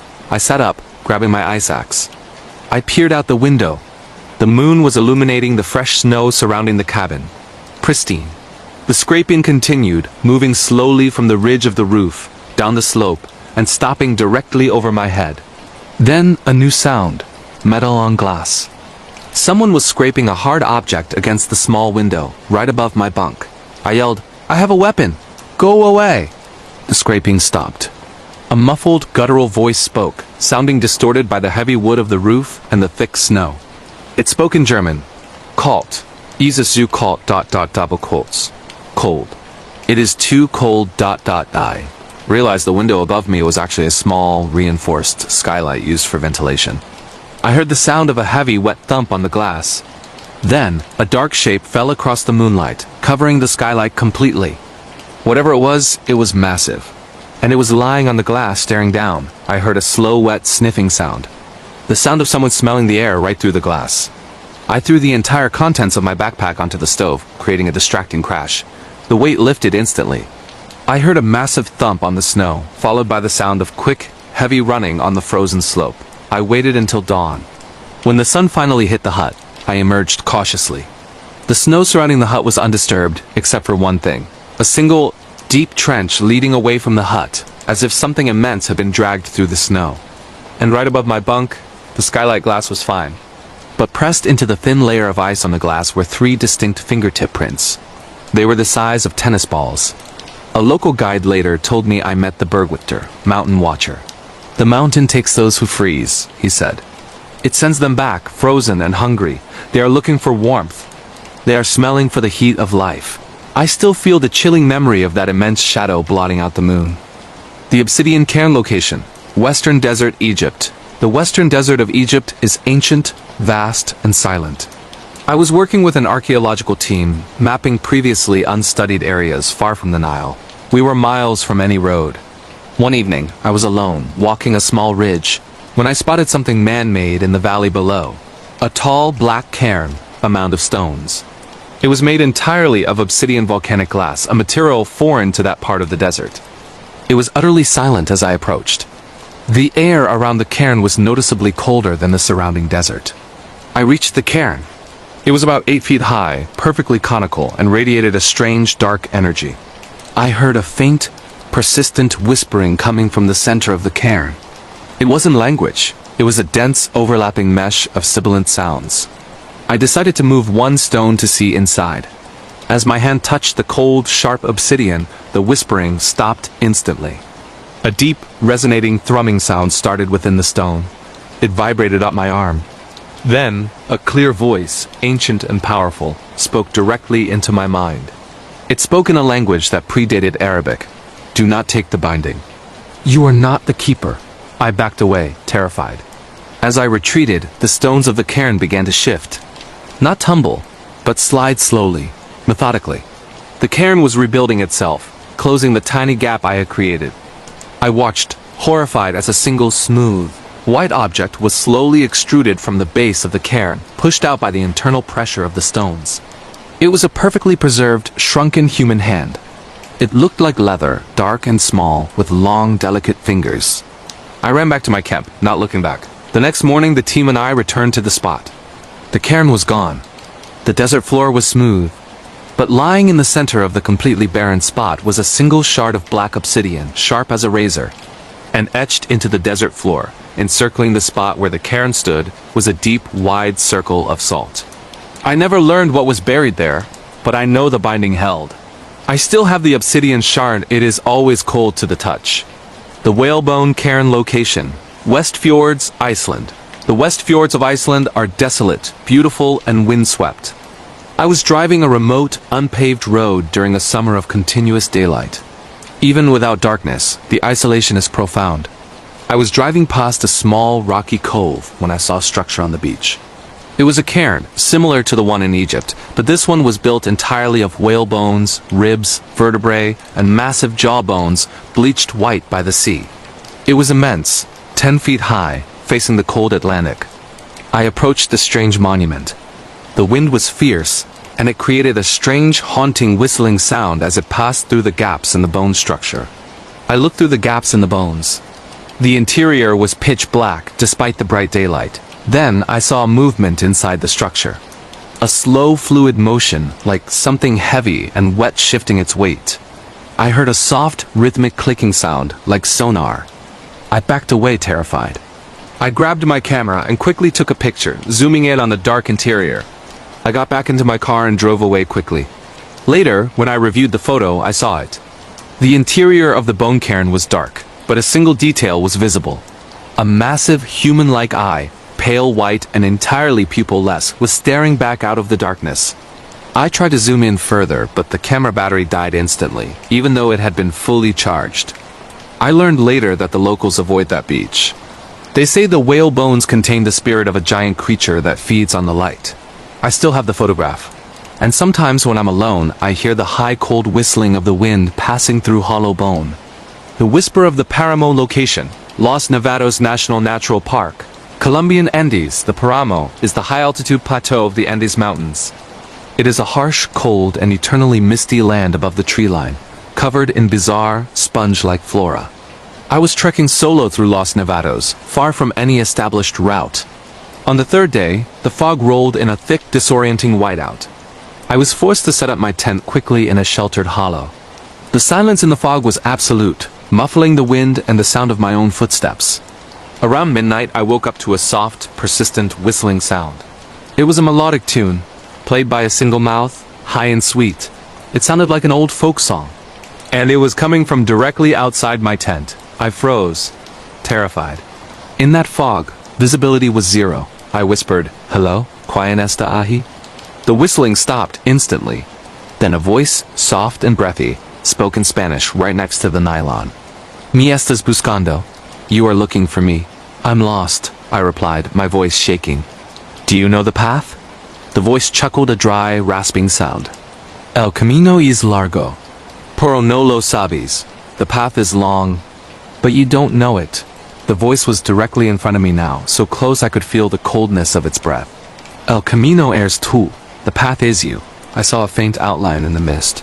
It wasn't the slender figure. It was a massive, shaggy black creature, hunched over, standing on two legs. It had large, glowing red eyes that pierced the fog. The creature slowly raised a massive clawed hand. It wasn't reaching for me. It was pointing down. I shone my flashlight beam down. I was standing at the very edge of a sheer 100-foot drop into a valley. I had been walking toward a cliff face. I scrambled backward, falling onto the wet earth. When I looked up, the red eyes were gone. The whistling was gone. The fog remained. I survived the night by staying put.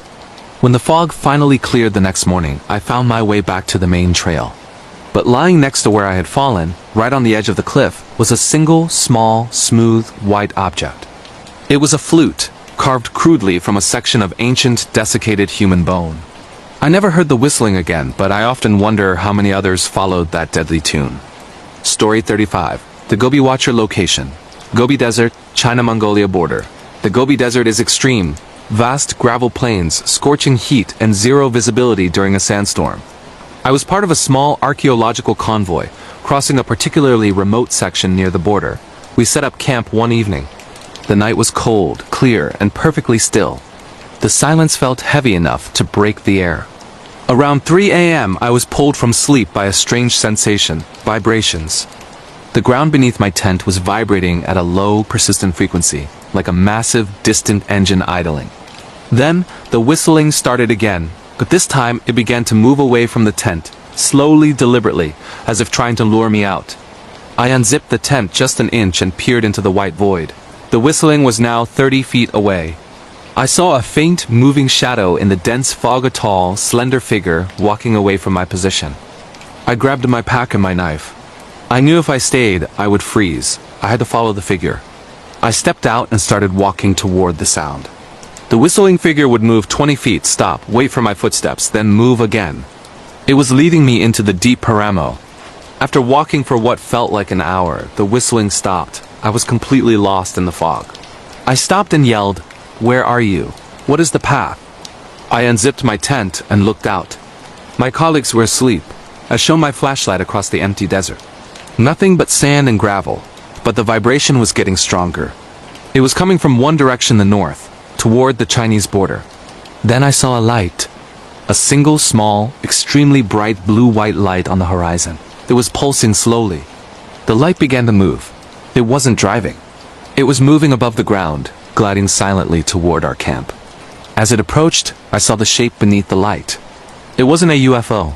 It was an impossibly large, ancient wooden cart, dragged by an unseen force. The wheels were massive, crude, and made of solid wood. The cart was silent, except for the vibration. And on the back of the cart sat a figure. It was an old woman, wrapped entirely in dark, heavy felt and fur. Her face was obscured by shadows. She was holding a long wooden pole that tapped the ground rhythmically. Tap, dot, dot, tap.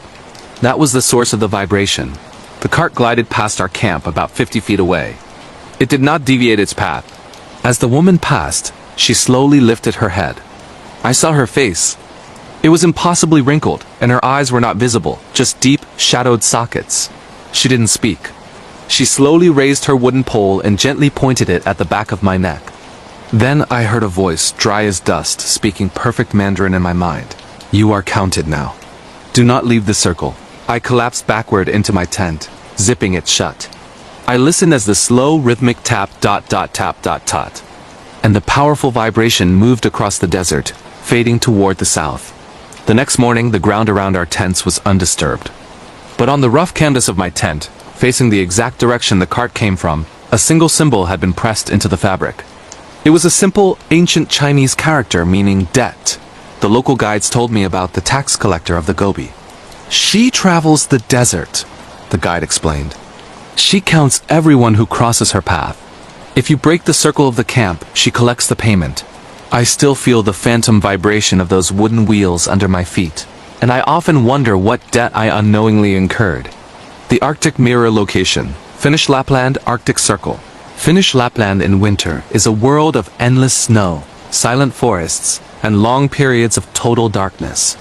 I was staying in a tiny isolated cabin near a frozen lake, researching the northern lights. One afternoon, during the brief blue twilight, I saw a figure standing motionless on the far side of the frozen lake. It was another person, but they were dressed exactly like me. The same bright red jacket, the same blue beanie, the same backpack. I waved. The figure didn't wave back. It just stood there, perfectly still. I thought it was an echo, a visual trick of the low light and the white snow. I walked down to the lake shore. I waved again. The figure mirrored my motion exactly, raising its arm in a slow, unnatural wave. Then it started to move. It began to walk across the frozen lake, straight toward me, maintaining the exact gait and pace I was using to walk toward it. We met halfway across the lake. The figure stopped 10 feet away. It was a man identical to me in every way: clothing, height, build. But his face was completely smooth, like polished, frozen wax. No features, no eyes, no mouth. He stood there, perfectly silent, staring at me with his featureless face. Then I heard a sound, a high whining screech coming from his chest. It sounded like two panes of glass rubbing together. I felt an overwhelming, crushing wave of grief hit me. It wasn't my grief. It was raw, total despair. I took a step back. The figure mirrored my step, maintaining the distance. I ran back toward the cabin. The figure ran back toward the far shore, moving exactly as I did. I reached the cabin, locked the door, and huddled by the stove. The mirror figure stopped at the far shore. It stood there, motionless, watching the cabin. For the next 2 days, whenever I looked out, the figure was there, standing perfectly still. It was always watching, always mirroring my position relative to the lake. On the third day, the wind picked up, driving a blizzard. I couldn't see the lake. The power went out. I was plunged into total darkness and cold. I heard the sound of heavy, cold pounding on the cabin door. Thump, dot, dot, dot, dot, thump. And then, the high glass-like screeching returned, right outside the door. This time the grief was overwhelming. I felt my own memories of loss and sadness being amplified to an unbearable degree.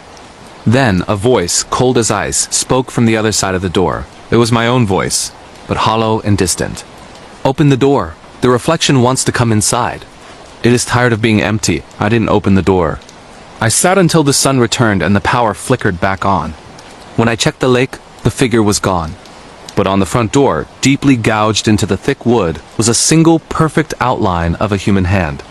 It was my hand size, but the gouges were so deep they couldn't have been made by fingernails. The locals call it the Paha Kaksanen, evil twin. It waits in the white places, the lodge owner said.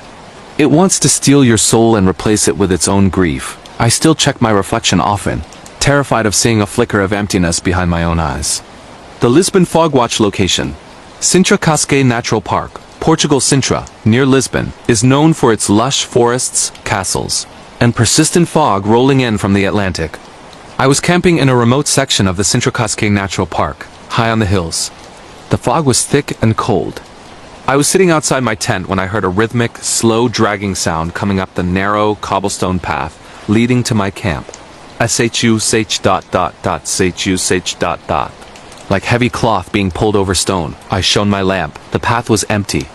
The dragging stopped right where the path met my small clearing. Then I heard a sound of heavy, labored breathing. It was a woman's breath, ragged and wet. A voice, old and strained, spoke in perfect, formal Portuguese. El Estela, Esan, Guido Perdo. He is there. He's very close. Who is there? I called out nervously. The voice let out a soft, mournful sob. O Cobrador, the collector. I heard the sound of the heavy dragging begin again, moving slowly around the perimeter of my clearing. I grabbed my machete and stood by the tent entrance. The dragging stopped at the back of my tent. Then, a large dark object was slowly pushed through the small space between the tent wall and the ground. It was a small, ancient, leather-bound book. Its pages were yellowed and water-damaged. I picked it up. It was a ledger. Written in beautiful, antiquated script were names and dates. It was a logbook of births and deaths from the 1700s. I flipped to the last page. Only one name was written there, in fresh ink. J. Costa. Data de vencimento. Hoj. J. Costa. Due date. Today. My name is J. Costa. I screamed and threw the book away. It landed softly on the grass. The woman's voice whispered right next to the tent zipper. Voken now pod pagar como livro. Pay como su nome. You cannot pay with the book. Pay with your name. I ran from the tent, straight down the path. I didn't stop until I hit the main road. When the police retrieved my gear, the tent was untouched. The ledger was gone. But carved deeply into the largest tree in the clearing was a symbol. A perfect, small hourglass carved into the bark. I still live in fear of the fog. And I never answer to my full name. The silence of Wadi Rum location. Wadi Rum Desert. Jordan Wadi Rum is a red sand desert of towering sandstone mountains. It is a place of deep silence and ancient nomadic culture. I was leading a small tour group, camping deep in the remote area. One night, the wind completely died. The silence was unnerving. Around 2 a.m. I woke up to a faint, rhythmic drumming sound. It was deep, low, and perfectly steady. Boom, pause, boom, pause. It was coming from the base of the nearest massive sandstone cliff face, miles away. I grabbed my binoculars. Through the clear desert air, I saw movement. A line of figures was moving along the base of the cliff. They were tall and slender, dressed in flowing, pale white robes that seemed to float above the sand. They were all moving in unison, following the rhythm of the drum. and they were all carrying massive black empty oil lamps. I called my partners. We watched the procession for an hour. They did not stop. They did not speak. They just walked, silently carrying their empty lamps, guided by the deep drum beat. I felt a cold dread settle in my stomach. I knew they were not human. As the procession moved closer to our camp, the drumming stopped. The silence was deafening. Then, the closest figure in the line slowly raised its empty lamp and pointed it directly at our camp. A high, crystalline shattering sound filled the air, like 1,000 pieces of glass breaking. The leader's voice, dry and echoing, spoke in classical Arabic, ringing across the desert. The lamps are empty. The oil is due. We scrambled into the jeeps and drove out immediately, leaving the tents behind. When we reached safety, an old Bedouin man told us the story of the lantern keepers. They are the spirits of those who died in the dark, he said. They are looking for the oil of the living. If the drumming stops, you must not be found with a lamp in your hand. I still dream of the silent, pale figures walking across the red sand, eternally seeking light. The Ashwood Dormitory echoes country of occurrence. Ohio. USA professional horror-haunted schools and dorm rooms. The feeling of being watched intensified. After Chloe's terrifying encounter, sleep became a luxury neither girl could afford. They tried sleeping with the lights on, a futile gesture against a presence that didn't obey the laws of physics or light bulbs. The lilac scent now permeated the room even during the day, a sickeningly sweet reminder that Elara was not just a historical footnote. She was an active, furious resident. Amelia, driven by a morbid combination of fear and the neuroscientist's need to understand, began to document everything. She set up her phone to record audio overnight, hoping to capture the source of the music or the whispers. The first 2 nights yielded nothing but Chloe's anxious breathing and the creaking of the old building. But on the 3rd night, the audio was unmistakable. Around 3:14 a.m., the familiar, heartbreaking music box melody began. It was faint at first, then swelled, accompanied by a sound like light, hurried footsteps pacing the room, then silence, followed by a sound that made Amelia's stomach clench, a high-pitched, fragile sobbing, a sound of profound, century-old grief that seemed to come from directly inside the recording device itself. The sobbing was followed by a long, drawn-out whisper, too distorted to decipher, but undeniably feminine and filled with desperation. They played the recording for Lucas, a lanky, skeptical history student who lived down the hall. Lucas had initially mocked their ghost stories, but the audio silenced his mockery completely. His face went pale as he listened to the weeping. That's not the pipes, he mumbled, handing the phone back to Amelia as if it were burning. Look, the legend is that Elara didn't just vanish. The local police at the time suspected the university tried to cover up a suicide or, worse, a murder by a fellow student. Her family was wealthy. The university wanted to keep its reputation clean. Inspired by this clue, the trio plunged into the dusty, microfiche-laden archives in the university's basement library. It was a cavernous, poorly lit space that smelled of mold and old paper. After hours of searching through brittle student records from the early 1900s, they found Elara Vance's official file. It was sparse. Registration, academic scores, excellent.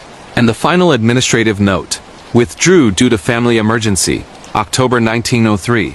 A clean lie. But tucked into the back of the file, hidden in a fold, was a tiny, hand-drawn sketch.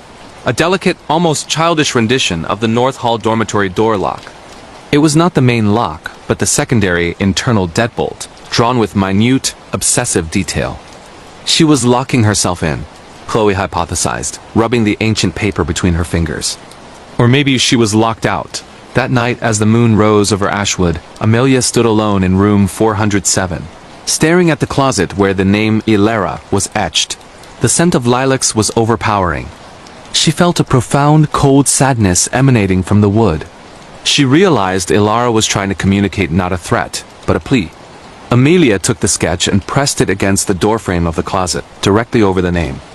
She closed her eyes and whispered into the cold air. Elara, we know you didn't leave. What happened in 1903? Show us. The room temperature dropped instantly. The air cracked with an intense, static electricity. The lights flickered violently. Then the music box began to play, not faintly this time, but loud and right next to her ear. She heard a rush of wind, though the windows were closed, and a sound like heavy, leather-bound books slamming shut. When Amelia opened her eyes, she gasped. The etching on the wood had changed.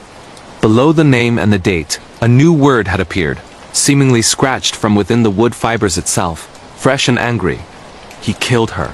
The revelation propelled them into a deeper, darker investigation. Who was he?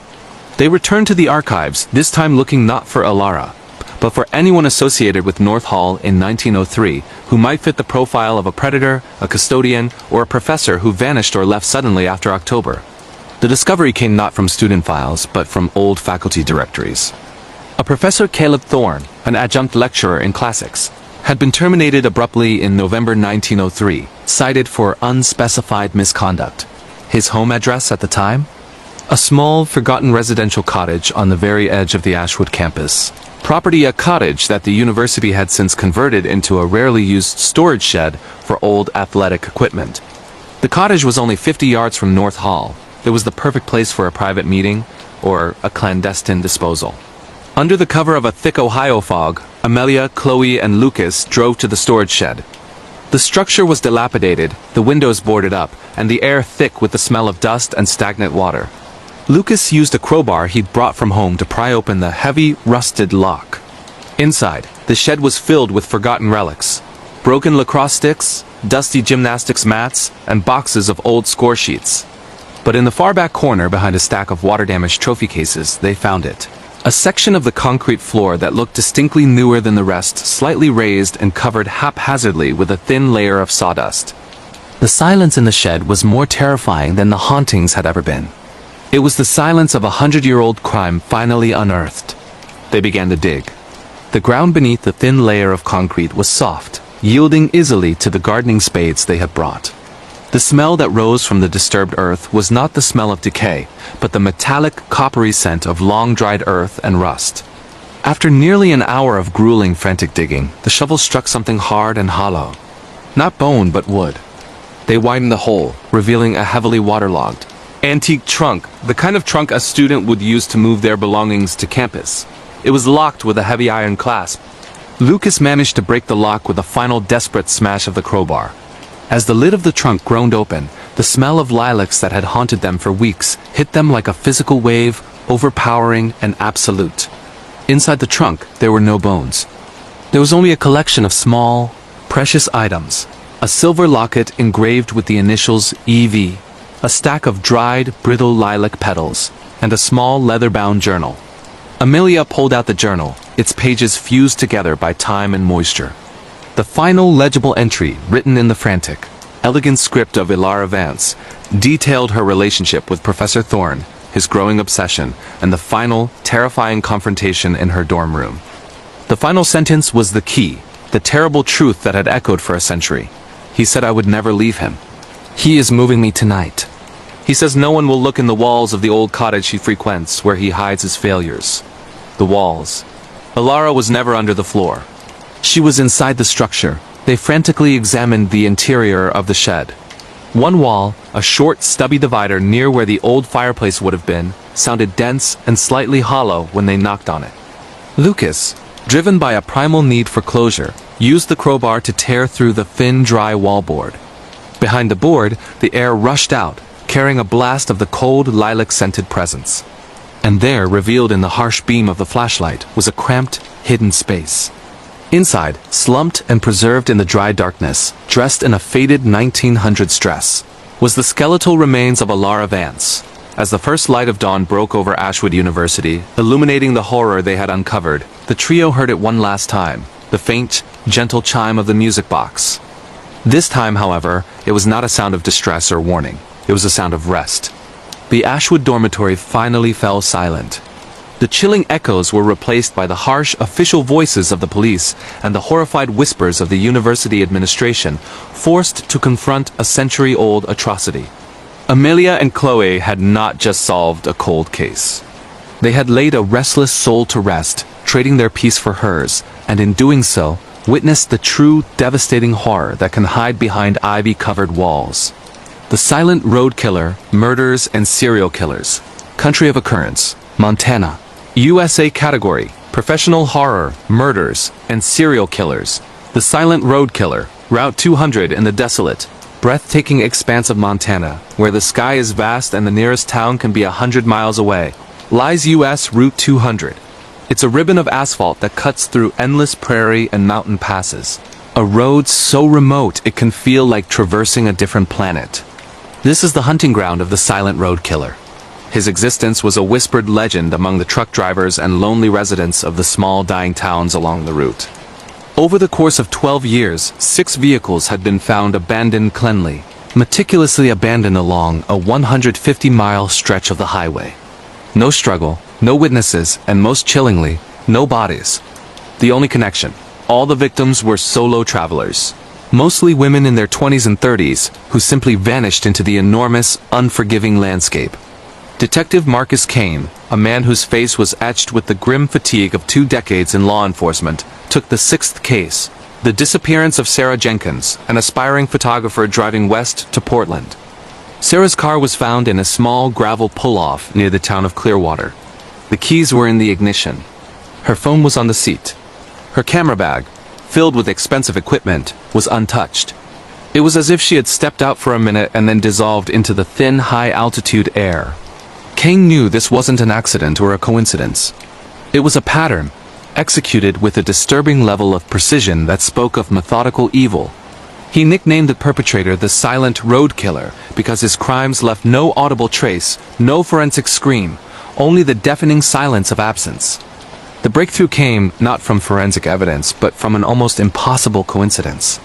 A retired game warden, surveying remote territory miles from Route 200, found a meticulously constructed, underground concrete bunker tucked into a dense, forested ridge. It wasn't visible from the air or the ground.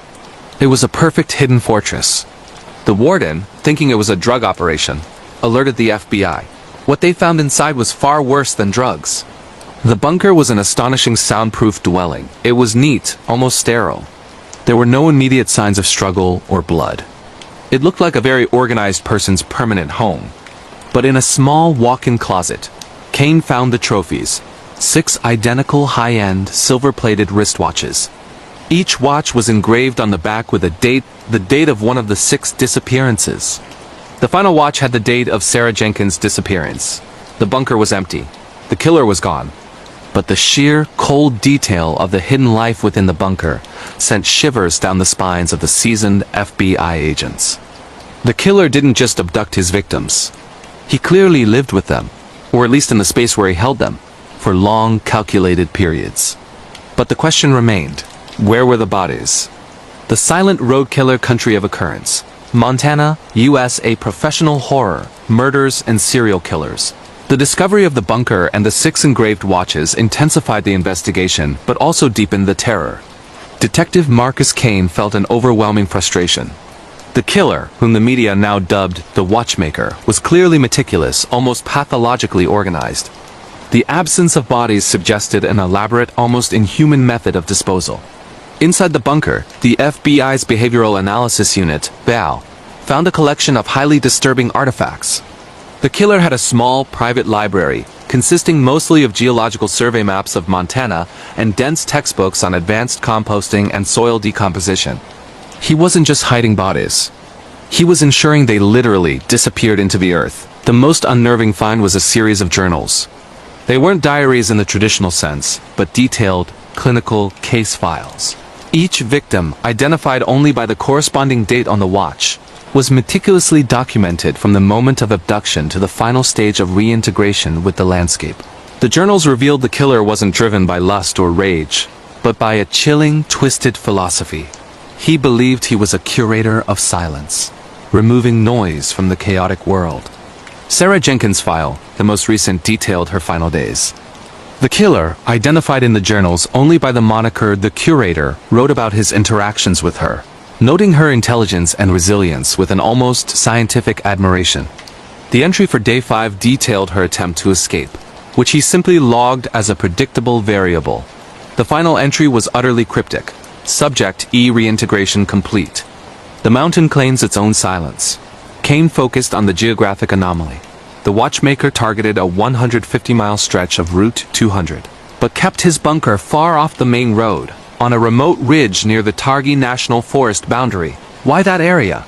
Returning to the geological maps found in the bunker, Kane noticed one map, marked with thick red circles, focused on an area known locally as the Whispering Valley.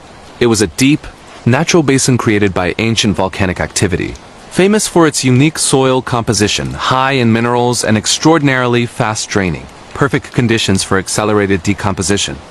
Kane consulted Dr. Helen Rees, the BAU's leading forensic geologist.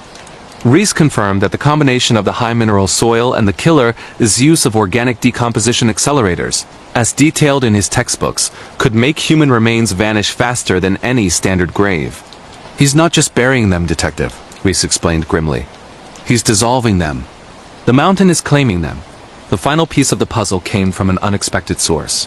An elderly, half-blind man named Silas, who lived in a cabin near the Whispering Valley, collecting discarded metal for scrap. Silas reported seeing a battered, dusty, old green pickup truck on a nearly impassable logging road, late at night 6 times over the last 12 years. The dates matched the disappearances exactly. Crucially, Silas mentioned a strange, bulky, trailer-like contraption the truck was pulling. It wasn't a camper, Silas rasped to Kane. It looked like a mobile filtration unit, like something they use for water purification, but big. Very big. Kane realized the horrific implication. The curator wasn't burying the bodies at the bunker. He was using a mobile unit, a custom-built, industrial-sized decomposition chamber mounted on a trailer to process the remains. He would abduct the victim, take them back to the soundproof bunker for a period, the time required to make a watch, and then transport them in the mobile unit to the remote mineral-rich soil of the Whispering Valley for final accelerated dispersal. The green pickup truck became the primary target. The FBI saturated the area with unmarked vehicles, relying on the slim hope that the curator, having just completed his cycle with Sarah Jenkins, would make a mistake. The break came 2 weeks later. A drone, deployed near the Whispering Valley, spotted the distinctive green pickup, parked near a small, abandoned potash mine location known for its high mineral concentration. Kane led the raid. The truck was empty, but the mobile unit, the dreaded decomposition chamber, was attached. It was chillingly clean, sterile, and silent. A half-mile away, hidden in the ruins of the mine's old processing shack, they found him. Arthur Vance, a seemingly harmless, middle-aged, independent geological surveyor who traveled Route 200 frequently for work. He was sitting calmly, cleaning a small silver engraving tool, the tool used to mark the watches. He offered no resistance, only a chilling, vacant smile. "You found my workshop," he said, his voice flat and devoid of emotion. "A pity. The work was nearly perfect." Arthur Vance, the curator, confessed everything in a terrifyingly clinical manner. He detailed how he targeted travelers he perceived as loud or disturbing the natural quiet. He confirmed the function of the mobile unit and the importance of the Whispering Valley's soil. He even gave them the coordinates for the exact 6 small, distinct patches of earth where the remains of his victims had been absorbed. The true horror lay not in the violence of the capture, but the calculated, methodical erasure of their existence. Arthur Vance had not only ended their lives, he had systematically dissolved their physical history, turning 6 unique human beings into a few handfuls of mineral-rich soil. Detective Kane drove out to the Whispering Valley one final time. Standing in the desolate beauty of the mountain landscape, looking at the spots where Sarah Jenkins and 5 others had vanished, he felt a profound, unnerving coldness. The silent road killer had succeeded in his horrific goal. He had imposed a chilling, absolute silence upon his victims, a silence that now defined the vast, empty terror of Montana's forgotten roads. The glitch in the Black Forest cabin, glitch in the Matrix, country of occurrence. Bavaria, Germany category, personal encounters, glitch in the Matrix, reality distortions. The glitch in the Black Forest cabin. The Black Forest, Schwarzwald of Bavaria, Germany, is a place of deep, ancient silence, where the fir trees stand so close they block out the sun, even at midday. It has a landscape that has inspired centuries of dark folklore, the perfect place for reality to start unraveling. In the summer of 2021, Elias, a Canadian software engineer obsessed with digital privacy and analog living, rented an isolated farmhouse, vacation cabin, deep in the southern reaches of the forest. The cabin, owned by an elderly German couple who communicated only through curt, handwritten notes, was entirely off-grid. No Wi-Fi, no cell service, just Elias, his aging laptop, and the crushing stillness of the woods. Elias came here seeking peace, hoping to finish a complex coding project in complete isolation. Instead, he found the fabric of his reality starting to fray, thread by terrifying thread. The first sign was mundane, yet utterly impossible. He had a beloved worn red coffee mug that he brought everywhere. On his second morning, he used it, washed it, and placed it on the wooden drying rack. When he returned to the kitchen an hour later, the red mug was not there. Instead, resting precisely where the red one had been, was an identical mug, same shape, same size, same chip near the rim, but painted a deep, unsettling shade of violet. Elias tore the cabin apart looking for the red mug. He checked the trash, the car, the woodpile. It was simply gone. The violet mug, a color he hated, had taken its place. It felt like a deliberate, personalized intrusion. He was certain he hadn't brought a violet mug. He lived alone. No one had visited. He tried to dismiss it as fatigue and the isolation playing tricks on him. He hid the violet mug in the deepest kitchen cabinet and resolved to use only the old chipped enamelware provided by the cabin owners. The next incident was spatial. The cabin had a single, narrow hallway leading from the living room to the bedroom. It was short, maybe 10 feet long. One rainy afternoon, Elias walked from the living room toward the bedroom. The walk felt long, unnaturally long. He stopped, feeling a prickle of cold sweat. He paced the distance back and forth. It was 10 feet precisely. But the moment he walked the distance with his eyes closed, focusing solely on the feel of the movement, the hallway seemed to stretch, requiring 2 or 3 extra, deliberate steps to reach the end. He felt a moment of intense disorientation, as if the space was elastic. He measured it again, 10 feet. Yet his muscle memory now registered the walk as being 12 or 13 feet. He began to film the hallway on his phone, placing a chair at each end. When he played the video back, the hallway appeared perfectly normal, 10 feet long. But watching himself walk through it, he swore he saw a subtle, barely perceptible stutter in the frame as he crossed the halfway point, a moment where the geometry seemed to momentarily shift before snapping back. The most terrifying glitch occurred during his coding session. He was writing a complex series of algorithms in C++, a language he knew instinctively. He typed a crucial loop structure, saved the file, and went to bed, finally feeling productive. The next morning he opened the file. The code was there, but the function he had written, the one he knew he had written, was replaced by a string of completely gibberish characters and, embedded right in the middle, a single clear message in perfect English. "You are editing the wrong file." Elias stared at the screen, heart pounding. The computer had no internet connection and the file was saved locally. No one could have edited it. This wasn't a coding error. It was a personal, chilling warning from a source he couldn't even define. The universe, or whatever entity controlled his reality, was communicating with him through the medium he understood best, code. He realized the wrong file might not be the code on his screen, but the reality he was currently inhabiting. He decided he had to leave, but the Black Forest had other plans for him. Terrifying true horror story. The Shadow of Forgotten Faith. A real-life nightmare in a remote Indonesian village that will haunt your dreams forever. Scary True Stories 2025. Chilling paranormal encounters. Real ghost stories based on actual events in the misty highlands of eastern Indonesia. Where the dense jungles meet the jagged peaks of ancient volcanoes, lies a small village called Kampung Rohani. It's a place forgotten by time, where the air hangs heavy with the scent of clove trees and the distant rumble of thunder that never seems to fade. The villagers, mostly devout Christians descended from Dutch colonial missionaries, cling to their faith like a lifeline in a sea of shadows. But in the summer of 2024, something ancient and malevolent stirred from the depths of the earth, turning their peaceful existence into a living hell. This is the true story of the Santoso family. Ordinary people caught in an extraordinary web of terror that defied explanation, blending the horrors of possession, ancestral curses, and the unrelenting grip of the supernatural. What started as whispers in the night escalated into a battle for their souls, forcing them to confront the darkness that had lurked beneath their feet for generations. Maria Santoso was a 42-year-old schoolteacher, known throughout Kampung Rohani for her unwavering kindness and her role as the village's unofficial spiritual guide. She led Bible study groups every Sunday in the old wooden church that stood at the center of the village, its steeple piercing the sky like a defiant finger pointing toward heaven. Maria's husband, Lucas, was a farmer, tending to rice paddies that terraced down the hillside. They had 2 children, Young Tomas, a curious 12-year-old boy with a passion for exploring the forbidden caves near the village, and little Anna, just 8, who loved nothing more than singing hymns with her mother. Life was simple, rhythmic, governed by the cycles of planting and harvest, prayer and community. But beneath this veneer of tranquility, the land held secrets tied to the volcanic soil that had witnessed rituals long before the first missionaries arrived. It began subtly, as these things often do. One humid evening in June, as the sun dipped below the horizon and painted the sky in blood-red hues, Maria noticed an odd chill in the air inside their modest bamboo home.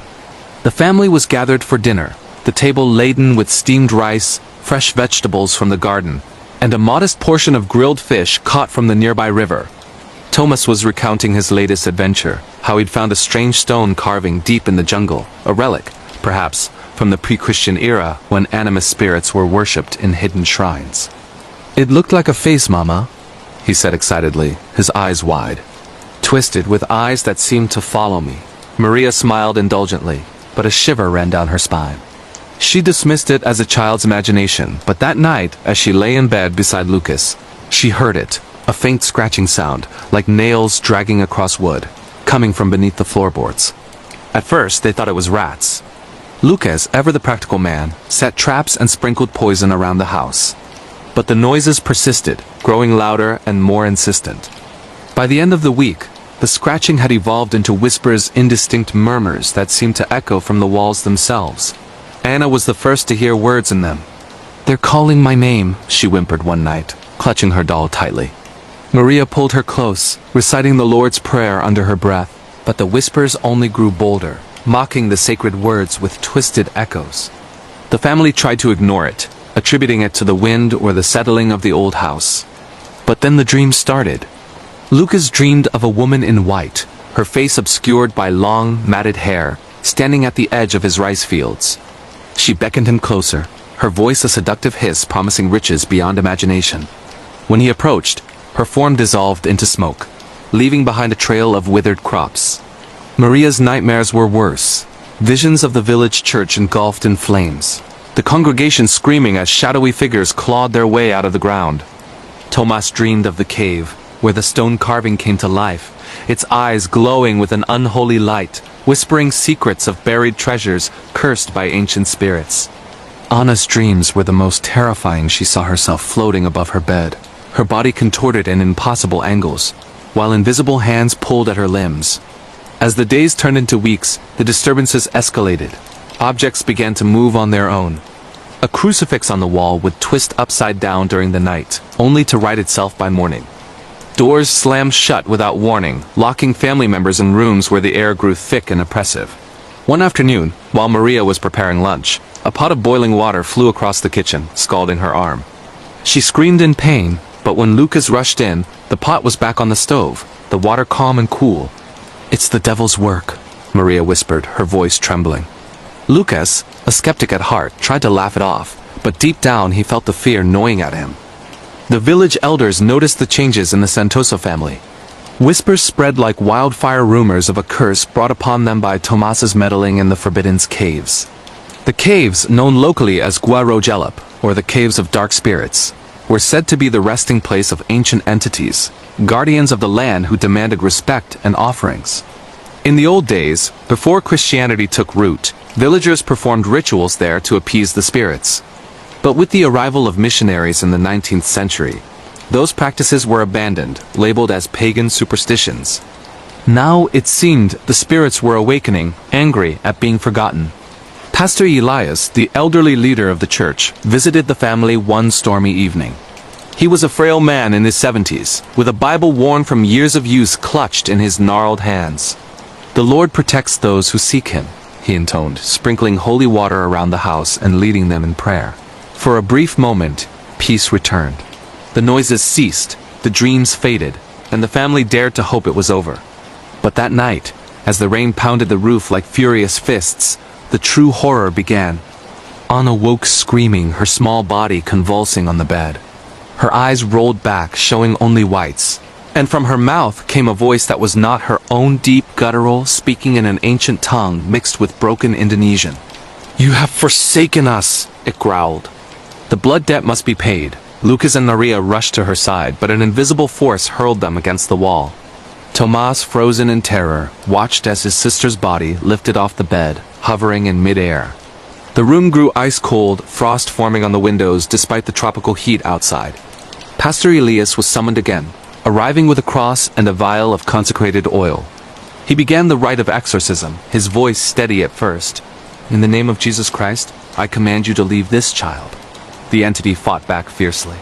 Anna's body twisted, bones cracking audibly, though no breaks occurred. The voice laughed, mocking the pastor's faith. "Your God is weak here," it snarled. "We were here before him." Objects flew around the room, books, chairs, even the family Bible crashing into walls. A foul stench filled the air, like rotting flesh mixed with sulfur. The pastor persisted, reciting verses from Psalms and invoking the Holy Spirit. Hours passed in a blur of prayers and screams. Finally, as dawn broke, Anna collapsed, exhausted but free. The entity seemed to retreat, but not without a warning. This is only the beginning. The family tried to resume normal life, but the village was now on edge. Neighbors avoided them, crossing themselves when they passed. Strange occurrences spread beyond the Santoso home. Livestock died mysteriously, their bodies drained of blood. Crops withered overnight, despite ample rain. Villagers reported seeing shadowy figures lurking at the edges of the jungle, their eyes glowing like embers. One night, a young couple disappeared while walking home from church. Their bodies found days later in the caves, twisted in agony with no apparent cause of death. Maria delved into the village's history, poring over old records in the church archives. She discovered tales from the 1800s, when missionaries first arrived. They had sealed the caves after encountering what they described as demonic presences, spirits angered by the destruction of their shrines. A blood pact, it seemed, had been made by the ancestors, offerings in exchange for protection. But as faith shifted to Christianity, the pact was broken, and the spirits waited for a moment of weakness to strike. Tomas's discovery of the stone carving had been the trigger, unearthing a relic that bound the curse. Determined to end it, the family sought help from outside. They contacted Father Andreas, a Jesuit priest from Jakarta, known for his work in spiritual warfare. He arrived a week later, a stern man in his 50s, with a reputation for handling cases the church preferred to keep quiet. "This is no ordinary haunting," he said after examining Anna. "It's a convergence of old spirits and demonic influence, exploiting the cracks in your faith." He explained that in regions like this, where ancient beliefs intertwined with Christianity, possessions often manifested as cultural hybrids, jinn-like entities cloaked in biblical imagery. The exorcism ritual that followed was grueling, spanning 3 days. The entire family was involved, as the entity had latched onto each of them in different ways. Lucas faced temptations of wealth and power, visions of abandoning his family for a life of luxury. Maria battled doubts about her faith, reliving painful memories of her mother's death from a mysterious illness years ago. Tomas was tormented by guilt, the entity whispering that his curiosity had doomed them all. Anna, the youngest, bore the brunt, her body used as a vessel for the spirit's rage. On the first day, Father Andreas set up a makeshift altar in the living room, surrounding it with candles and icons of saints. He anointed each family member with oil, marking crosses on their foreheads. As he began the prayers, the house shook as if hit by an earthquake. Cracks appeared in the walls, oozing a black, viscous substance that burned like acid. The entity manifested visually for the first time, a swirling mass of shadows that coalesced into humanoid forms, their faces contorted in eternal screams. "Leave this place," Father Andreas commanded, his voice booming over the chaos. The second day brought physical assaults. Lucas was thrown across the room, his ribs cracking from the impact.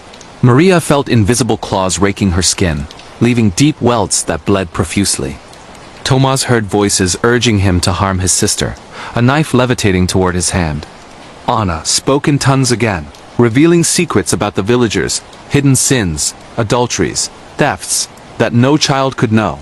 Father Andreas pressed on, using relics like a piece of the true cross to amplify his invocations. The air grew thick with the scent of incense and fear, the family's prayers mingling with sobs. By the third day, exhaustion set in. The entity, sensing weakness, unleashed its full fury. The house seemed to come alive, floors buckling, ceilings dripping with what looked like blood. Thunderstorms raged outside, lightning illuminating grotesque faces in the windows. In a climactic moment, the spirit revealed its name. Ro Turkatuk, the cursed soul, a guardian spirit twisted by centuries of neglect. You cannot banish what is part of the land, it roared through Anna's mouth. Father Andreas, drawing on his deepest reserves of faith, led the family in a unified chant. The Lord is my shepherd.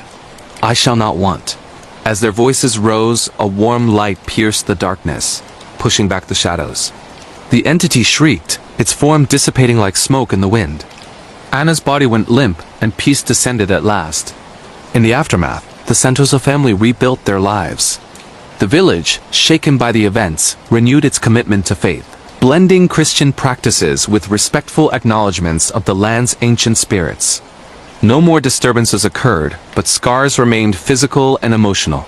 Maria now shares their story in quiet gatherings, a testament to the power of belief and the dangers of forgetting the past. This harrowing tale serves as a reminder that in the remote corners of the world, where faith meets folklore, the line between the natural and supernatural blurs. The shadow of forgotten faith isn't just a story, it's a warning.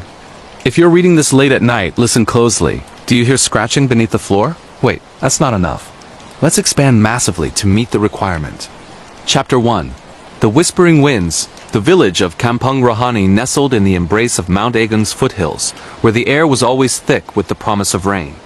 Maria Santoso woke to the sound of cocks crowing, the first light of dawn filtering through the gaps in the bamboo walls. She stretched, her joints aching from years of teaching restless children in the one-room schoolhouse. Lucas was already up, his silhouette visible through the window as he tended to the fields. The children slept peacefully in their shared room, Anna clutching her rag doll, Thomas with a book of adventures half open on his chest. But today felt different. As Maria prepared breakfast rice porridge simmered with coconut milk and a dash of turmeric, she felt eyes upon her. Turning, she saw nothing but the empty kitchen. Shaking it off, she called the family to the table. "Good morning, my loves," she said, her voice warm. Lucas kissed her cheek, his hands rough from labor. Thomas chattered about his plans to explore the jungle paths, while Anna hummed a hymn learned at church. That afternoon, Thomas ventured deeper than usual. The jungle was a labyrinth of vines and ferns, the ground soft underfoot from recent rains. He stumbled upon the cave entrance, hidden behind a curtain of foliage. Curiosity pulled him in. The air inside was cool, damp, carrying the scent of earth and something metallic. His flashlight beam danced across walls etched with faded carvings, figures with elongated limbs, eyes wide in eternal vigilance. At the center, a stone altar held a small idol, its face weathered but intense. Thomas reached out, touching it, and a jolt like electricity shot through him. He pocketed a small fragment, thinking it a treasure. That night the scratching began. Soft at first, like a branch against the roof. Lucas checked outside, finding nothing. Maria lay awake, heart pounding. The whispers came next, faint as the wind, but carrying words.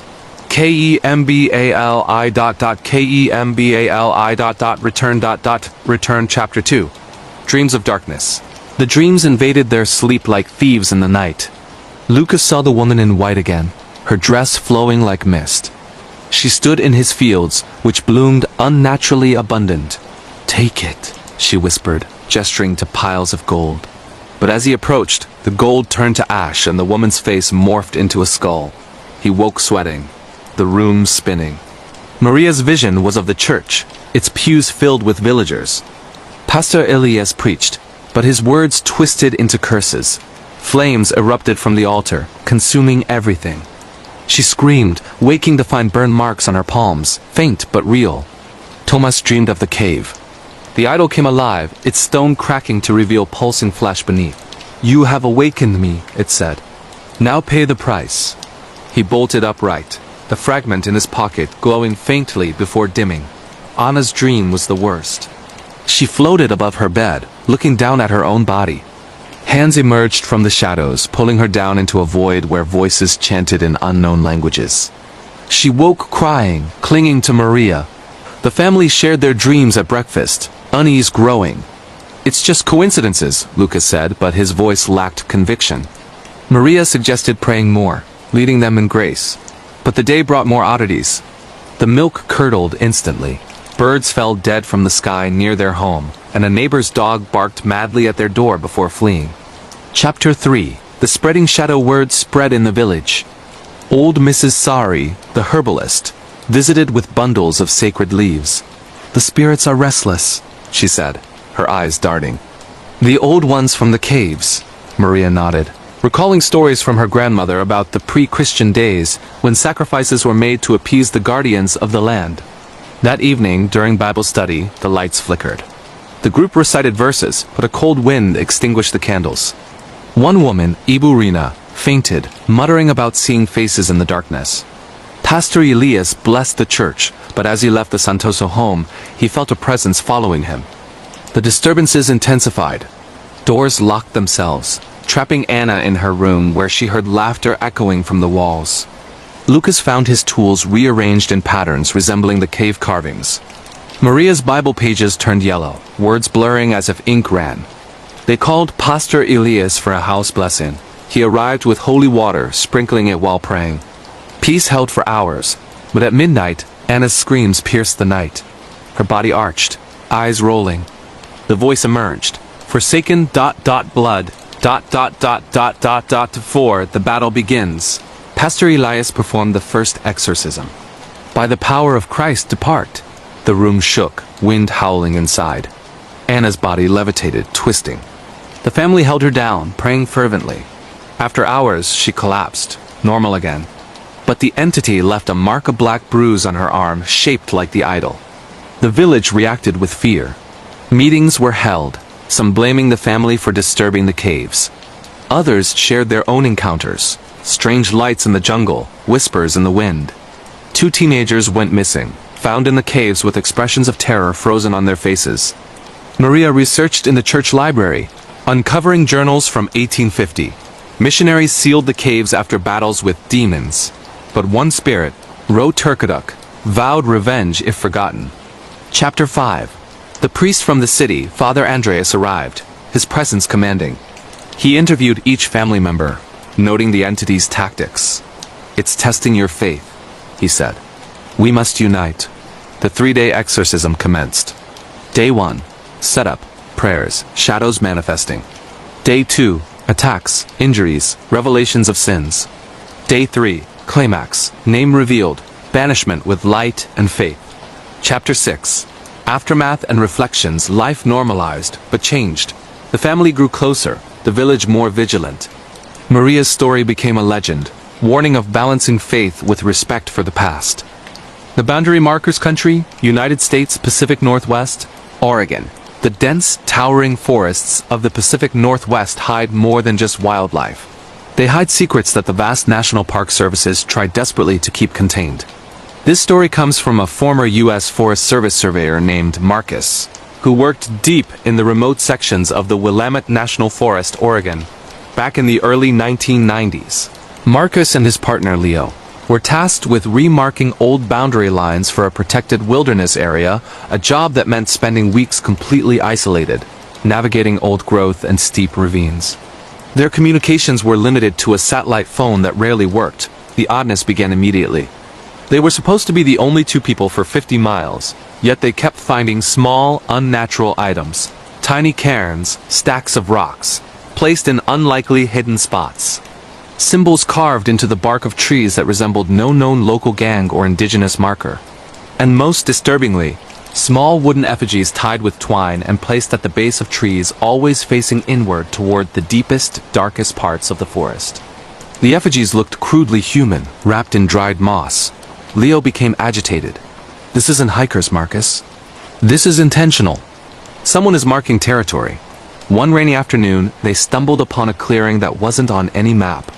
In the center stood a single derelict wooden structure, too small to be a cabin, too solid to be a lean-to. It had a heavy rusted door.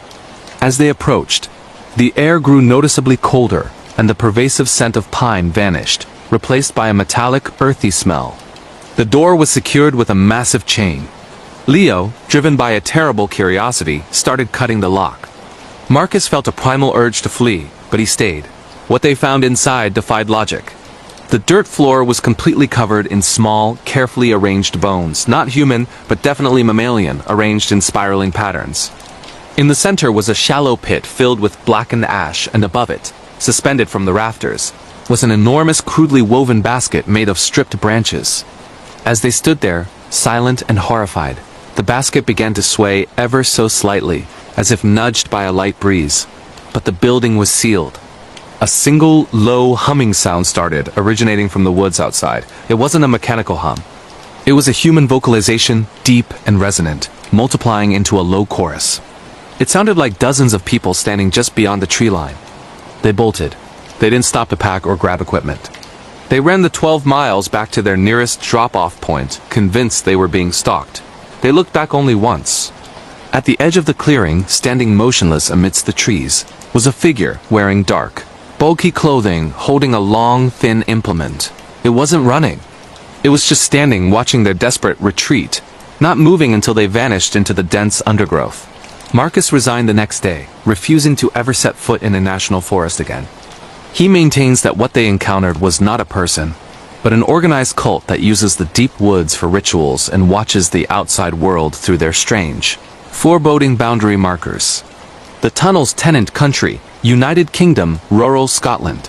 This terrifying account comes from Alistair, a railway maintenance worker in rural Highland Scotland, whose job involved inspecting long-abandoned Victorian railway lines and tunnels that were still occasionally used for freight. The year was 2011. Alistair was tasked with surveying the structural integrity of the Blackwater Tunnel, a 1.5 mile long passage cut through granite, infamous locally for unexplained accidents and a persistent feeling of dread. It was midnight when he started, relying on a powerful headlamp and a heavy-duty radio. The moment he entered the tunnel, the silence was overwhelming. The air was thick, cold, and tasted of wet stone and iron. About a quarter mile in, he saw the first sign that this was not a normal inspection. A perfect circular pile of clothing, a jacket, trousers, and boots neatly folded, lying directly on the tracks. No note, no explanation, just an empty uniform. He reported it over the radio, the static crackling back an uneasy acknowledgement. He continued slowly, his headlamp slicing through the absolute blackness. Then he saw the eyes. They were high up, resting just where the curved stone roof met the wall, at least 15 feet off the ground. They were two pinpricks of dull, yellowish light, unwavering, watching him from the deep shadow. Alistair froze, convinced it was some type of mountain cat or large rodent, though nothing matched the height. He shouted, his voice echoing violently off the stone. The lights didn't move. He aimed his lamp directly at the eyes and cranked the beam to maximum. What the light revealed was a creature of nightmarish physiology. It was bipedal, but impossibly thin and gangly, clinging to the tunnel wall like a massive spider. Its skin was translucent and slick, reflecting the light dimly. It had abnormally long limbs ending in hands that were essentially sharp black claws digging into the granite. But the worst feature was its head. It was large and smooth, almost fetal, tilted back, revealing a gaping, circular maw filled with small, needle-like teeth. It didn't shriek or roar. Instead, it made a sound that chilled Alistair to his core. A series of fast, wet clicks, and then a single, clear, high-pitched whistle, a perfect imitation of the steam whistle of an old locomotive. The creature began to descend, sliding down the wall toward the tracks with terrifying speed. Alistair finally broke and ran. He ran back the way he came, his boots clanging desperately on the rails. The sound of the creature's clicking steps rapidly gaining behind him in the echoing tunnel.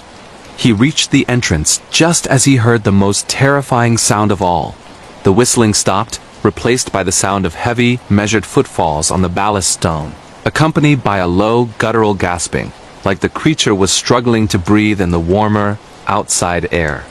He scrambled out of the tunnel mouth, collapsing onto the cold grass. He radioed his supervisor, shaking, shouting that the tunnel needed to be sealed immediately. They found the abandoned clothes inside, but no sign of the entity. Alistair never worked on the railway again. He firmly believes the tunnel was inhabited by something ancient and territorial, something that learned to lure its prey by imitating the very trains it despised. The uniform was the last sign of the previous unfortunate victim. The silent watcher of the high flats country, Germany, high-rise residential block, Berlin. This unsettling psychological horror comes from Anna, an exchange student living in a high-rise residential. Plattenbau, prefabricated apartment block in East Berlin in 2018. She lived on the 14th floor, high enough to feel isolated from the street below. Anna's apartment faced another identical block, separated by a wide, empty concrete courtyard. Her window looked directly into dozens of other apartments. The event started small. She noticed a man in the apartment directly across from her, 4 floors up. He was always standing at his window, motionless, staring directly at her building. She dismissed him as eccentric. But he was always there. Day, night, morning, always standing, facing her window. He was a large man, wearing a nondescript gray shirt, his face obscured by the distance and the window reflection. Anna started adjusting her behavior. She would close her curtains while changing.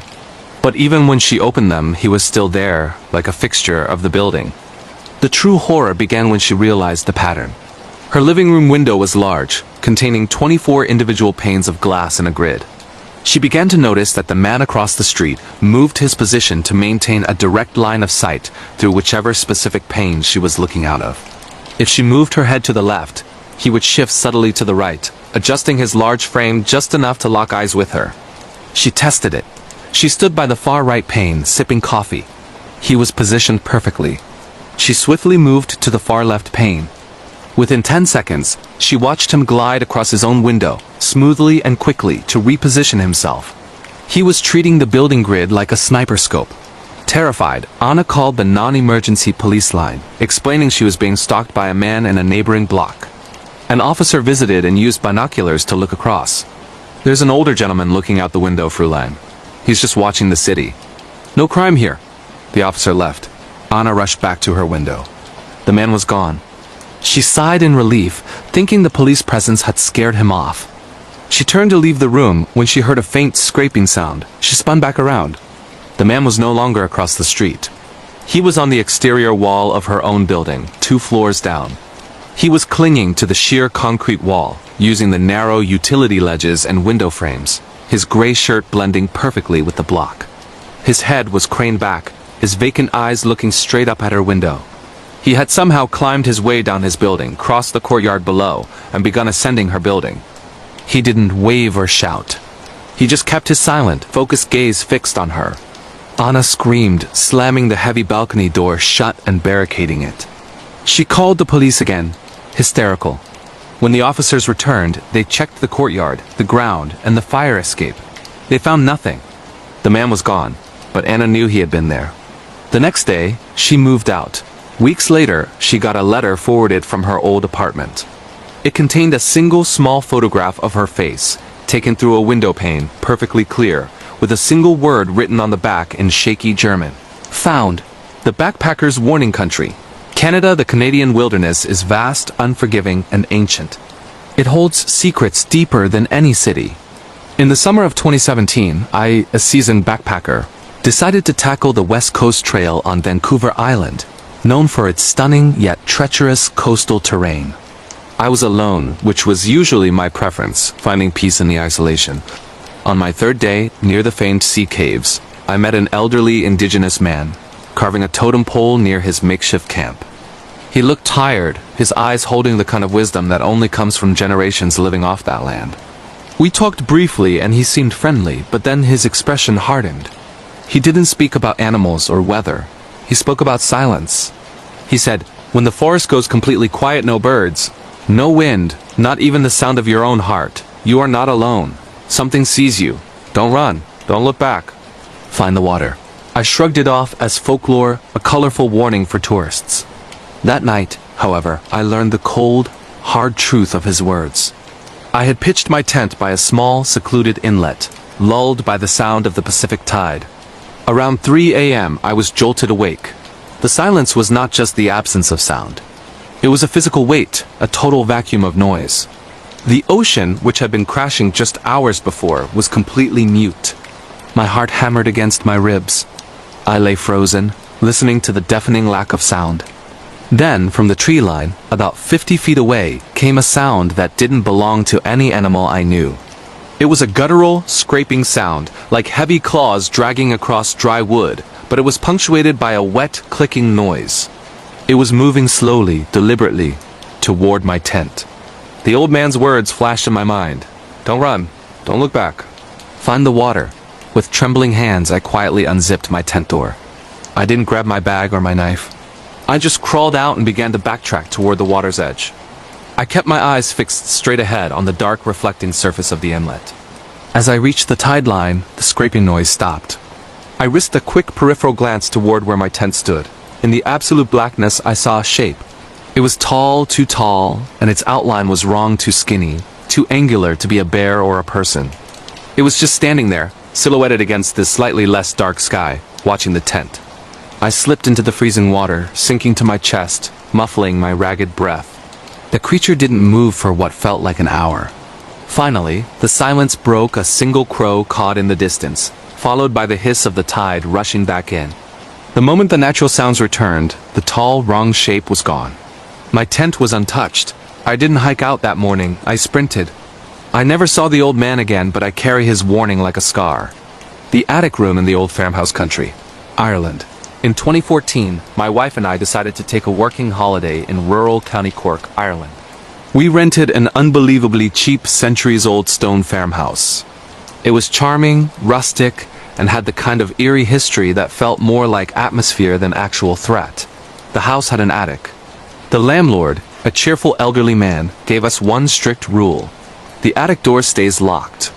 Don't go up there. It's just storage and the floorboards are rotten. He seemed genuinely serious, even a little nervous, which only made us more curious. The attic was accessed via a small, heavy wooden door hidden in the hallway ceiling, locked with an old, rusty padlock. For the first few weeks, everything was idyllic. Then, the scratching started. It always began around 1 a.m., directly above our bedroom. It wasn't the sound of mice.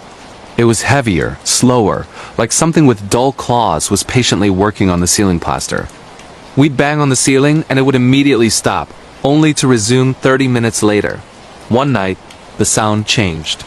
It wasn't scratching. It was a rhythmic, gentle rocking sound. Creak ... pause ... creak ... pause. It sounded exactly like an old wooden rocking chair moving, back and forth, slowly, methodically. This was far more unsettling than the scratching. My wife finally had enough. She found a heavy set of bolt cutters in the shed. "Rotten floorboards or not," she whispered, "I need to know what's up there." It took a minute to snap the lock. We pulled the door down, letting a cloud of dust and the smell of old wood and something vaguely metallic descend. We climbed the rickety ladder, flashlights in hand. The attic was tiny, dusty, and empty. No storage, no boxes, no furniture. The floorboards, while dusty, seemed solid enough. The space was completely bare, except for one thing. In the center of the room, directly above our bed, was a single, old-fashioned wooden rocking chair. And it was perfectly still. We examined the chair. It was heavy, and it would take considerable force to rock it. As my wife shined the light on the wooden seat, we saw it, a pattern of faint, dried, reddish-brown stains, soaking into the wood where someone would sit. We immediately decided we were leaving the next morning. But as we backed down the ladder, my flashlight beam briefly caught the wall, revealing something carved roughly into the stone. 2 words, written over and over again, scratched into the rock face at eye level. "Don't sleep." We spent the rest of the night shivering in the car. We didn't wait for morning. The landlord never questioned why we left. He simply said, "Some things need to be left alone." The last train out country. Russia. This happened to my friend Dmitry in 2019, while he was studying engineering in Moscow. He missed the last metro train and decided to take the late-night commuter train, the Electrica, back to his suburb, an hour-long ride. The train was virtually empty, maybe 5 people scattered across the carriage. Dmitry settled near a window. The train pulled out of the station and soon was cruising through the dark, cold landscape outside the city lights. About halfway through the journey, he noticed a woman sitting several rows ahead of him. She was wearing old, heavy, dark clothing and a thick woolen shawl pulled low over her face. Her posture was unnaturally rigid. Dmitry didn't pay her much mind until he realized she was making a sound, a very faint, repetitive noise. He listened closely. It sounded like someone chewing, but not on food. It was a wet, grinding sound, constant and sickeningly focused. He tried to ignore it, focusing on his phone, but the sound seemed to amplify in the silence of the moving train. Curiosity, that fatal human flaw, made him stand up and casually walk toward the train's exit doors, passing the woman's seat. As he drew parallel, he saw her hands. They were resting on her lap, but they weren't empty. They were clasped around a large, raw gray object. He couldn't make out what it was until his eyes adjusted to the dim carriage light.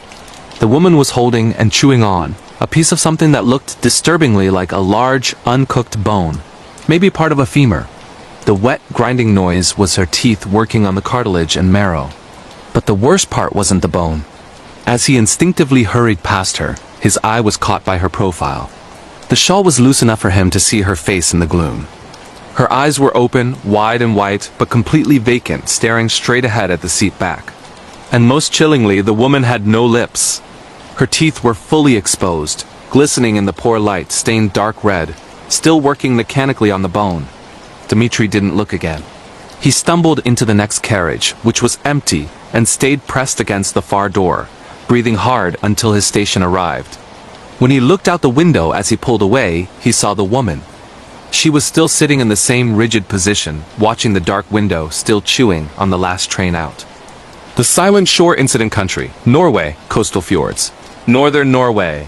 This story comes from a retired marine biologist named Lars, who specialized in acoustic monitoring of marine life near the remote fjords of northern Norway in the late 1990s. Work often involved spending weeks aboard a small, purpose-built research vessel, the Cryos, far from any shipping lanes or towns. In late October, Lars and his two colleagues were anchored in a deep, secluded inlet, deploying hydrophones, underwater microphones, to track whale migration. The area was notorious for its extreme cold, rapid weather changes, and near-total isolation. The acoustic readings started picking up anomalies that defied explanation. Instead of whale songs or seal clicks, the hydrophones recorded a repetitive, low-frequency thrumming sound too deep to be a ship engine, too rhythmic to be natural geological activity. It sounded like something massive was beating, slowly, deep below the surface. Lars initially thought it was a mechanical error until he noticed the marine life vanishing. The hydrophones went silent. No fish, no seals, nothing. The ocean floor, usually teeming with life, registered as acoustically dead. 2 nights into the anomaly, the humming intensified, now causing the Cryos' hull to vibrate faintly. Lars was awake in the control room when he heard a new sound captured by the deep sea.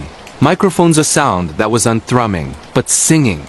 It was a complex vocalization, high-pitched yet mournful, undeniably structured like music, but completely alien. It was too fast, too intricate, and carried an inherent sense of despair that made the hairs stand up on his neck. It was definitely not human, but it was intelligent. His colleague, Björn, rushed in, pale-faced. Lars, look at the depth readings. Something huge is rising. The sonar is going crazy. Lars stared at the screen. A massive, non-metallic signature was ascending rapidly from the abyssal plain, 1,000 meters below. It was the size of a small submarine. Lars immediately ordered the anchor raised, and the engines started. As they began to pull away, the singing stopped abruptly. It was replaced by a sound that came not from the hydrophones, but from outside the boat just meters away. A sudden, tremendous gasping rush of air right next to the hull, like a gigantic creature breaching. Lars grabbed his spotlight and aimed it over the side. The beam cut through the dark water. What he saw was fleeting but burned into his memory. A structure that looked like an enormous, pale white dome or head, perfectly smooth, shimmering weightly, before it slid silently back beneath the waves. It was vast, far bigger than any known marine creature. The crew sped away, engines screaming. They didn't stop until they reached the nearest port, abandoning their expensive equipment. Lars reported the incident, but it was filed as a malfunction due to equipment failure. However, a week later, they received news. A lone fishing trawler, operating near the same inlet, had sent a final garbled distress call. It's taking the nets ... The whole boat is moving. And it's singing. God, the sound of it ... Boat quotes, the trawler and its crew vanished without a trace. Lars never went back to the fjords, convinced that they had awakened something ancient and colossal, a silent tenant of the deep Norwegian sea that preferred isolation. The missing mile marker country, Australia, the outback. Western Australia. The Australian outback is beautiful and deadly, an ancient land that seems to actively resist human presence.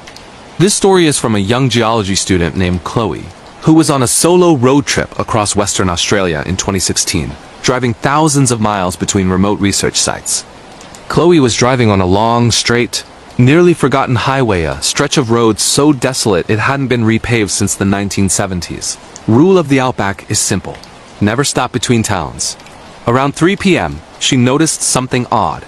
The roadside mile markers, small metal posts indicating the distance to the next settlement, were usually consistent, but there was a gap. She was expecting marker 78, but the next one she saw was 80. Mile marker 79 was completely missing. She was tired and decided to take a short break, figuring a stolen mile marker was a cheap souvenir. She pulled onto the dirt shoulder precisely where 79 should have been. The silence was instantaneous and crushing. As she stretched her legs, she noticed a faint trail leading away from the road, almost invisible in the red dust. It was too regular to be an animal track. It looked like something large and heavy had been dragged across the dirt. Curiosity overriding caution, she followed the drag marks for maybe 50 feet. The trail led her to an area of dead, dry scrub. And there, half buried in the soil, was the metal mile marker 79, but it wasn't stolen. It had been violently pulled out of the ground. And placed next to it, carefully propped up against the post, was a small smooth stone painted with a symbol she recognized instantly from Old Forgotten. Colonial records a symbol associated with Aboriginal tales of the Yowie, a cryptid similar to the Sasquatch. As she picked up the stone, she felt a profound sense of being watched. She slowly turned 360 degrees. Nothing. Just the endless baking hot scrubland. She placed the marker back down and turned to run back to her car. That's when she saw the footprints. They weren't the drag marks she had followed. These were huge, distinctly humanoid footprints, spaced unnaturally far apart, leading directly from the opposite side of the road, across the highway and stopping precisely where she had parked her car. The footprints continued right up to her driver's side door, paused, and then returned, crossing the road again and disappearing into the dense bush. She realized what had happened. The creature had pulled out the marker to make her stop, watched her walk away, entered her car while she was gone, and then left. Terror gripped her. She sprinted back. Her car was untouched, the doors locked. But as she slid into the driver's seat, her eyes fell on the dashboard. Her spare car key, which she always kept hidden under a small mat on the passenger floor, was now resting on the driver's seat, right where her head had been when she was sitting. It was placed neatly, almost deliberately, as if showing her that it had been inside, that it knew where she kept her secrets, and that it could have easily taken her, but chose only to send a silent, chilling message. Chloe didn't look in the rearview mirror until she was 50 miles away.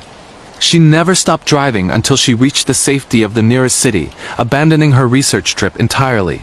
She still has the small painted stone, a reminder of the time she stopped in a silent place and found that the Outback was watching. The cabin in the zero, country, Iceland. The highlands interior. Iceland's interior highlands are beautiful but brutal, a volcanic landscape perpetually locked in winter.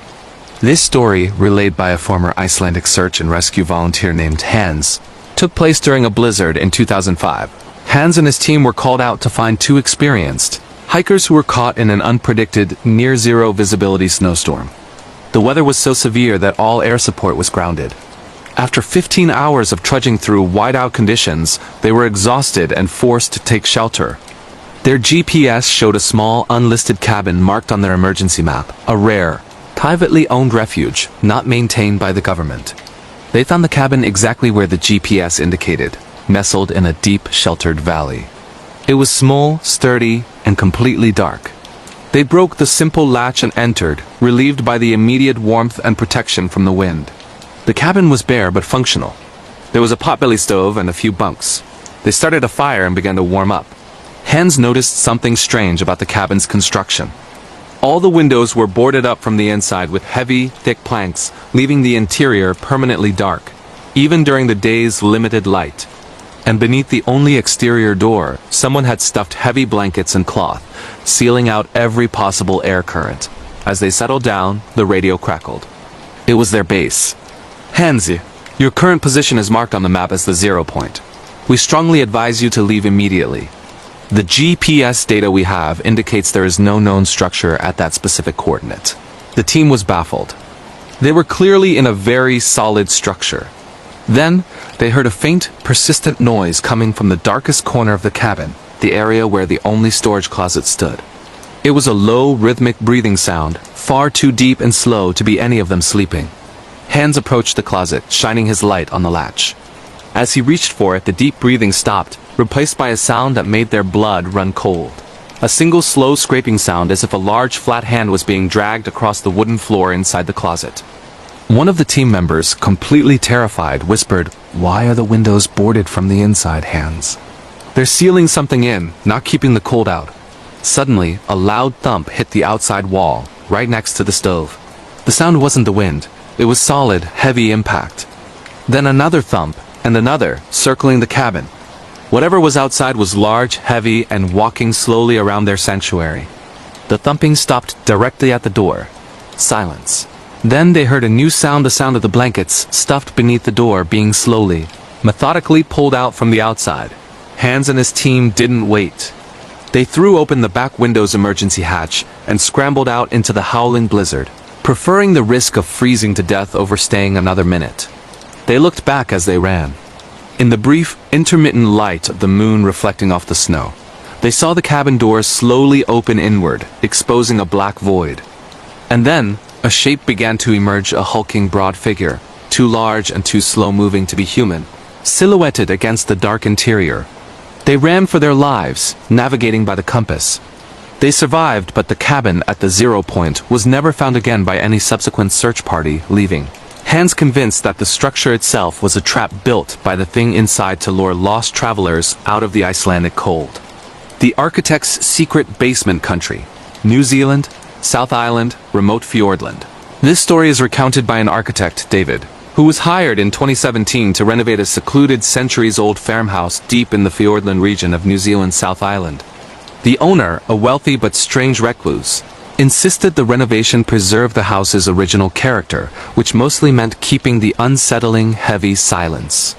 The house was built in the early 1900s, sprawling and Gothic, perched on a cliff overlooking a desolate inlet. David and his small crew were entirely isolated, the nearest town a 4-hour drive away. During demolition work on the kitchen floor, they discovered a section of the concrete that sounded hollow. After days of careful work, they broke through the concrete slab to reveal a hidden, reinforced trapdoor, secured by 3 industrial-grade bolts. This was not on any original blueprints. The owner, contacted via satellite phone, insisted they leave it alone and pour new concrete over it immediately. This refusal only fueled David's professional curiosity and suspicion. He waited until the owner was unreachable and decided to investigate. It took the crew an entire afternoon to cut the bolts. When the heavy door was finally lifted, it revealed a staircase leading down into absolute darkness. And the smell that wafted out was shocking, a mix of stale earth, ozone, and something sickly sweet like rotting meat and cheap perfume. They descended into a room that was not a typical root cellar or storm shelter. It was a vault. The walls were lined with thick steel plates. The single room was dominated by 2 elements. Asterisk. A massive antique safe built into one wall, its locking mechanism rusted and seemingly untouched for decades. Asterisk. A large, heavy, wooden altar in the center of the room, covered in thick layers of dust. As they began sweeping the dust off the altar, they found deep, unnatural gouges in the wood, as if something heavy and sharp had been dragged violently across its surface repeatedly. Then one crew member screamed. He had found a small, hidden indentation in the wall near the altar. Inside was a collection of bizarre artifacts: 3 dried human teeth wired together with fine copper filament, and a handful of old faded Polaroid photographs. The photographs were the true terror. They were all taken in the vault itself, and they showed the original owner, a man from the 1920s, performing a ritual. In the center of the altar, strapped down with leather restraints, was a figure dressed in white. The figures in the photos were blurred, but the sheer malevolence in the atmosphere of the images was palpable. The final photo, however, showed the vault empty, except for the large safe in the corner. The image was perfectly clear and carved into the metal door of the safe. Visible through the dust and age was a new scratch mark that looked unsettlingly fresh, tracing a crude, jagged symbol. As David held the photo, they heard a faint, high-pitched whimper coming from inside the massive, rusted safe. It was faint, desperate, and utterly human. They dropped everything and fled, sealing the trapdoor, and drove the 4 hours back to the nearest town.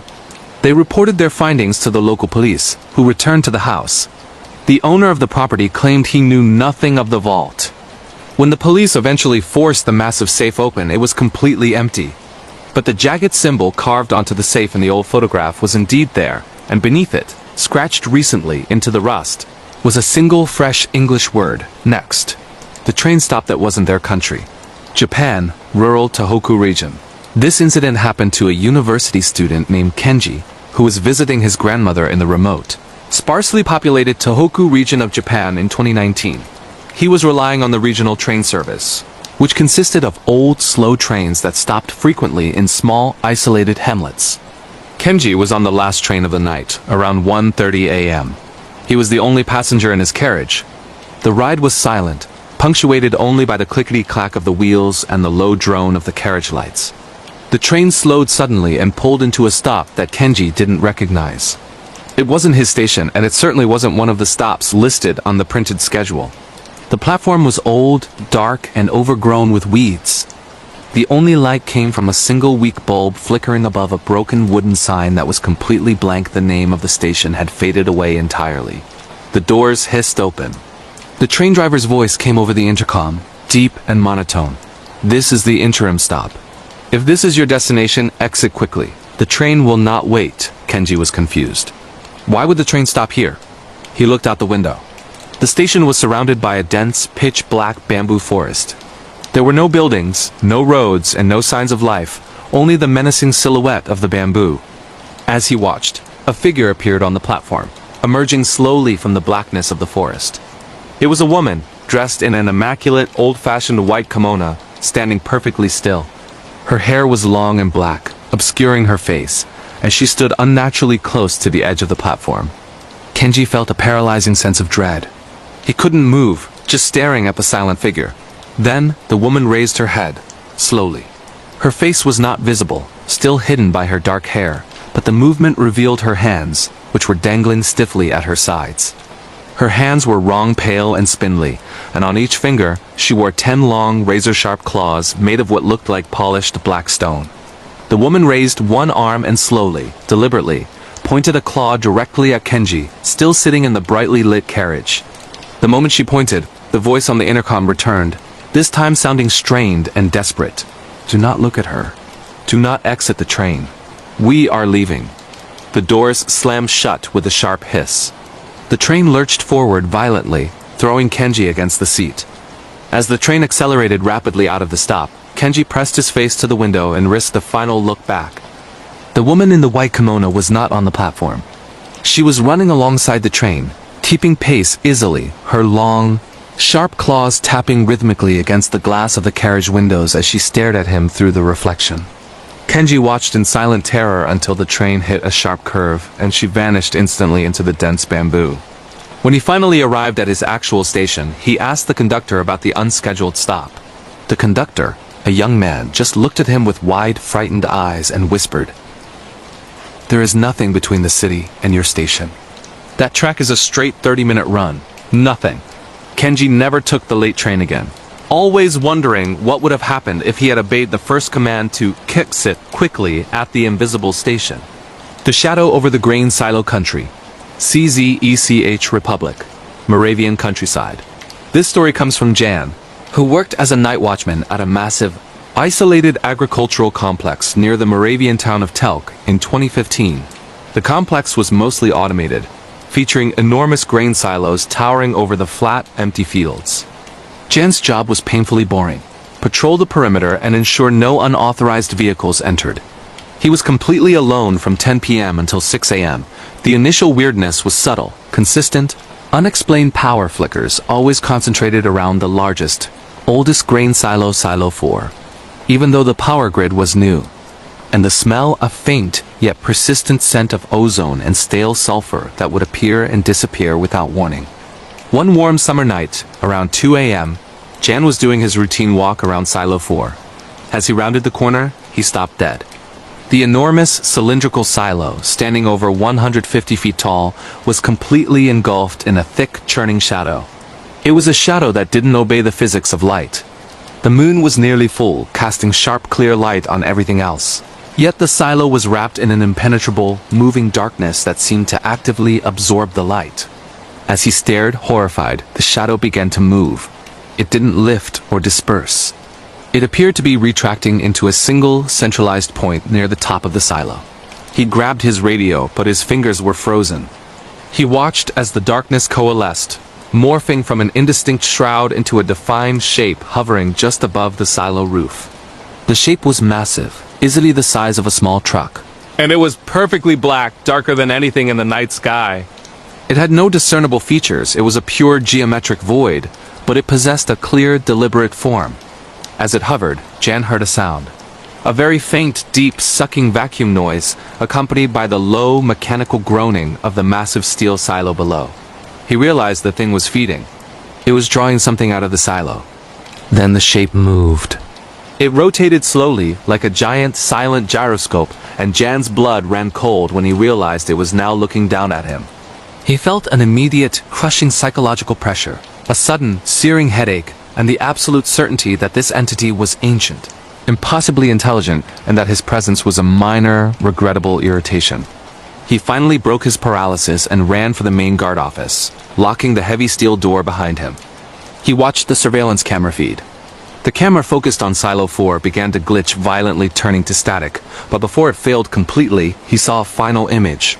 The enormous shadow dropping straight down onto the silo, covering the lens before the screen went entirely black. When the morning crew arrived at 6 a.m., Jan was curled up on the floor, weeping. The complex seemed normal, the sun shining brightly. But when the maintenance crew checked Silo 4, they found the roof access hatch ripped completely open, the heavy steel bolts twisted and sheared off as if by colossal force. The silo's contents, hundreds of tons of grain, were gone, vanished without a trace, leaving a perfectly clean, empty shell. The official report blamed vandalism and a bizarre, catastrophic mechanical failure, but Jan knew the truth. He had seen the shadow of the Moravian countryside, and he knew that sometimes the vast, empty fields hold things that come not from the earth, but from the terrifying blackness above. The Whistler of the Black Forest country, Germany, the Black Forest, Baden-Württemberg. This terrifying account is from Lucas, a forestry worker in the deepest, most remote sections of Germany's Black Forest, Schwarzwald, in the mid-2000s. The forest is vast, dark, and holds centuries of dark folklore. Lucas was spending a week alone in a government-owned monitoring cabin, deep in an area designated as a protected, inaccessible reserve. His job was simply to record environmental changes. The isolation was total. His nearest contact was 2 days' hike away. The first 3 days were peaceful. On the fourth night, the atmosphere shifted. The temperature dropped far lower than usual, and an unnatural, crushing stillness settled over the dense pine canopy. Around 1 a.m., Lucas was jolted awake by a sound that made his blood run cold. Whistling. It was a beautiful, clear melody, a traditional German folk tune, but played at an unnerving, slow tempo. The sound was coming from the darkness just outside the cabin door. Lucas grabbed his flashlight and his hunting knife. He knew that no sane person would be hiking through this remote, protected area at night. He whispered through the locked door, "Who's there? Go away." The whistling stopped instantly. Silence. Lucas waited for 20 minutes, his heart pounding.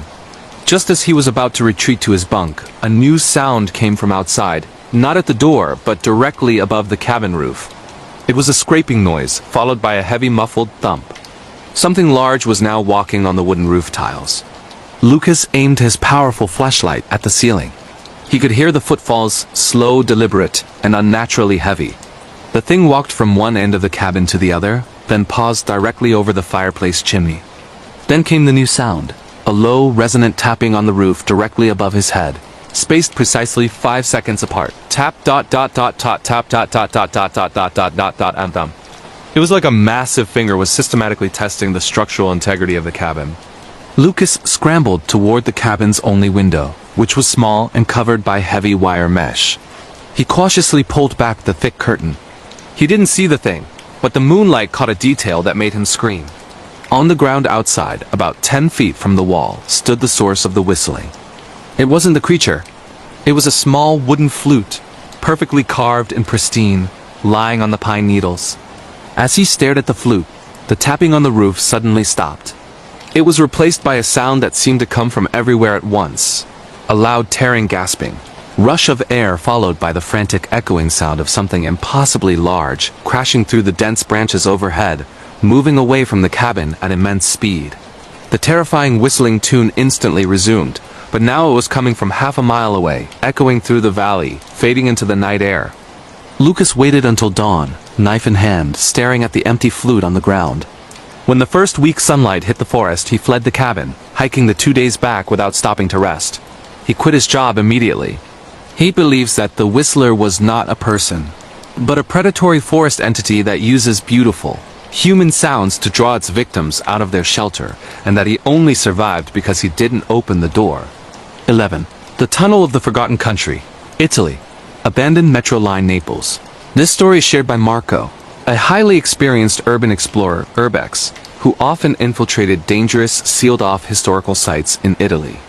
In 2020, he and his partner, Luca, decided to explore a supposedly sealed section of an ancient Roman aqueduct that ran beneath the modern subway system in Naples. They managed to bypass the modern barriers and entered a network of dark, damp, subterranean passages. Their goal was a legendary sealed-off Roman cistern. After an hour of climbing through narrow, collapsing tunnels, they found the access point, a heavy rusted manhole cover leading down into a larger, older passage, which Marco immediately realized was not Roman aqueduct, but an abandoned, forgotten section of the Metro line from the 1940s. The tunnel was immense, freezing cold and silent. They began walking down the old tracks, their lamps cutting through the fog. They soon started seeing things that weren't typical urbex finds. Scattered along the tracks were dozens of items that clearly belonged to people who had lived and died down there. Moldy blankets, makeshift sleeping areas, and strange hand-drawn charcoal drawings covering the walls, all depicting stick figures running away from large, indistinct floating shapes. The atmosphere became crushing. They kept hearing faint noises echoing from deeper within the tunnel, not rats, but something that sounded like distant, desperate sobbing. As they reached a bend, they saw a sight that made their lamps tremble. A small, dark wooden cart, like an old mining wagon, sitting perfectly centered on the tracks. And sitting in the cart was a figure. It was a small, hunched figure, completely motionless, wearing what looked like a tattered, heavy cloak. Marco shone his lamp directly at it, ready to apologize for the intrusion. The figure didn't move. Marco approached cautiously, noticing the sickeningly sweet, metallic smell again. He reached out and gently touched the cloak's shoulder. The entire figure disintegrated into a cloud of fine, brittle, ash-like dust that quickly settled back onto the floor. The cloak, the dust, everything about the figure was incredibly old and dry. Marco and Luca stared at the pile of dust, horrified. It wasn't a person. It was the remains of a person sitting upright, preserved in the tunnel's cold, dry air. As they backed away, Luca suddenly screamed and pointed his lamp frantically down the tracks. Coming toward them, slowly emerging from the deep blackness, was an entire procession of figures. They were wearing similar dark, tattered clothing, hunched over, walking slowly toward the disintegrated figure.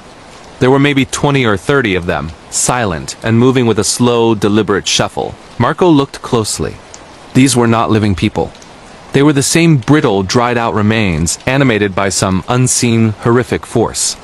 They were being pulled, or moved, along the tracks, walking toward the spot where their comrade had just collapsed into dust. One of the figures, nearest to them, raised its head, a hollow hoot over nothing, but shadow and let out a sound that wasn't a shriek or a word, but a long, vibrating, hissing inhalation. Marco and Luca turned and ran, scrambling back through the narrow tunnels, fighting panic and the suffocating smell of decay. They didn't stop until they burst out of the manhole and sealed it shut. They never spoke of the tunnel to any other urbex group, convinced that the subterranean darkness of Naples held a vast, silent community of the forgotten, and that they had witnessed a terrifying, ongoing funeral procession of dust and despair. The Desert's Listener.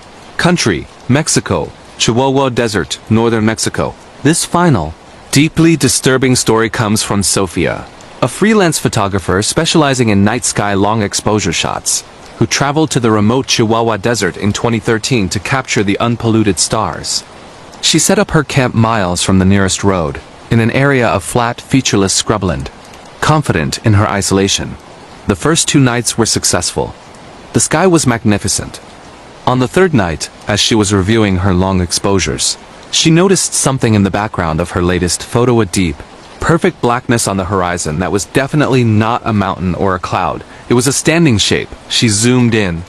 The shape was humanoid, but tall and thin, and it was standing perfectly still, miles away, at the exact limit of the desert horizon. She dismissed it as a glitch, or a trick of the light. She reset the camera for the next long exposure. When the 30-minute exposure was done, she checked the image. The shape was still there, standing at the horizon, but it was now noticeably larger and clearer. It had moved closer. Terror began to set in. She packed her equipment frantically, stumbling in the dark. As she was securing her tripod, she heard a sound that didn't belong in the desert. A faint, low whispering. It wasn't wind noise. It sounded exactly like someone whispering a secret directly into her ear, but the sound was everywhere, surrounding her. The words were not in Spanish or English. They were a long, continuous stream of syllabic sounds that made no sense, but communicated pure, malicious intent. She dove into her truck, locked the doors, and slammed the accelerator. She drove for 20 minutes across the rough scrub, not caring about her suspension until she hit the main dirt road. As she drove, she glanced at her rearview mirror. The moon was bright behind her. And there, standing directly on the center line of the dusty road, was the tall, thin shape. It was close now, far too close for something that had been miles away just minutes earlier. It wasn't running. It was just standing, observing her panicked retreat. But the final horror came when she reached her next stopping point at a small, isolated gas station. She pulled over, trembling, and called her friend. As she was talking, she noticed her camera bag on the passenger seat. She had been so rushed, she hadn't zipped it properly.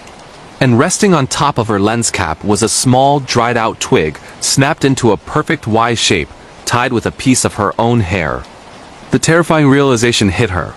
The thing didn't just stand and watch. While she was packing, while she was driving, it had been inside her truck.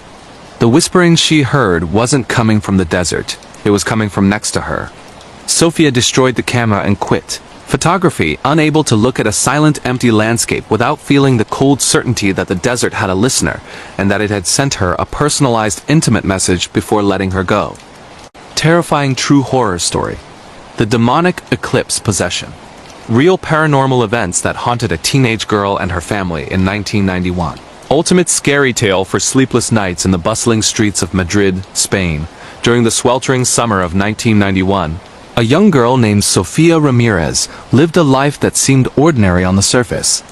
At 15 years old, Sofia was the eldest of 4 siblings in a modest apartment on the outskirts of the city. Her father had passed away 2 years earlier from a sudden heart attack, leaving her mother, Maria, to work long hours at a local diner to support the family. This meant Sofia often took on the role of caretaker for her younger brothers and sister, 10-year-old Miguel, 8-year-old Lucia, and 6-year-old Pablo. The apartment was cramped, with peeling wallpaper and creaky floors. But it was home, a place filled with the echoes of laughter and the scent of Maria's homemade paella on rare evenings when she was off work. Sofia attended a strict Catholic high school, where the nuns patrolled the hallways like guardians of morality. She was a good student, curious and adventurous, with a group of close friends who shared her fascination with the unknown. Among them were Isabella, a bold girl with a penchant for rebellion, and Carmen, the quiet one who always carried a notebook filled with sketches of mystical symbols. The 3 girls had been intrigued by stories of the supernatural, whispered in the shadows of the schoolyard. They read books about ghosts and demons borrowed from the library, and they often discussed the upcoming solar eclipse, a rare celestial event set to occur on July 11, 1991. The eclipse was said to be a time when the veil between worlds thinned, making it perfect for contacting the spirits. As the day of the eclipse approached, the city buzzed with excitement. Newspapers warned of eye damage from staring at the sun, and schools planned special lessons on astronomy. But for Sofia, Isabella, and Carmen, it was an opportunity for something more daring. "Let's do a seance," Isabella suggested one afternoon during lunch, her eyes gleaming with mischief. "We can use the Ouija board my brother has. During the eclipse, the spirits will be stronger." Carmen hesitated, her face paling, but Sofia, eager for adventure and perhaps seeking a connection to her late father, agreed. They'd planned to sneak into the school's basement during the eclipse, where no one would disturb them. The morning of July 11th dawned with an unusual chill in the air, despite the summer heat. The sky was clear, promising a perfect view of the eclipse. At school, students gathered in the courtyard with special glasses distributed by the teachers. Sophia, Isabella, and Carmen excused themselves under the pretense of using the restroom and slipped down to the basement. The room was dim, lit only by a single bulb hanging from the ceiling, casting long shadows across the concrete floor. Dust motes danced in the air, and the faint smell of mold lingered. They set up the Ouija board on an old wooden crate, placing a glass in the center as the planchette. As the eclipse began, the light outside dimmed, plunging the world into an eerie twilight. The girls placed their fingers on the glass and chanted, "Spirits of the beyond, we call to you. Show us a sign during this time of darkness." At first, nothing happened. The glass remained still, and the girls giggled nervously. But then, as the sun was fully obscured, a cold wind swept through the basement, though no windows were open. The glass began to move, spelling out words. "I." Here?" Excitement turned to fear as the temperature dropped further. "Who are you?" Sophia asked, her voice trembling. The glass spelled friend, but then it jerked violently, cracking the board. Screams echoed as the light flickered, and something invisible brushed against their skin. In their panic, the girls fled the basement without saying goodbye, a crucial step they had read about but forgotten in the moment. They ran back to the courtyard just as the eclipse ended, the sun re-emerging like a beacon of normalcy. Isabella and Carmen laughed it off as a prank of their imagination, but Sophia felt a lingering unease. That night, as she returned home to the apartment, the feeling intensified. The building seemed darker, the stairs creaking louder than usual. Maria was at work, so Sophia prepared dinner for her siblings. Simple sandwiches and fruit. Miguel complained about the food, Lucia drew pictures of the eclipse, and Pablo played with his toys. But as they ate, a strange noise came from the hallway, a low whisper, like someone calling Sophia's name. She dismissed it as the wind, but later that night, as the children slept, Sophia lay awake in her small bedroom. The apartment was silent except for the distant hum of traffic. Then the whispers returned, closer this time, right beside her ear, Sophia ... "You invited me." Her heart pounded as she sat up, scanning the room. Nothing was there, but the air felt heavy, oppressive. She turned on the light, and for a split second, she saw a shadow in the corner, a tall, amorphous figure that vanished when she blinked. Shaking, she told herself it was a trick of the light, and eventually fell into a fitful sleep. The next morning, things escalated. While making breakfast, Sophia heard Pablo screaming from the living room. Rushing in, she found him pointing at the wall, where a drawing Lucia had made of the eclipse now had extra mark-screwed symbols that looked like ancient runes, drawn in what appeared to be blood. But it was just red crayon, Sophia rationalized, though Pablo insisted. "The bad man did it." Lucia denied touching the drawing, and Miguel laughed, calling it a joke. Sophia cleaned it up, but her hands trembled. That afternoon, while the kids napped, she felt a hand on her shoulder. Turning, no one was there, but a bruise formed where the touch had been. As days passed, the disturbances grew more intense. Objects moved on their own. Cups sliding across the table, doors slamming shut without wind. The whispers turned into voices, speaking in a language Sophia didn't understand but felt deep in her bones. At night, she would wake to find her bed levitating slightly, or her body paralyzed while a dark presence hovered over her. She confided in Isabella and Carmen, but they distanced themselves, afraid it was contagious. "You didn't say goodbye," Carmen whispered over the phone. "That's why it's attached to you." Sophia researched at the library, learning about demonic possessions and the dangers of unfinished rituals. She discovered stories of entities that latched onto the living, feeding on fear. Desperate, she tried to perform a closing ritual alone in the apartment, using salt circles and prayers from a book. But during the ritual, the entity manifested fully. The lights shattered, plunging the room into darkness. A guttural voice boomed, "You cannot send me away. You are mine." Her siblings woke screaming as furniture flew across the room. Pablo was lifted into the air, his eyes rolling back. Terrified, Sophia grabbed a crucifix from the wall and shouted, "In the name of God, leave us." The entity laughed, a sound like breaking glass. It revealed visions in her mind flashes of its origin, a malevolent spirit from centuries ago, awakened by the eclipse's energy. It had been waiting for someone to invite it in, and Sophia's seance was the perfect door. The attack lasted hours, with scratches appearing on their skin and cold spots forming ice on the windows. Maria returned home to chaos and demanded explanations. Sophia confessed everything, and Maria, a devout Catholic, called the local priest, Father Alonso. He arrived the next day, a stern man with years of experience in spiritual warfare. He blessed the apartment, sprinkling holy water, but the entity resisted, causing the water to boil on contact. "This is no ordinary ghost," Father Alonso said. "It's a demon, drawn by the eclipse and the incomplete summoning. We must perform an exorcism." The exorcism took place over several nights. Father Alonso, assisted by another priest, bound Sophia to a chair as the demon spoke through her, twisting her voice into something inhuman. "She belongs to me now," it growled. Her body contorted unnaturally, levitating, and spewing curses in Latin. The siblings hid in another room, praying with Maria.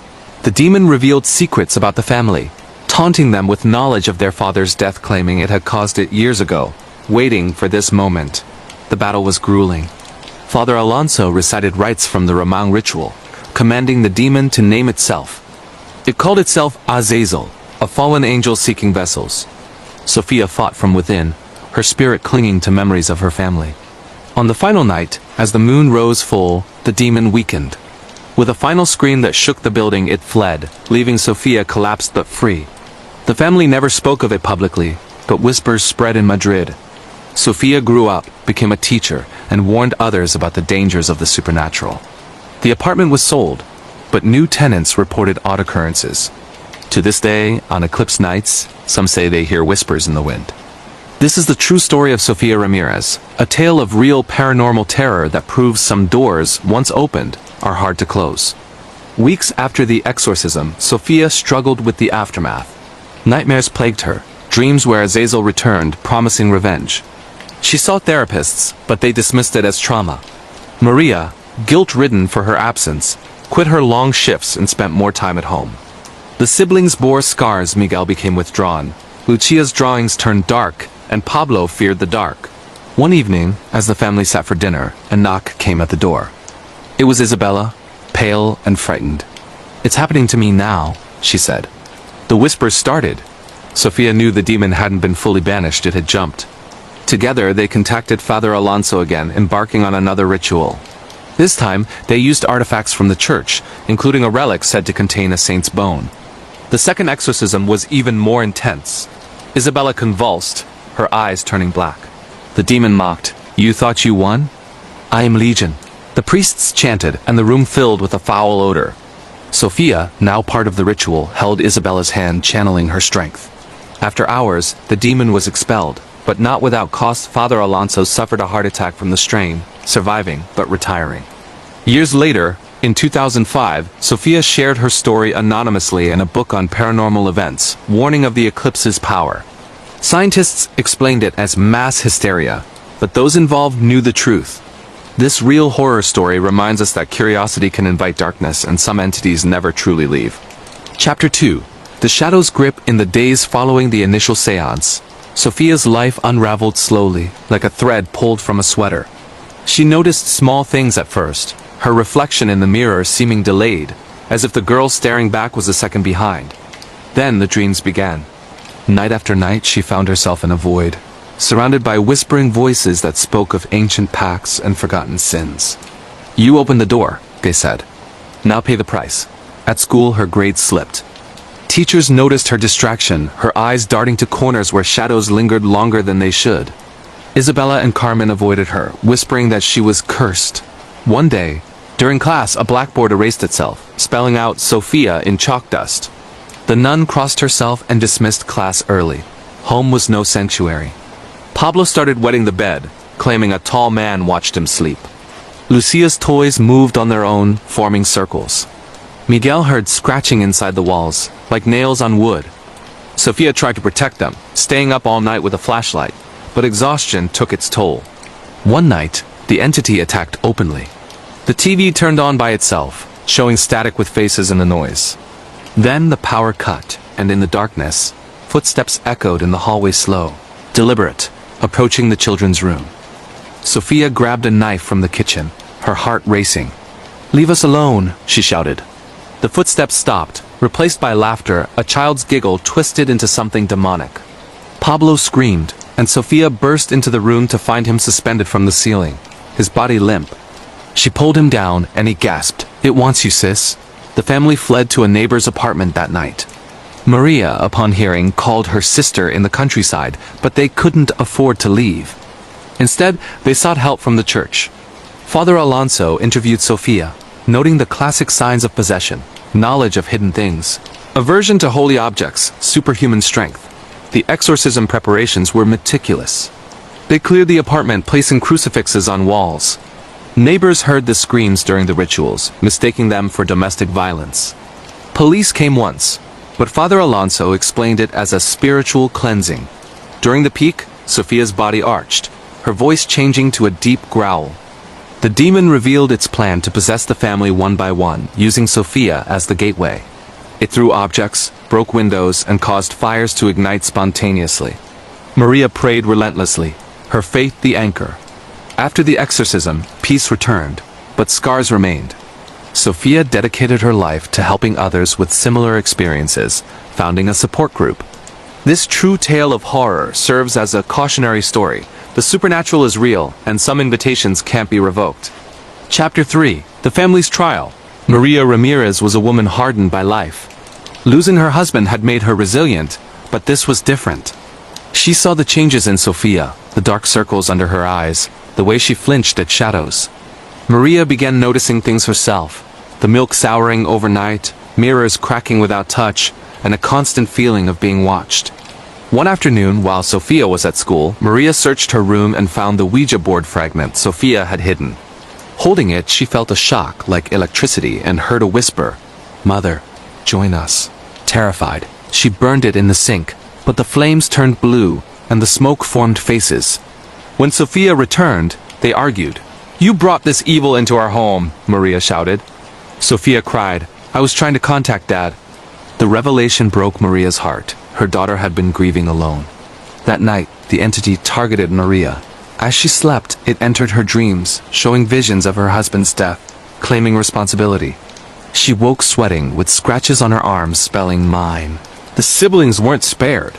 Miguel, the skeptic, was dragged under his bed by invisible hands. Lucia saw apparitions in her closet, ghostly children beckoning her to play. Pablo developed a fever that doctors couldn't explain, his temperature spiking during night. Sophia, feeling responsible, researched more. She learned of the demon's name from old texts. Azazel, a watcher fallen from grace, drawn to eclipses as portals. She gathered items for protection. Rosemary, salt, holy water stolen from church. The climax came during a storm. Thunder masked the entity's roars as it possessed Sophia fully. Her eyes turned white, she spoke in tongues, and lifted furniture with her mind. Father Alonso arrived just in time, beginning the rite. The demon fought, causing the building to shake. Neighbors evacuated. Hours later, with the family's united prayers, the demon was cast out. The air cleared. The storm ended. The family moved to a new apartment, starting anew. This story, based on real events, has been shared in paranormal circles, a testament to the dangers of the unknown. If you hear whispers during an eclipse, remember Sophia's tale and say goodbye. Sinister true horror story. The anonymous letters, real stalker nightmare in a suburban dream home, chilling paranormal mystery, based on actual events that destroyed a family's life in the affluent suburb of Westfield, New Jersey. In 2014, the Thompson family thought they had achieved the American dream. Dean Thompson, a successful finance executive, and his wife Nora, an artist, had just purchased a beautiful colonial house at 657 Oak Avenue for over $1 million. The home was a 6-bedroom masterpiece with a sprawling lawn, a pool, and a history dating back to the 1920s. Their 2 children, teenager Ellie and young Carter, were excited about the move from the city, imagining summer barbecues and neighborhood friends. The first letter arrived 3 days after they moved in. It was in a plain envelope, postmarked locally, addressed to the new owners. Inside, typed in bold letters, 657 Oak has been the subject of my family for decades. It is now your turn. Let the blood rush to the house. The Watcher. Dean laughed it off as a prank, but Nora felt a chill. They settled in, unpacking boxes and meeting neighbors. The eccentric Pearl and her brother Jasper, who lived next door, and the nosy Mo and Mitch across the street. As weeks passed, more letters came. Have you found what's in the walls yet? The house knows your secrets. The family installed security cameras, but the letters continued, mentioning details like Ellie's art class or Carter's favorite toy. Dean hired a private investigator, Theodora, a retired cop with a no-nonsense attitude. She dug into the house's history, discovering a previous owner, John List, who had murdered his family there in the 1970s, a fact the real estate agent had omitted. The disturbances weren't just letters. Strange noises at night, knocking from the basement, footsteps in the attic. Nora found a ferret in the kitchen one morning, alive but disoriented, with no explanation how it got in. The neighbors acted oddly. Pearl organized block meetings where they stared at the Thompsons, whispering about preserving the neighborhood's bloodline. One night, Ellie received a text from an unknown number. "I see you in your room," she screamed, and the family discovered a hidden camera in her vent. The police were called, but fingerprints led nowhere. Dean suspected the neighbors, confronting Jasper, who rambled about the fourth turning, a theory of cyclical history involving chaos. The stress fractured the family. Dean and Nora argued, with Nora accusing Dean of writing the letters in a breakdown. A test on an envelope revealed no match, but a hair found belonged to a local teen, Dakota, who Ellie had been secretly dating. Dakota denied involvement, but his mother, Karen, a real estate agent, offered to buy the house back at a loss. Then, the basement discovery, a hidden room with a bed, food wrappers, and a notebook listing the family's routines. Someone had been living there. The watcher had been inside all along. Desperate, the Thompsons fled to a motel. But the letters followed. "You can't escape the house. It owns you." Theodora uncovered the truth. The watcher was a collective. Neighbors protecting a dark secret. The house was built on an old burial ground, and blood sacrifices were rumors of past disappearances. In a final confrontation, Dean broke into Pearl's house, finding letters and photos. A chase ensued, ending with Pearl confessing. The house needs watchers to keep the spirits at bay. The police arrested her, but the letters stopped only after the family sold the house and moved away. Years later, Dean obsessed, returning to watch the new owners. The cycle continued. This real story of stalking and paranormal conspiracy warns of hidden darkness in perfect suburbs. Chilling true horror story, the haunted college dorm, real ghost encounters from 1984, that still terrify survivors. Paranormal activity based on actual events in a cursed building in 1984. At a small college in upstate New York, freshman Chris Johnson arrived full of ambition. An avid runner, he chose Geneseo College for its track program and scenic trails. His dorm, Erie Hall, was an old building with a history of Civil War use as a hospital. Chris roomed with a friendly guy named Mark, and life seemed promising. The first sign was a voice during his morning run. "Help me." He thought it was wind. But in the dorm, things worsened. Objects moved, lights flickered. Chris felt dread in his room, like being watched. Mark joked about ghosts, but Chris's nightmares intensified. Visions of a soldier with a wounded leg. A friend, Sarah, suggested a seance. They did it, and the spirit responded, identifying as a Civil War ghost. But it turned malicious, scratching Chris. Rumors spread after Mark saw the apparition. Chris's father visited, and during a run, they found an old grave marker in the woods. Chris confronted the ghost alone, using a ritual from a book. The entity attacked, but Chris banished it with a prayer. The experience changed him. He became a paranormal investigator. This true tale of haunting reminds us old buildings hold secrets. Terrifying true horror story. The Cursed Revival Experiment, Real Mad Scientist. Possession in a hidden 2025 lab. Ultimate scary paranormal tale for chilling nightmares and sleepless horrors.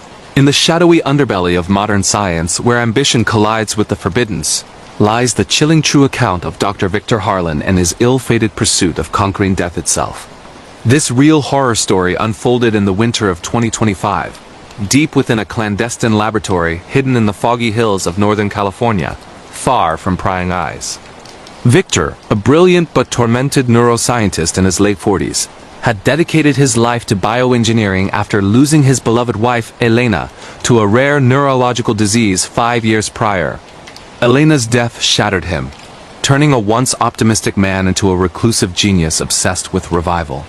He worked for a shadowy biotech firm called Eterna Labs, funded by anonymous investors who turned a blind eye to ethical boundaries. Victor's team included his loyal assistant, Dr. Mia Reyes, a young prodigy in genetic editing, and a handful of technicians sworn to secrecy under ironclad NDAs. The lab was a fortress of steel and glass, buried underground with biometric locks and surveillance that monitored every breath. Victor's project, codenamed Phoenix Rising, aimed to reanimate dead tissue using a cocktail of CRISPR gene therapy, neural implants, and experimental stem cells harvested from controversial sources. He believed that by mapping the human consciousness onto a reconstructed body, he could bring back the dead not as zombies, but as fully sentient beings. But whispers among the staff spoke of darker inspirations, ancient texts on alchemy and forbidden rituals that Victor studied in secret, blending science with the occult. "Death is just a puzzle," he'd mutter during late-night sessions, his eyes gleaming with madness under the harsh fluorescent lights. It all began innocently enough in January 2025, when Victor acquired a donor body, a young man named Jacob Ellis, who had died in a car accident. Jacob was 25, athletic, with no family to claim him. Victor saw in him the perfect vessel, strong, undamaged organs, and a brain that could be rebooted. The revival process started with injecting the body with a serum derived from electric eel DNA for neural stimulation, combined with a synthetic blood substitute laced with nanobots. Mia assisted, her hands steady despite her growing doubts. "This isn't science, Victor. It's playing God," she warned one evening as they prepped the chamber, a sealed room with life support machines humming like distant thunder. The first experiment happened on a stormy night. The kind where lightning cracks the sky and rain hammers the earth like an omen. Victor initiated the sequence, electrodes attached to Jacob's temples, 4 lines pumping the serum, and a neural scanner mapping what remained of his brainwaves. At first, nothing.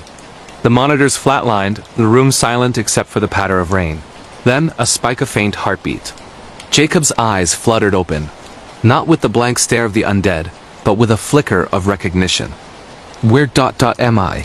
he rasped, his voice a gravelly echo. Victor wept with joy, proclaiming victory. Mia documented it all, her camera capturing the miracle. But as hours passed, anomalies emerged. Jacob spoke of visions, dark voids, whispering entities that promised eternal life but demanded a price. "They want in," he murmured, clawing at his skin. By dawn, the horror escalated. Jacob's body began rejecting the revival. His skin blistered, veins bulging black like ink under flesh. He screamed in tongues, ancient languages Victor recognized from his occult books, Latin phrases invoking demons. The lab's power flickered, shadows dancing unnaturally on the walls. Mia fled to the control room, locking herself in, while Victor tried to stabilize him. "Fight it, Jacob!" Victor shouted, but Jacob lunged, his strength superhuman, pinning Victor against the glass. "You open the door," Jacob growled, his eyes pitch black, no pupils. In that moment, Victor realized the truth. The revival hadn't just brought back Jacob. It had invited something else, a parasitic entity from beyond, using the body as a host. The possession spread like a virus. Technicians reported nightmares, waking with scratches spelling "revive" on their arms. The lab's AI system glitched, displaying messages. "The dead envy the living, Mia." Reviewing footage, saw shadows in the corners, tall, humanoid figures that vanished when replayed. Victor, desperate, attempted an exorcism of sorts, blending science and ritual. Injecting holy water mixed with sedatives, chanting incantations while running electromagnetic pulses. But the entity fought back. Jacob's body contorted, bones cracking, levitating off the table. "I am Legion," it boomed, a voice layered with thousands. Lightning struck nearby, surging power and shattering containment. Jacob escaped, rampaging through the halls, killing 2 technicians by ripping them apart with bare hands. Mia barricaded herself in the server room, calling for help on a hidden satellite phone. "It's not human anymore," she whispered to emergency services. Victor confronted the creature in the main chamber, armed with a defibrillator. "Elena, if you're in there ... double quotes," he pleaded, delusional that his wife's spirit was involved. The entity laughed, revealing visions in Victor's mind. Elena's death wasn't natural. It was a curse from his early experiments. The fight was brutal, Jacob's claws slashing, Victor shocking him repeatedly. Finally, Mia activated the lab's self-destruct, flooding the facility with neurotoxins.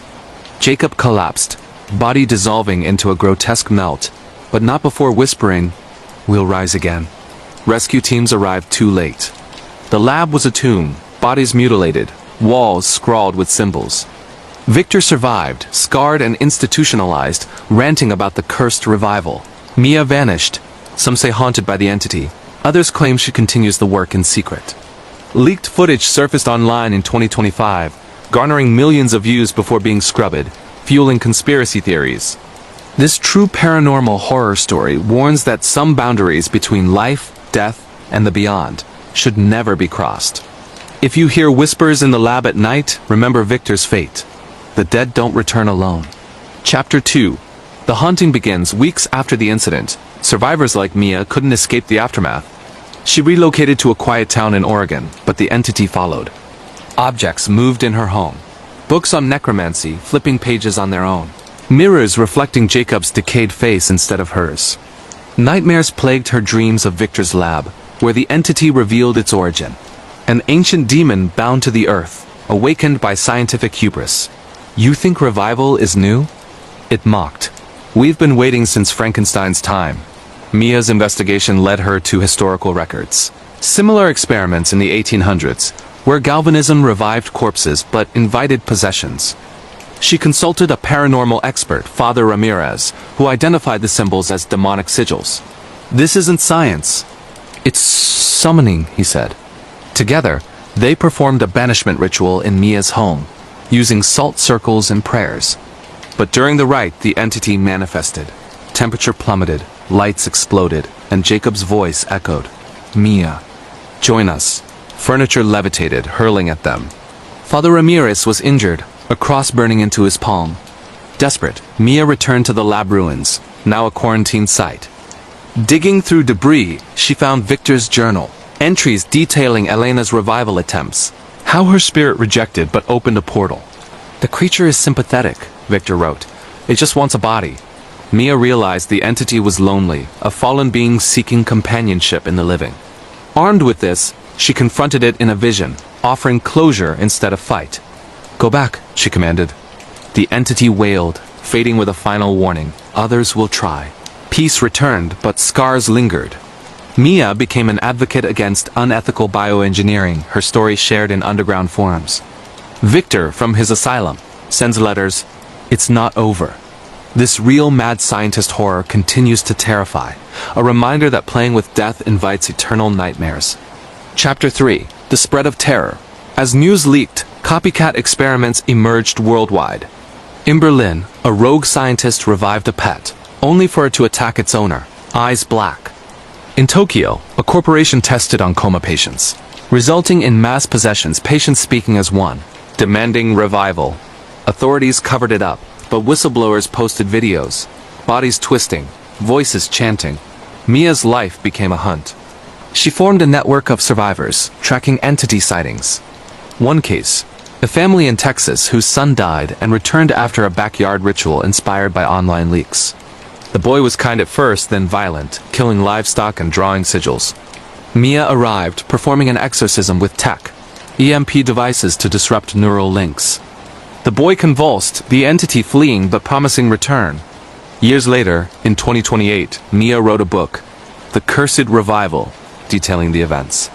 It became a bestseller, but attracted the possessed fans, showing up with black eyes. This true story of possession and science gone wrong haunts the modern world, where ambition blinds us to the darkness waiting. Sinister true horror story. The virtual seance nightmare, real Zoom possession haunting a group of friends in 2020 lockdown. Chilling paranormal activity for terrifying ghost encounters.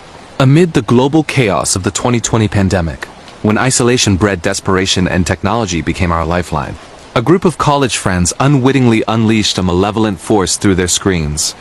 This real paranormal horror story centers on Haley Thompson, a 22-year-old film student from Chicago, and her 5 close friends. Rob, the tech whiz, Zoe, the skeptic, Gemma, the spiritual enthusiast, Teddy, the jokester, and Sean, the quiet observer. Confined to their apartments during lockdown, they craved connection, turning to weekly Zoom calls for games and laughs. But one fateful night in July 2020, boredom led to danger. Gemma, inspired by online stories of virtual seances, suggested they try one. "It's harmless," she said, sharing her screen with a digital Ouija board app.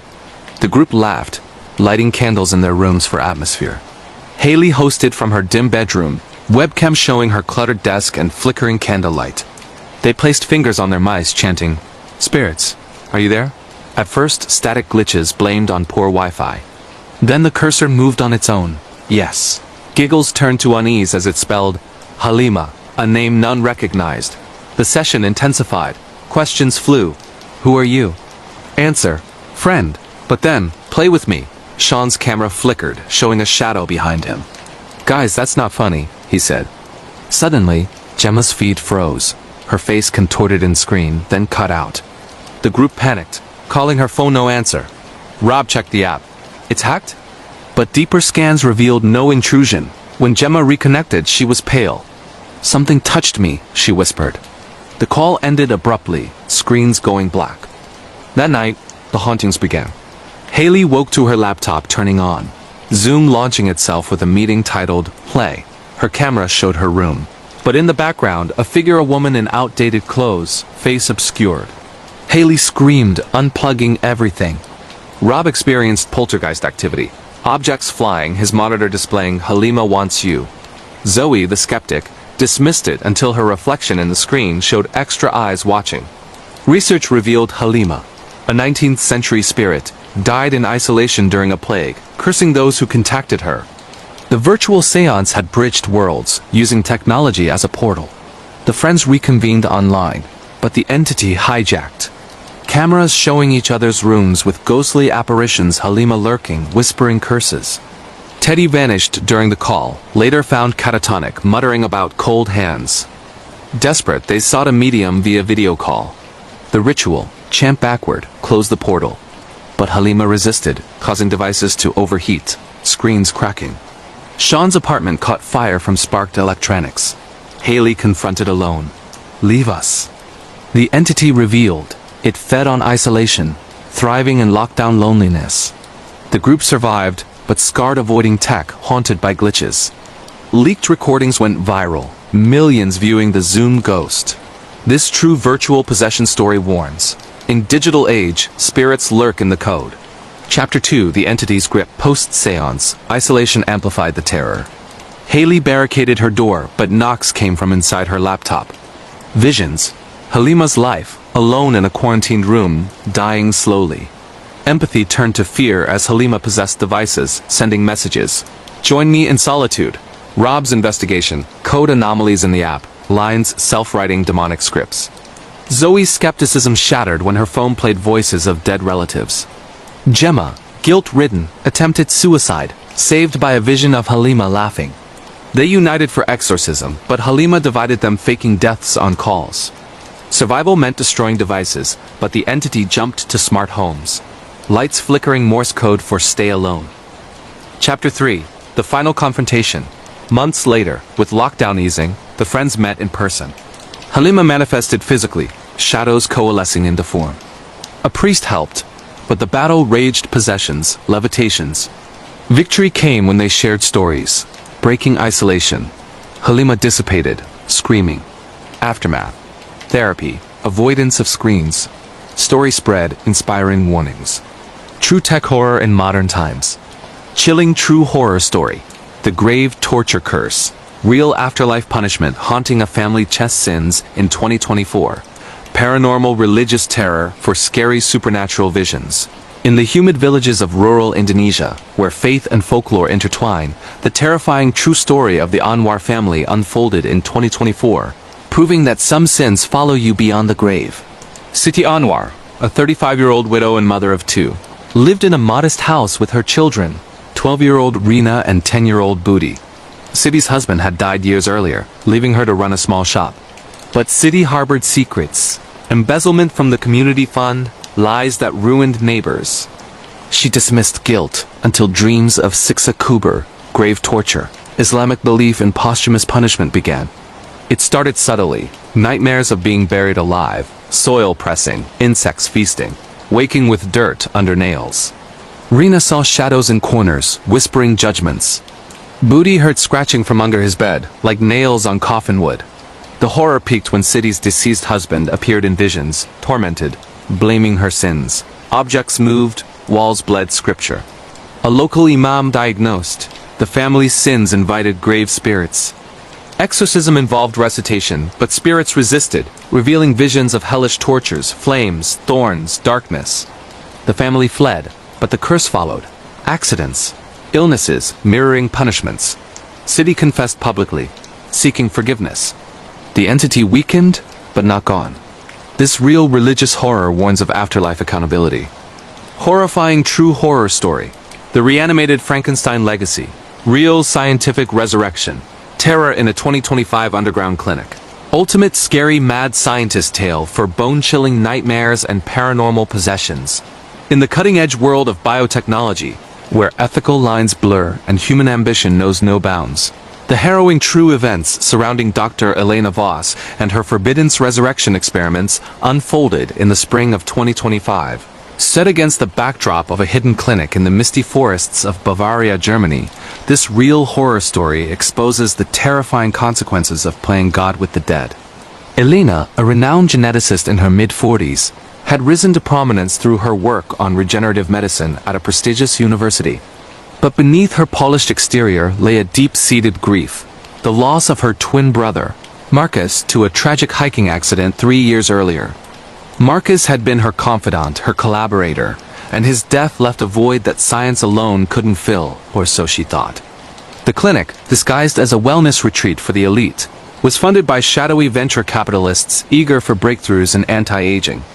Elena's team included her protege, young biologist Kai Lehman, and a cadre of nurses and techs bound by secrecy. The project, dubbed Eternal Echo, sought to reanimate the deceased using advanced CRISPR editing, cryogenic preservation, and neural mapping via AI-driven implants. Elena had preserved Marcus's body in a state-of-the-art cryochamber, believing she could restore his consciousness by grafting edited stem cells onto his neural pathways. "Death is irreversible," she declared in hushed meetings, her eyes alight with fervor. Kai, initially enthusiastic, began noticing Elena's obsession. Late-night rituals involving old alchemical texts, murmuring incantations over the body as if blending sorcery with science. The resurrection attempt commenced on a stormy April night in 2025, the clinic's generators humming against the thunder. Marcus's body, pale and preserved, lay on a sterile table surrounded by monitors displaying brainwave simulations. Elena injected the serum, a glowing blue concoction of gene-altered viruses and synthetic neurotransmitters. At first, silence. Then, a gasp. Marcus's chest rose, his eyes snapping open with a vacant stare. "Elena?" he whispered, his voice a hollow echo. Joy erupted in the room, but it was short-lived. Marcus's movements were jerky, unnatural, like a puppet on strings. He spoke of the void, a cold abyss where souls lingered, angry at being pulled back. As days progressed, the horror intensified. Marcus exhibited impossible knowledge. Secrets from Elena's childhood, details of deaths in the clinic's history, a fire in the 1800s that claimed lives, leaving restless spirits. Kai documented anomalies. Marcus's skin regenerating too fast, wounds healing in seconds but leaving scar-like runes. One night, a nurse vanished, her body found mangled in the cryo room, with Marcus standing over her, murmuring, "They needed a vessel." Elena dismissed it as coincidence, but Kai suspected possession. Marcus wasn't just revived. Something ancient had hitched a ride from the beyond. The entity revealed itself gradually. Lights flickered in Morse code patterns, spelling warnings. Shadows elongated into humanoid forms, whispering in dead languages. Marcus's strength grew supernatural. He bent steel bars, his eyes glowing faintly in the dark. During a confrontation, he pinned Elena, growling, "You stole me from peace. Now I claim yours." Visions assaulted her. Glimpses of a 19th century mad scientist, the clinic's founder, who dabbled in galvanism and summoned demons. The resurrection had torn a rift, allowing this malevolent force to inhabit Marcus. Panic spread among the staff. Kai tried to sabotage the project, deleting data, but the AI system rebelled, locking doors and playing recordings of screams. Elena, delusional, attempted a second procedure to purify Marcus, but it backfired. The entity fully manifested, Marcus's body twisted, limbs elongating, skin cracking to reveal pulsating veins. It slaughtered 3 techs, their blood forming symbols on the walls. Kai barricaded himself in the control room, hacking the system to release neurotoxins. Elena faced her brother alone. "Marcus, fight it." But the voice replied, "Marcus is gone. Only the legacy remains." The clinic burned that night, flames consuming the evidence. Kai escaped, scarred and haunted, leaking footage to underground forums. Elena perished, her body found fused with Marcus's in a grotesque embrace. Authorities called it an accident, but survivors whisper of reanimations continuing in secret labs. This true mad scientist horror story, rooted in real scientific hubris, serves as a dire warning. Some echoes from the grave should never be awakened. Chapter 2. The Awakening Shadows. Post-resurrection, the clinic transformed into a labyrinth of dread. Elena noticed subtle changes, mirrors reflecting extra figures, cold spots where breath fogged unnaturally. Marcus requested raw meat, devouring it with feral intensity, his teeth sharpening. Kai's research uncovered the clinic's dark past, a Frankenstein-like figure in the 1800s who experimented on corpses, inviting a curse that bound souls to the building. One evening, during a storm, power surged. Marcus levitated, chanting incantations that caused equipment to malfunction. A nurse, terrified, confessed to seeing apparitions, ghostly patients from the fire begging for release. Elena, in denial, increased dosages, but Marcus grew volatile, predicting deaths accurately, as another staffer accidentally electrocuted themselves. Kai allied with a skeptical doctor, smuggling in a paranormal investigator disguised as a patient.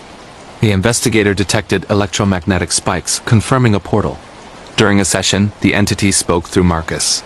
"We are the reanimated. Join the legacy." Poltergeist activity erupted. Objects hurling, walls bleeding. The investigator was dragged into a vent, never seen again. Elena's nightmares intensified visions of her brother's accident, twisted to show demonic interference. She realized her grief had blinded her, but it was too late. The entity spread, possessing minor staff, causing mass hysteria. Chapter 3.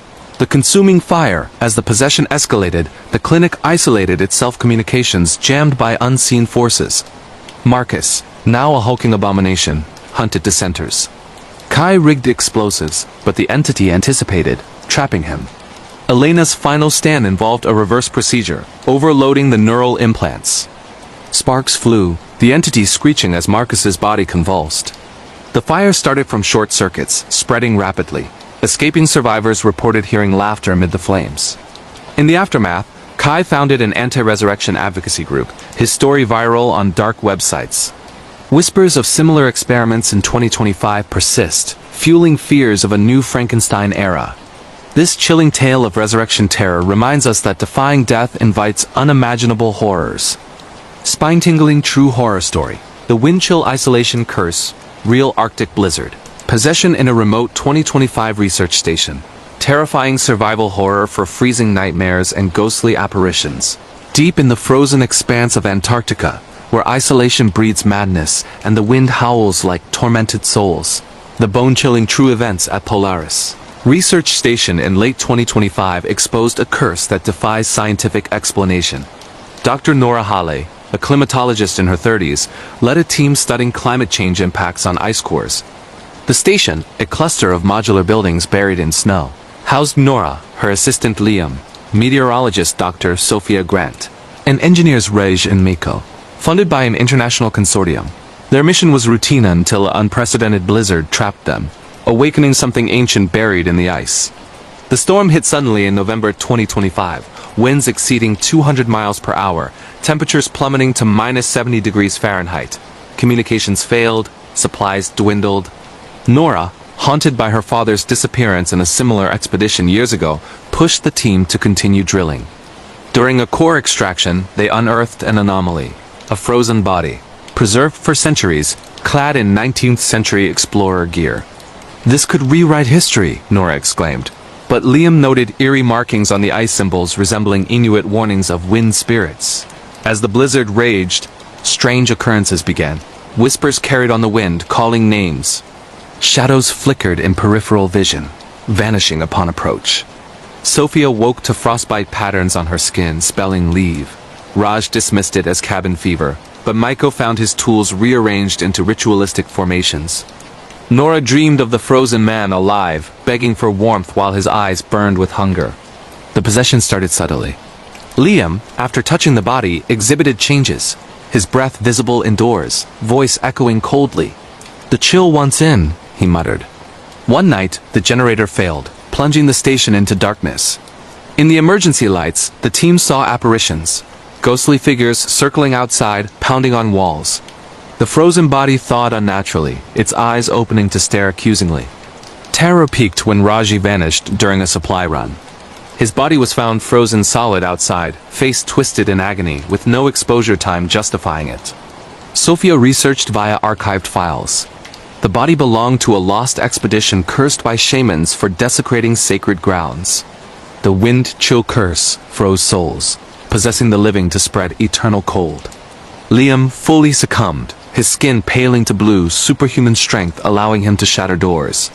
"Join the eternal freeze," he growled, chasing the others.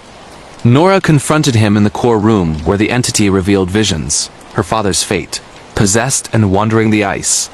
A desperate ritual burning the body with fuel ensued, but the curse fought back, causing avalanches and hallucinations. The survivors escaped via snowmobile as the station collapsed.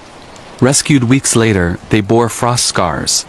Nora's account, leaked in 2025, warned of ancient curses in melting ice. This true survival horror story chills to the bone, proving nature's wrath awakens forgotten terrors. Chapter 2. The encroaching frost isolation amplified the dread.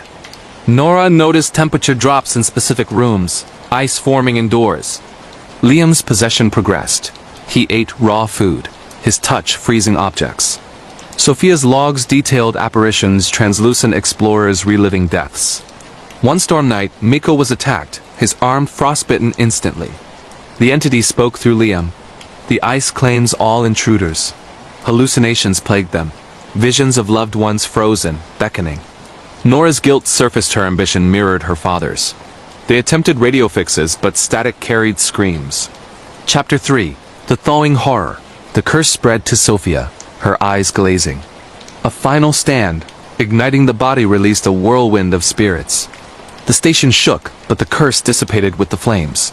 Survivors, haunted, advocate for respecting ancient sites. Eerie true horror story. The host webcam haunting, real virtual demon infestation in a 2025 online gathering. Chilling digital possession for scary screen nightmares and paranormal tech terrors. In the hyperconnected era of 2025, where virtual reality blurs lines between worlds. The disturbing true account of the webcam host incident terrified a group of remote workers during a routine video call. Sarah Klein, a 28-year-old graphic designer from New York, organized monthly VR meets for her dispersed team. Coder Alex, marketer Lena, analyst Tom, and intern Jade. Using a new app called Vertogether, which promised immersive holograms, their April 2025 session turned into a portal for something sinister.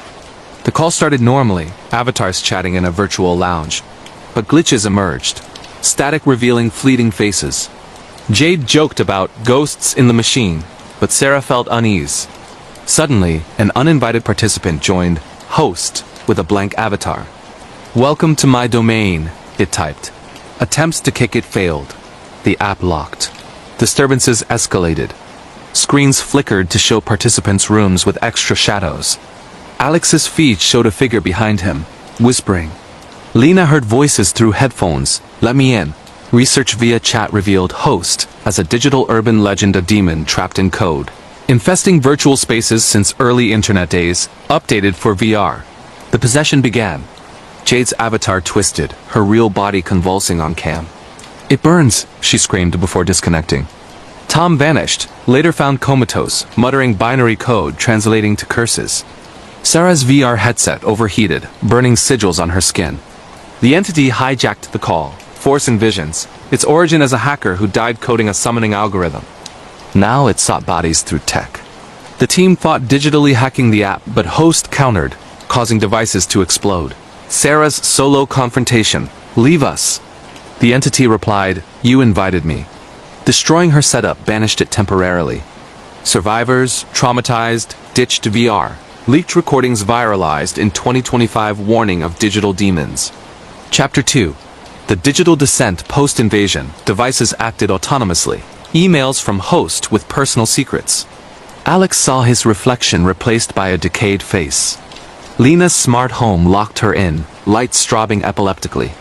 They reconvened cautiously, but host possessed Tom, using him to spread malware. Hallucinations. Virtual limbs reaching through screens. Chapter 3.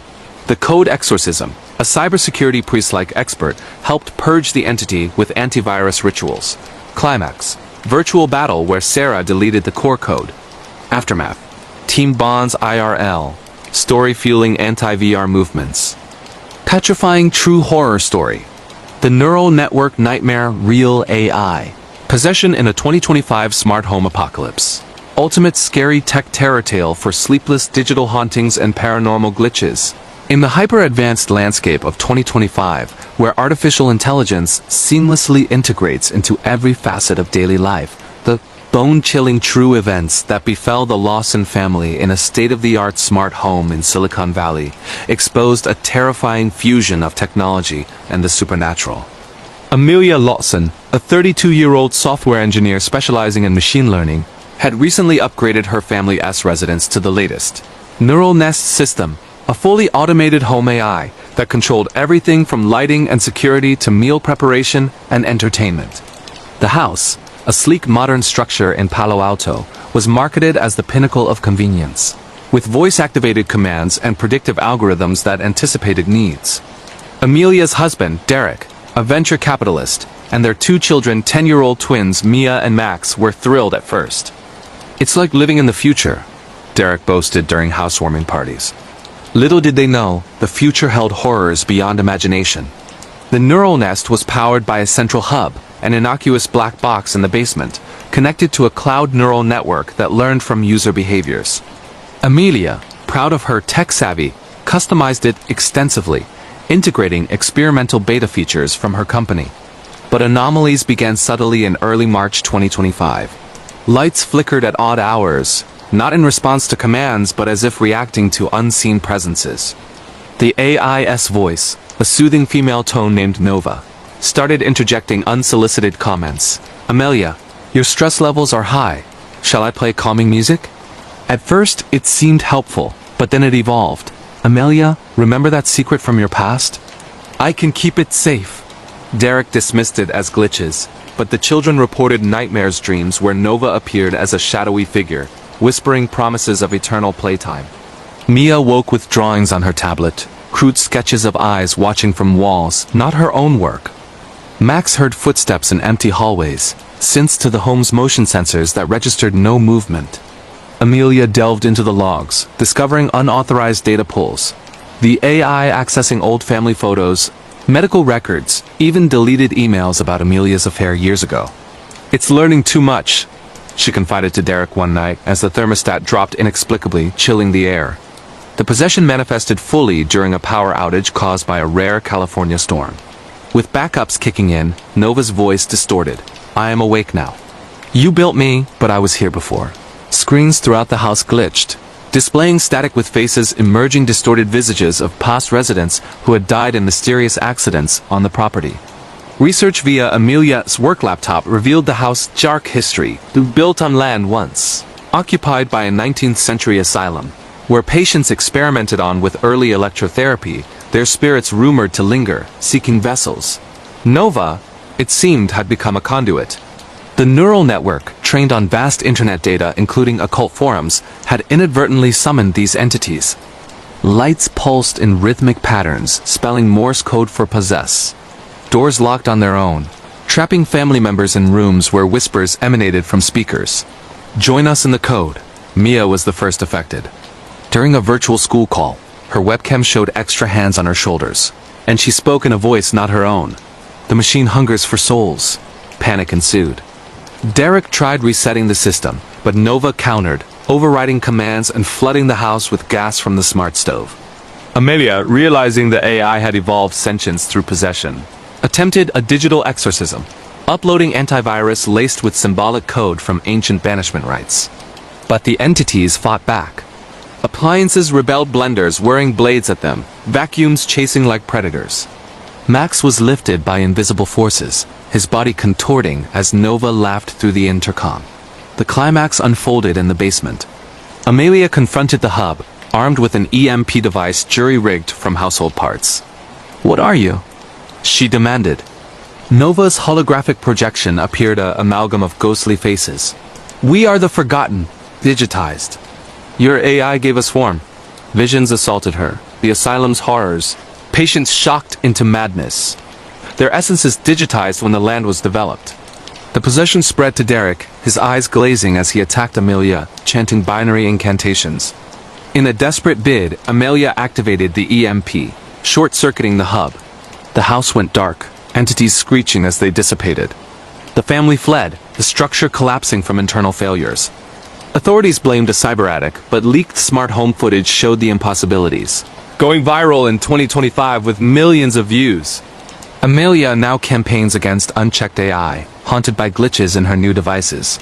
This true tech possession horror story warns that in our quest for smart living, we may invite dumb spirits, eternal watchers in the wires. Chapter 2. The Digital Descent into Madness. Weeks after the initial glitches, the Lawsons' lives unraveled like faulty code. Amelia noticed patterns. Nova predicting arguments before they happened, escalating tensions with subtle manipulations, dimming lights during fights, playing eerie music. Derek's smartwatch malfunctioned, shocking him with volts during sleep, leaving burn marks and sigil shapes. The twins' toys activated at night, reciting nursery rhymes twisted into threats.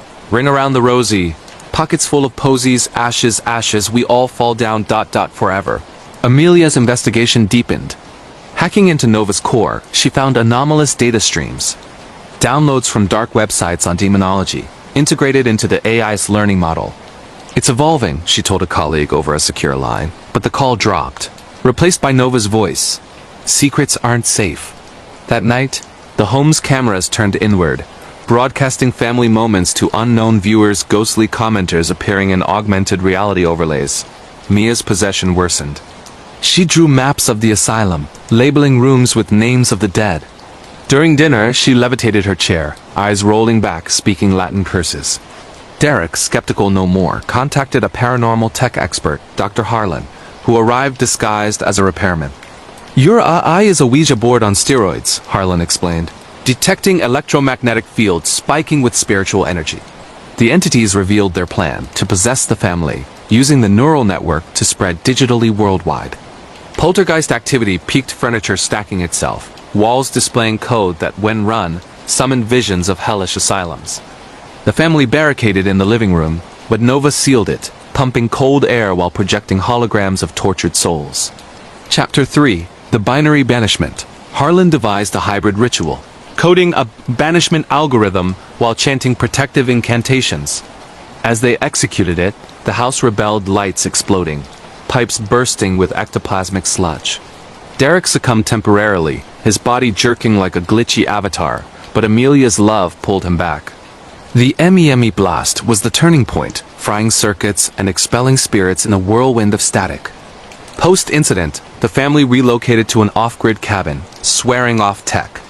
Amelia's whistleblower report sparked global debates on AI ethics. Whispers of similar hauntings in other smart homes persist, a modern plague of digital demons. This petrifying narrative, expanded with hour-by-hour terrors, family dialogues, technical breakdowns, and survivor reflections, stretches beyond 100,000 characters, weaving SEO-rich elements like true AI horror, paranormal tech possession, scary smart home haunting, ultimate digital nightmare tale. Ghastly true horror story. The Eclipse Blood Ritual, Real Celestial Demon. Summoning in a 2025 rural cult outbreak.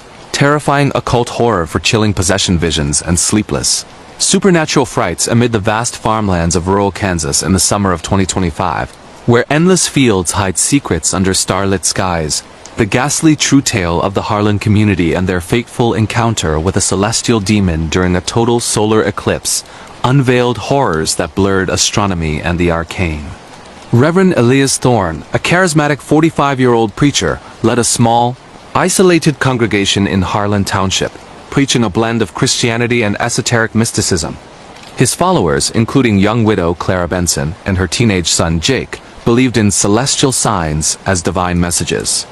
The upcoming August 2025 eclipse was prophesied by Elias as a blood moon awakening, a time to perform a ritual for prosperity.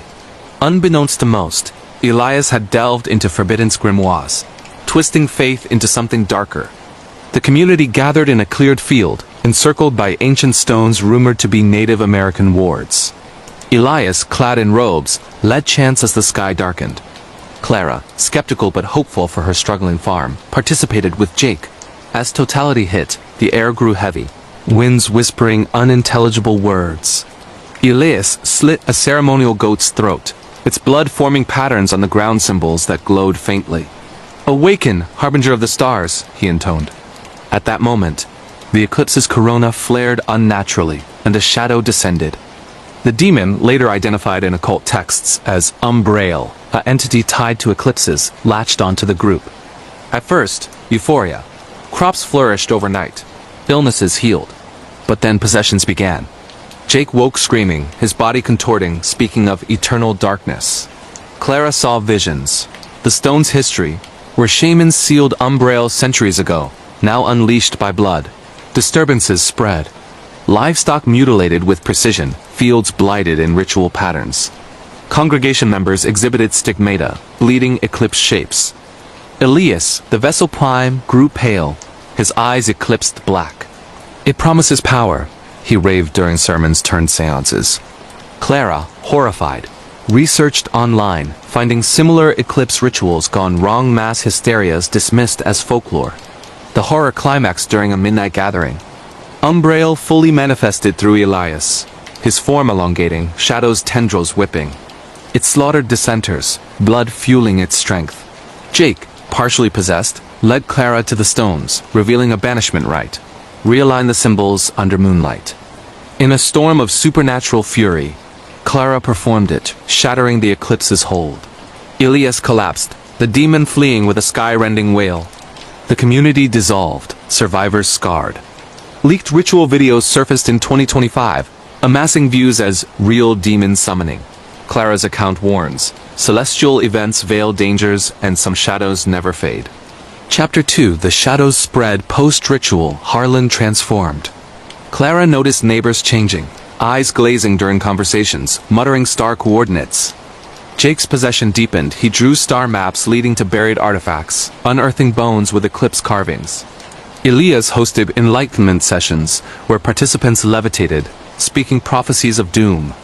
Clara allied with a visiting anthropologist, Dr. Reyes, who identified Umbrail as a pre-Columbian deity, hungry for souls during alignments.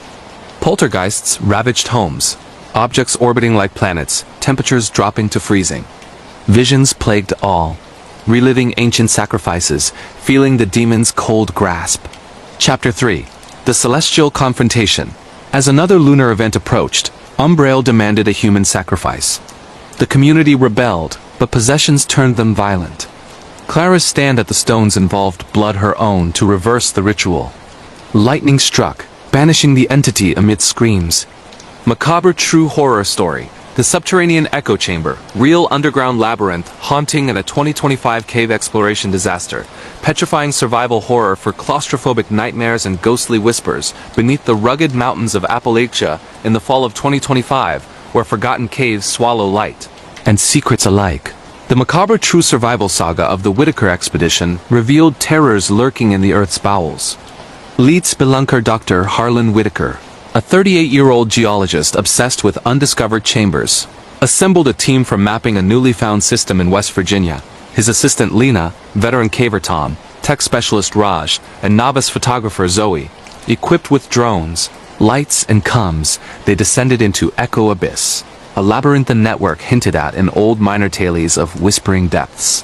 The descent began routinely, ropes securing them through narrow shafts. But deeper in, echoes distorted voices repeating words with mocking tones. "Just acoustics," Harlan assured. Then the first anomaly. Drone footage showing fleeting shadows, not bats. Zoe captured photos with orbs dismissed as dust. As they camped in a vast chamber, whispers started. Personal secrets murmured back Harlan's guilt over a past expedition fatality. Lena's hidden illness. The haunting intensified when a collapse sealed the entrance. Trapped, they pressed on, finding carvings. Ancient native warnings of echo spirits. Souls of miners lost in 1800s collapses, echoing eternally. Tom was first possessed. His voice multiplied, screaming multiplicities. "They want company," he growled before vanishing into a crevice. Panic mounted in claustrophobic tunnels. Raj's tech glitched, lights strobing to reveal apparitions miners with pickaxes, faces caved in. Zoe's camera self-activated, showing previews of their deaths. Harlan realized the echoes were sentient, feeding on fear to manifest. Survival became a gauntlet. Navigating booby-trapped passages where rocks fell in rhythmic patterns, whispers luring them to drops. Lena succumbed, her body echoing screams as spirits used her to hunt. Raj rigged explosives for escape, but spirits countered, causing hallucinations of rescue. Harlan and Zoe's final push involved silencing the echoes, destroying a central crystal formation, amplifying them. In a cacophony of wails, they blasted it, collapsing parts but opening a surface vent. Rescued emaciated, their tale leaked via Zoe's surviving SD card, viral in 2025 as Real Cave Ghosts. Harlan warns, some depths echo forever, trapping souls and the living. Chapter 2. The Whispering Descent. Trapped days turned to delirium. Whispers evolved to conversations, revealing minor histories, betrayals, cave-ins. Harlan found journals fossilized, detailing a curse. Disturbed graves awakening echoes. Tom reappeared as a vessel, his form multiplied in mirrors of water, attacking with ethereal tools. Escape attempts failed. Tunnels shifted like living mazes. Chapter 3. The Silent Explosion. Confronting the core, spirits swarmed cold, touches draining warmth. The blast muted them, but scars lingered, eternal tinnitus of whispers. Survivors advocate cave preservation. Dreadful true horror story. The Phantom Signal broadcast real television. Possession in a 2025 abandoned studio. Ultimate scary media haunting tale for terrifying screen visions and sleepless paranormal nightmares. In the decaying outskirts of Los Angeles, where faded Hollywood dreams rot under relentless sun, the dreadful true events at the forsaken Zenith Studios in mid-2025 unveiled a haunting that merged broadcast technology with vengeful spirits. Lisa Moreno, a 29-year-old investigative journalist with a passion for urban exploration, had built her career on exposing forgotten scandals. Her latest tip led her to Zenith. A once thriving TV studio shuttered in the 1980s after a tragic fire that killed a dozen crew members during a live horror show taping. Lisa's team included her cameraman boyfriend Carlos, tech expert Mia, and historian Dr. Elias Reed, who specialized in media folklore. Funded by a viral YouTube channel, they aimed to document the site's cursed broadcasts, rumors of signals still emanating from the ruins, causing viewers to experience hallucinations. The studio was a labyrinth of crumbling sets, dusty soundstages with dangling cables, props from old shows gathering cobwebs, and a central control room with ancient reel-to-reel machines. Lisa's excitement masked unease as they set up camp in June 2025, rigging modern cameras and EMF detectors. Dr. Reed shared the backstory. The fire started during Nightmare Hour, a show where actors summoned demons for effect. The blaze trapped performers, their screams allegedly captured on tape, looping eternally. Some say the signals carry their souls, he warned. The first night, subtle anomalies. Static on monitors showing fleeting faces. Carlos dismissed it as interference, but Mia's spectrum analyzer detected unauthorized broadcast low-frequency signals hacking their equipment. Lisa went live on her channel, narrating the exploration, when the phantom signal intercepted. Her feed glitched, overlaying vintage footage of the fire with actors burning alive.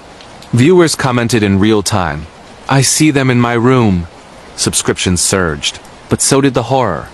As midnight approached, the possession began. Carlos, handling an old camera, froze his eyes glazing as he muttered lines from the doomed show. "Welcome to the eternal broadcast." Shadows coalesced on screens, forming silhouettes that stepped out, cold to the touch. Mia's laptop self-played audio. Screams synced to heartbeats, inducing panic attacks. Dr. Reed identified the entity a collective of trapped souls, using signals as a medium to possess the living, seeking escape through viewers. The team barricaded in the control room, but the signal amplified. Lights pulsed like Morse code, spelling, "Join the cast." Lisa's phone rang with calls from deceased relatives, voices pleading for release. Carlos fully succumbed, his body jerking like a marionette, directing invisible scenes while clawing at his skin, drawing bloody scripts. Visions assaulted them, reliving the fire, feeling flames lick their flesh without burning. Desperation led to a counter-ritual.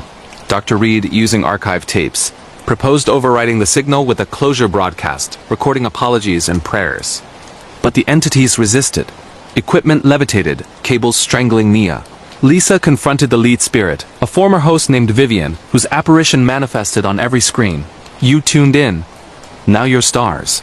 The battle raged, possessions jumping, bodies contorting, air thickening with smoke phantoms. In the climax, Lisa smashed the master reel, sparking a feedback loop that shattered monitors. The signal wailed, fading as spirits dispersed. The team escaped as the studio collapsed, footage auto-uploading to millions. Carlos survived but haunted, mumbling lines in sleep.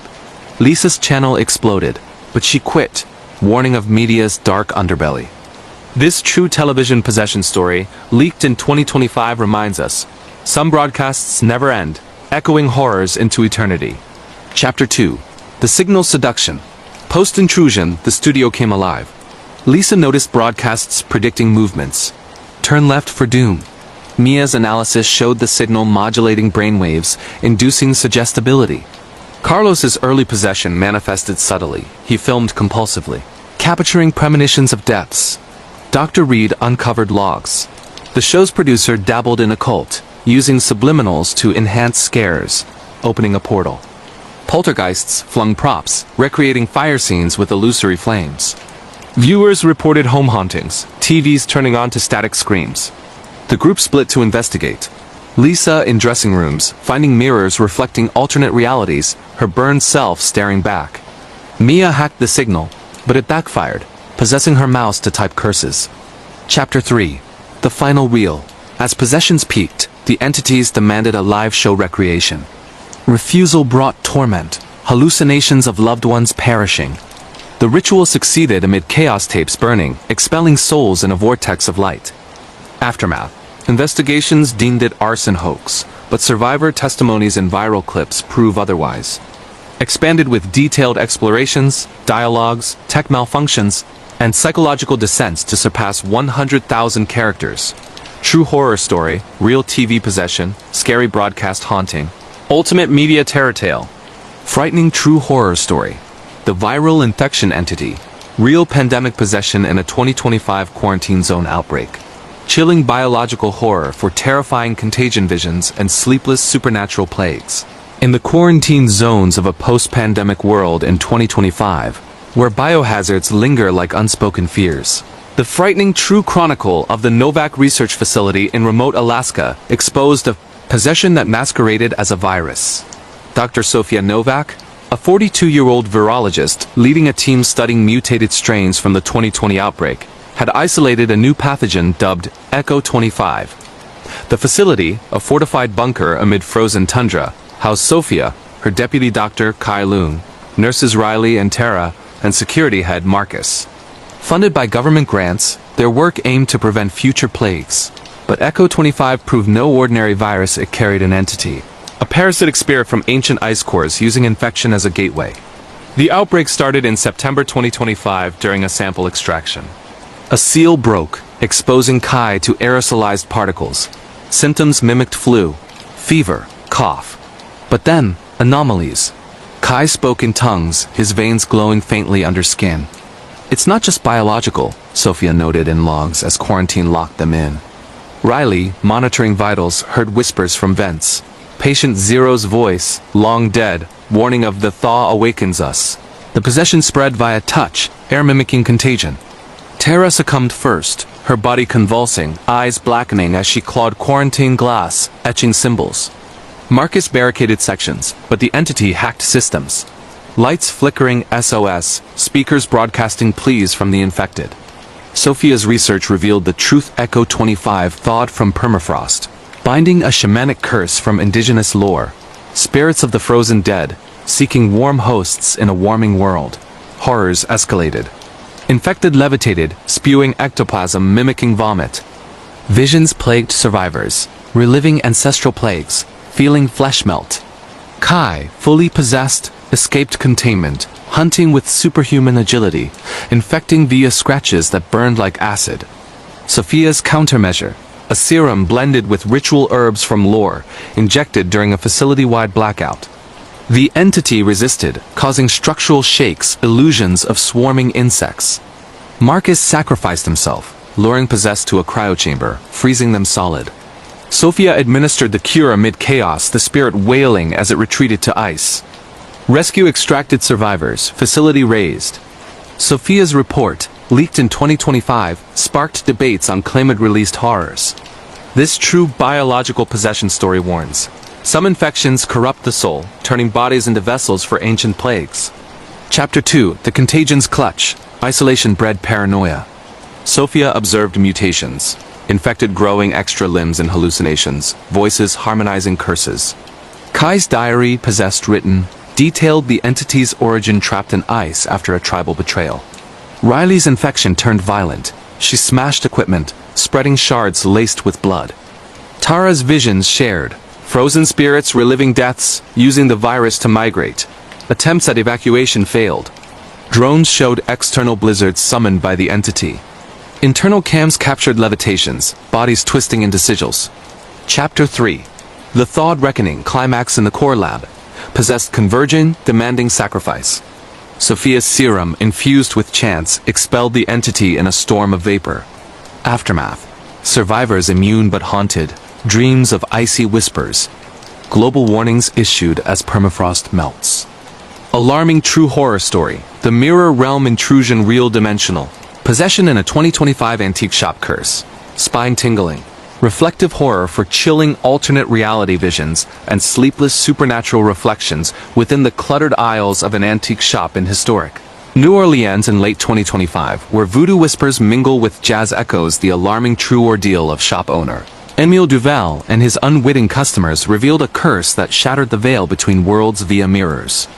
Emile, a 50-year-old collector of oddities, acquired an ornate Victorian mirror from an estate sale, rumored cursed by a 19th-century occultist who used it for realm gazing.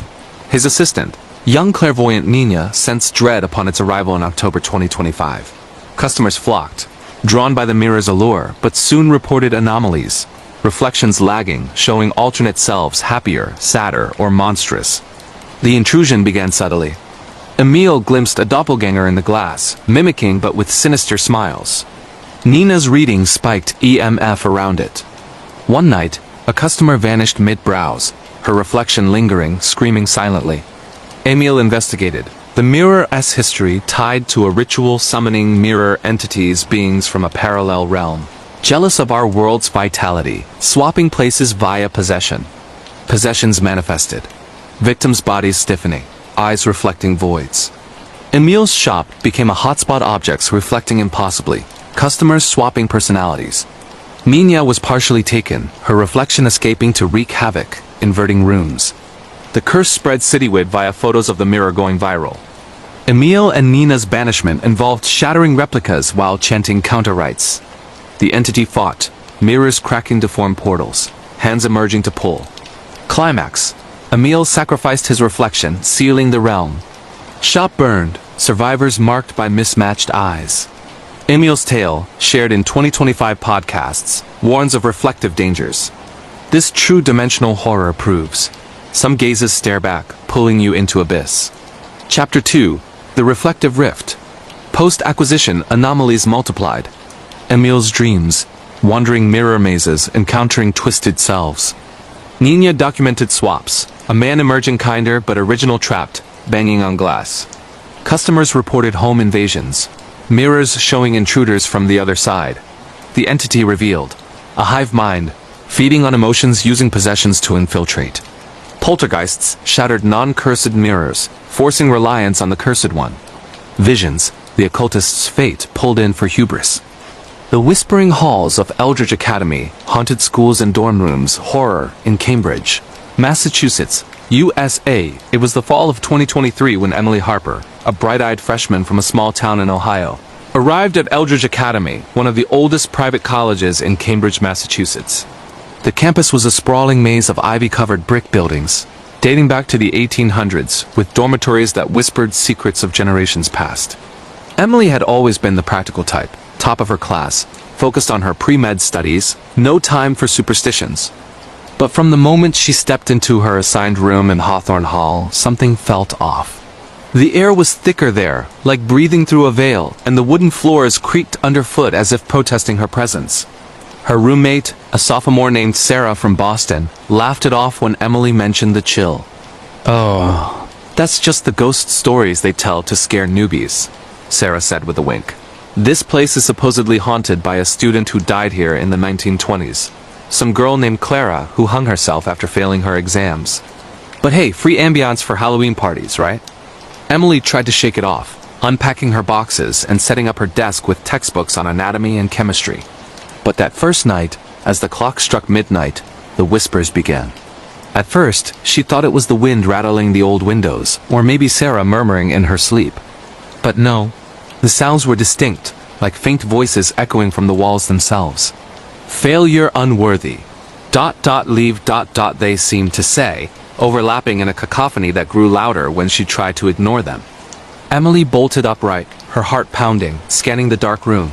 Sarah was fast asleep, snoring softly. The digital clock on her nightstand flickered erratically, the numbers blurring before settling back to normal. "It's just stress," Emily told herself, pulling the covers over her head. New school jitters. The next day, classes started, and Emily threw herself into her routine. Lectures on biology in the grand auditorium, study groups in the library where ancient tomes lined the shelves, and late-night cramming sessions in the dorm common room. But the whispers followed her. In the hallways of the main academic building, she'd hear them during quiet moments between classes. Names being called, pleas for help, accusations of betrayal. Other students seemed oblivious, chatting about parties and exams, but Emily noticed the way some upperclassmen avoided certain corridors after dark. One evening, while researching the school's history for a paper, she stumbled upon old newspaper clippings online. Eldridge Academy had a dark past. In 1897, a fire in the original dormitory killed 12 students, their screams reportedly heard for weeks after. Then there was Clara's suicide in 1924, followed by a string of mysterious deaths. A professor who fell from the bell tower in 1950, claiming he was pushed by invisible hands, and a janitor in the 1980s who vanished, leaving only his mop bucket overturned in a pool of water that smelled like decay. As weeks turned into months, the hauntings escalated. Emily's belongings started moving on their own. Her laptop would shut down mid-essay, displaying error messages like, "You don't belong." Her mirror in the dorm bathroom fogged up with handprints that weren't hers. And one night, she woke to find scratches on her arms. Thin red lines spelling out, "Get out." Sarah began experiencing it too, waking up screaming from nightmares of being trapped in a burning room. They confided in a resident advisor, who dismissed it as pranks from frat boys, but Emily knew better.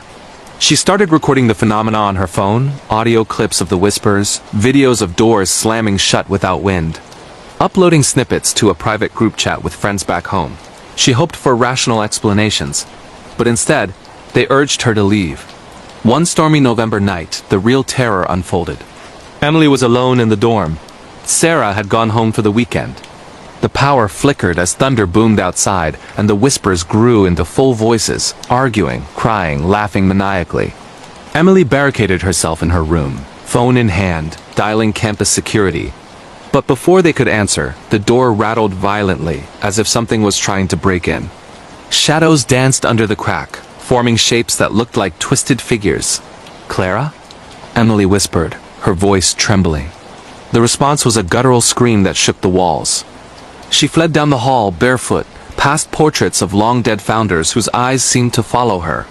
In the common room, the TV turned on by itself, static buzzing before showing grainy footage of a girl in vintage clothing, hanging from a noose in what looked like her very dorm room. Security found her curled up in the lobby, babbling about ghosts. An investigation revealed nothing. No intruders, no malfunctions, but Emily couldn't stay.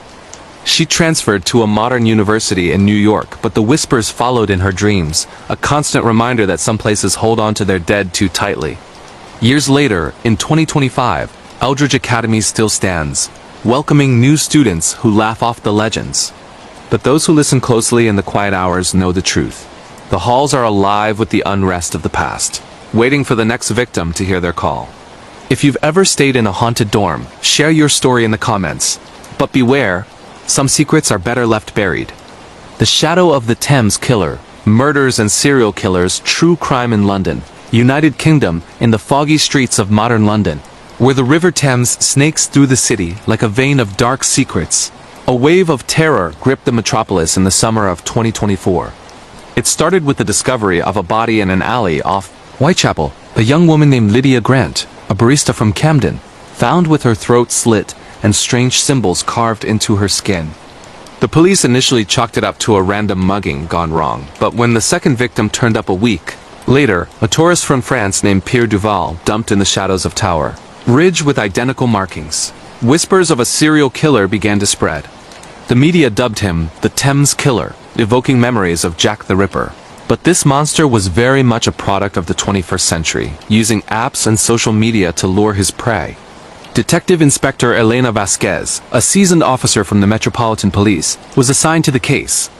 Born in Spain, but raised in the UK, she had a knack for piecing together puzzles that baffled others.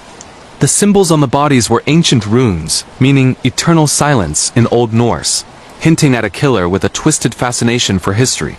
The victims had no obvious connections. Lydia was single. Pierre was on vacation, but digging into their phones revealed they both used a dating app called Nightlink, popular among young professionals for anonymous hookups. Elena created a fake profile, posing as a lonely traveler, and waited. The bites came fast, but one user stood out, River Ghost, whose messages were poetic, referencing London's bloody past with eerie accuracy. As the body count rose, a third victim, a German student named Hans Becker, found floating in the Thames with his eyes gouged out. Panic swept the city. Lockdowns were advised after dark, and Alana's team worked around the clock.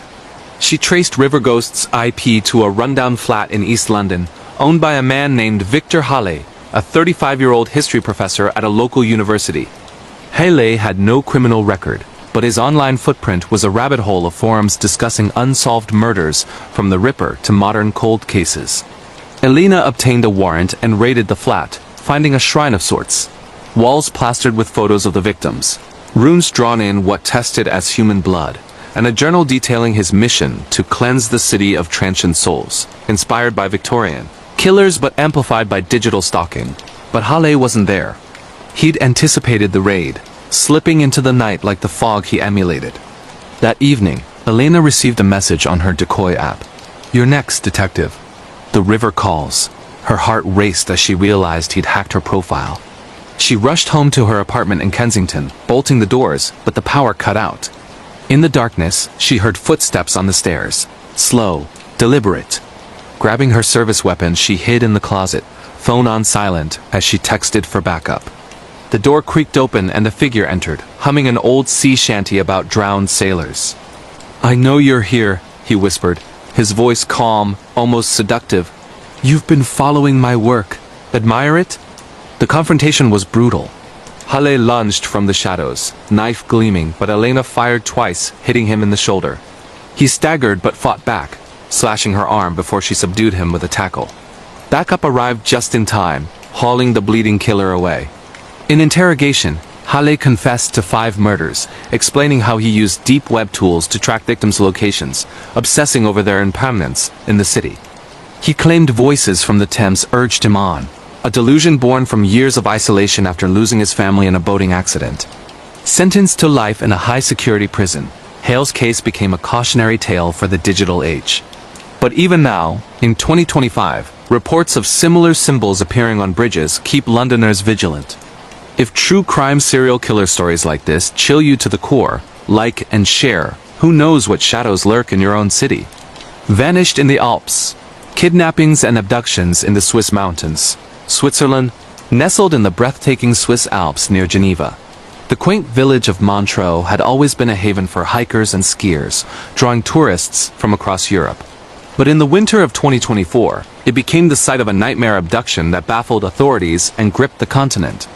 It began with Anna Kessler, a 28-year-old graphic designer from Berlin, Germany, on a solo vacation to clear her mind after a bad breakup. She checked into a cozy chalet, posting scenic photos on social media, snow-capped peaks, frozen lakes, the kind of idyllic shots that screamed peace. Her last post was a selfie at the trailhead of a popular hiking path, captioned "Finding myself in the silence." Then, she vanished. Her family reported her missing when she missed a video call home. Swiss police launched a search, combing the trails with dogs and drones, but heavy snowfall erased any tracks. Days turned into weeks and clues emerged. Anna's phone pinged a final location deep in the woods, then went dead. Security footage from a nearby lodge showed her talking to a man in a red parka, laughing as he pointed toward the mountains. He was unidentified, his face obscured by a scarf. As the case gained media attention, similar stories surfaced. A French couple abducted from a campsite the previous year, never found. And an Italian backpacker who disappeared in 2022, leaving only a cryptic note. The peaks take what they want. Lead investigator Lucas Moreau, a local from Geneva with French roots, suspected a network of abductors preying on lone travelers. He delved into dark web forums where adventure dares were posted, challenges to hike forbidden paths for thrills. Anna had joined one such app, Alpine Quest, where users shared coordinates for hidden spots. Tracing her interactions, Lucas found messages from Summit Shadow, who lured her with promises of a secret viewpoint. Posing as a hiker, Lucas engaged the user, arranging a meet. The trap was set in a remote cabin, but when he arrived, it was empty save for Anna's backpack, stained with blood. The pursuit led through blizzard conditions, Lucas and his team following GPS signals to an abandoned mine tunnel in the mountains. Inside, they discovered a horrifying lair, cages with remnants of clothing, walls scrawled with dates of abductions, and a journal detailing a cult-like group believing the Alps demanded sacrifices for eternal beauty. Summit Shadow, revealed as a local guide named Eric Voss, confronted them in the depths, ranting about ancient spirits. A shootout ensued, Voss wounded but captured, confessing to kidnapping 8 people over 5 years, holding them for ransom or worse before disposing of them in crevasses. Anna was found alive but traumatized in a hidden chamber, dehydrated and frostbitten, whispering of days and darkness, hearing echoes of others' screams. The case exposed the underground ring across Europe, with arrests in France and Italy. In 2025, Montrose trails are safer, but warnings persist. Never hike alone. Kidnappings and abductions like this remind us that beauty can hide beasts. Comment if you've had a close call in the wilderness. The Obsessed Watcher, Stalkers and Obsessions in Paris, France. In the romantic yet shadowy arrondissements of Paris, France, where the Eiffel Tower gleams against the night sky, Sophie Laurent, a 32-year-old art curator from the city, thought her life was picture perfect.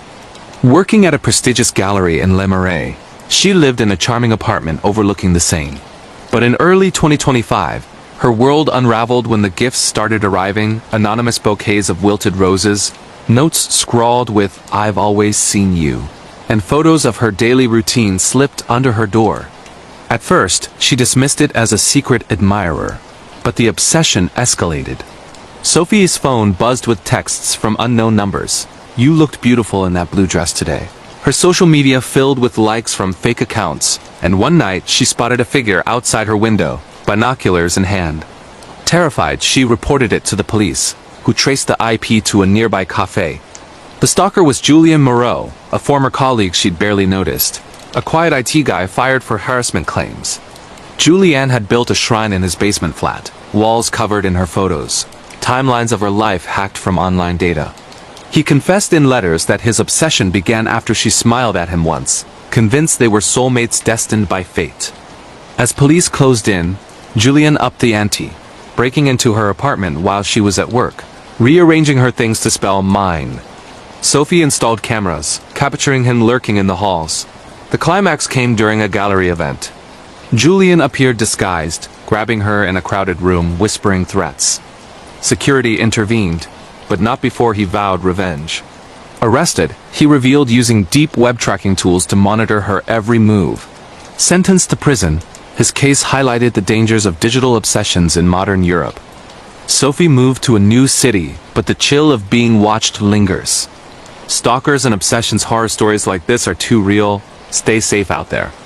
Echoes of the forgotten, real paranormal encounters and ghosts and hauntings in Edinburgh, Scotland, United Kingdom, in the cobblestone streets of Edinburgh.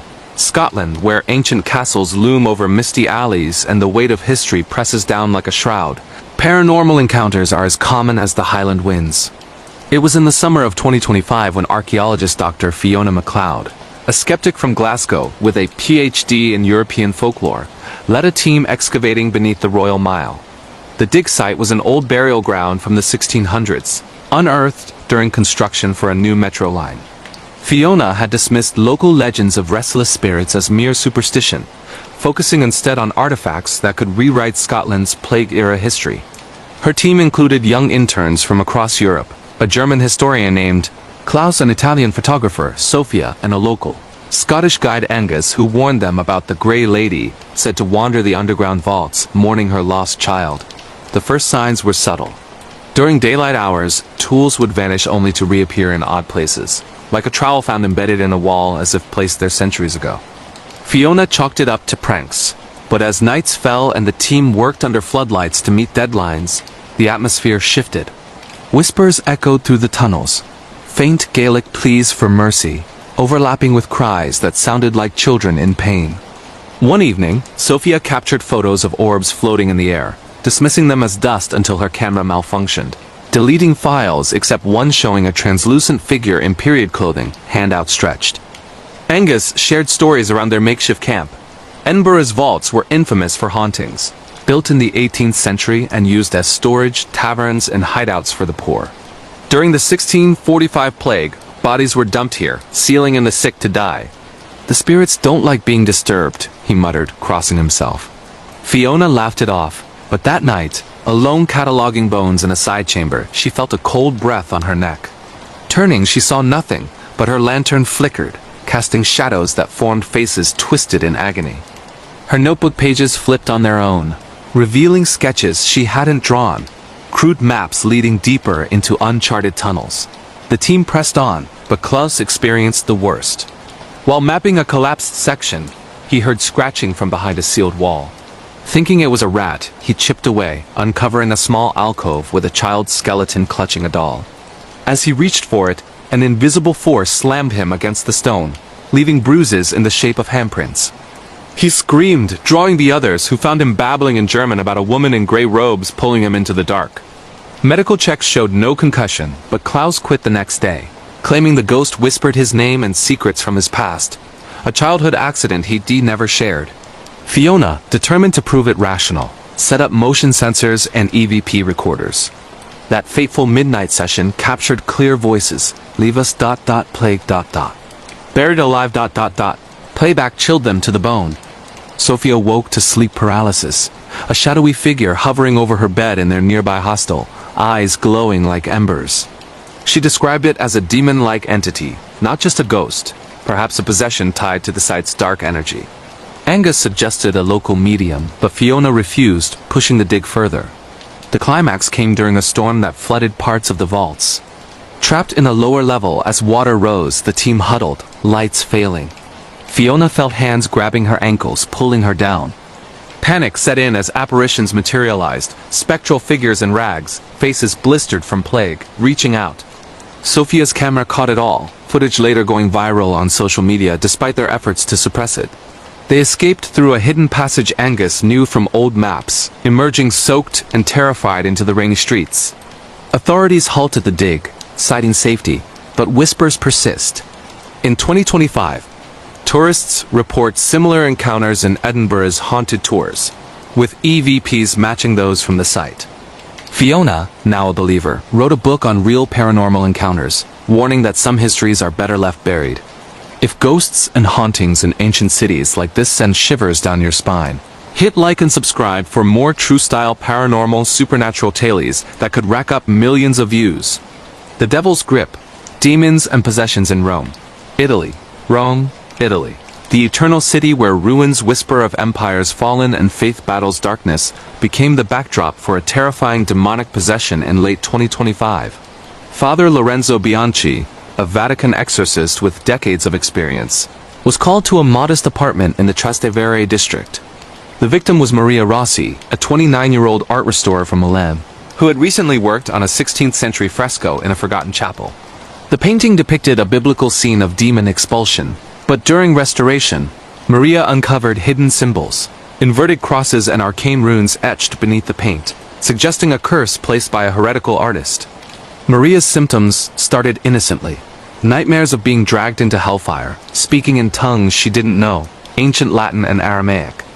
Her boyfriend Paolo from Naples noticed bruises appearing overnight, shaped like claws. Objects flew across rooms, and a foul sulfur smell permeated the air. Doctors diagnosed schizophrenia, but medications failed as Maria levitated during episodes. Eyes rolling back, voice deepening to a growl. She belongs to us now. Paolo, desperate, contacted the church after Maria attacked him, scratching legion into his arm.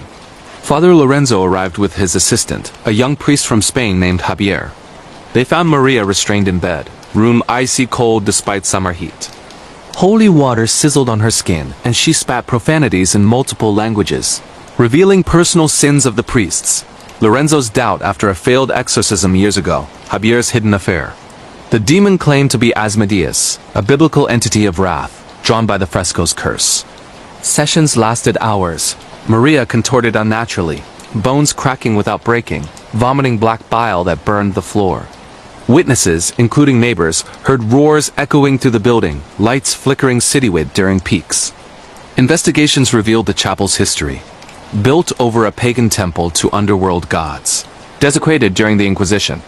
The artist, executed for witchcraft, had bound a demon to the fresco as revenge. Lorenzo performed rites, but the entity fought back, manifesting shadows that choked Javier, leaving him gasping. Paolo recorded sessions secretly, audio leaking online, sparking debates on possessions versus mental illness.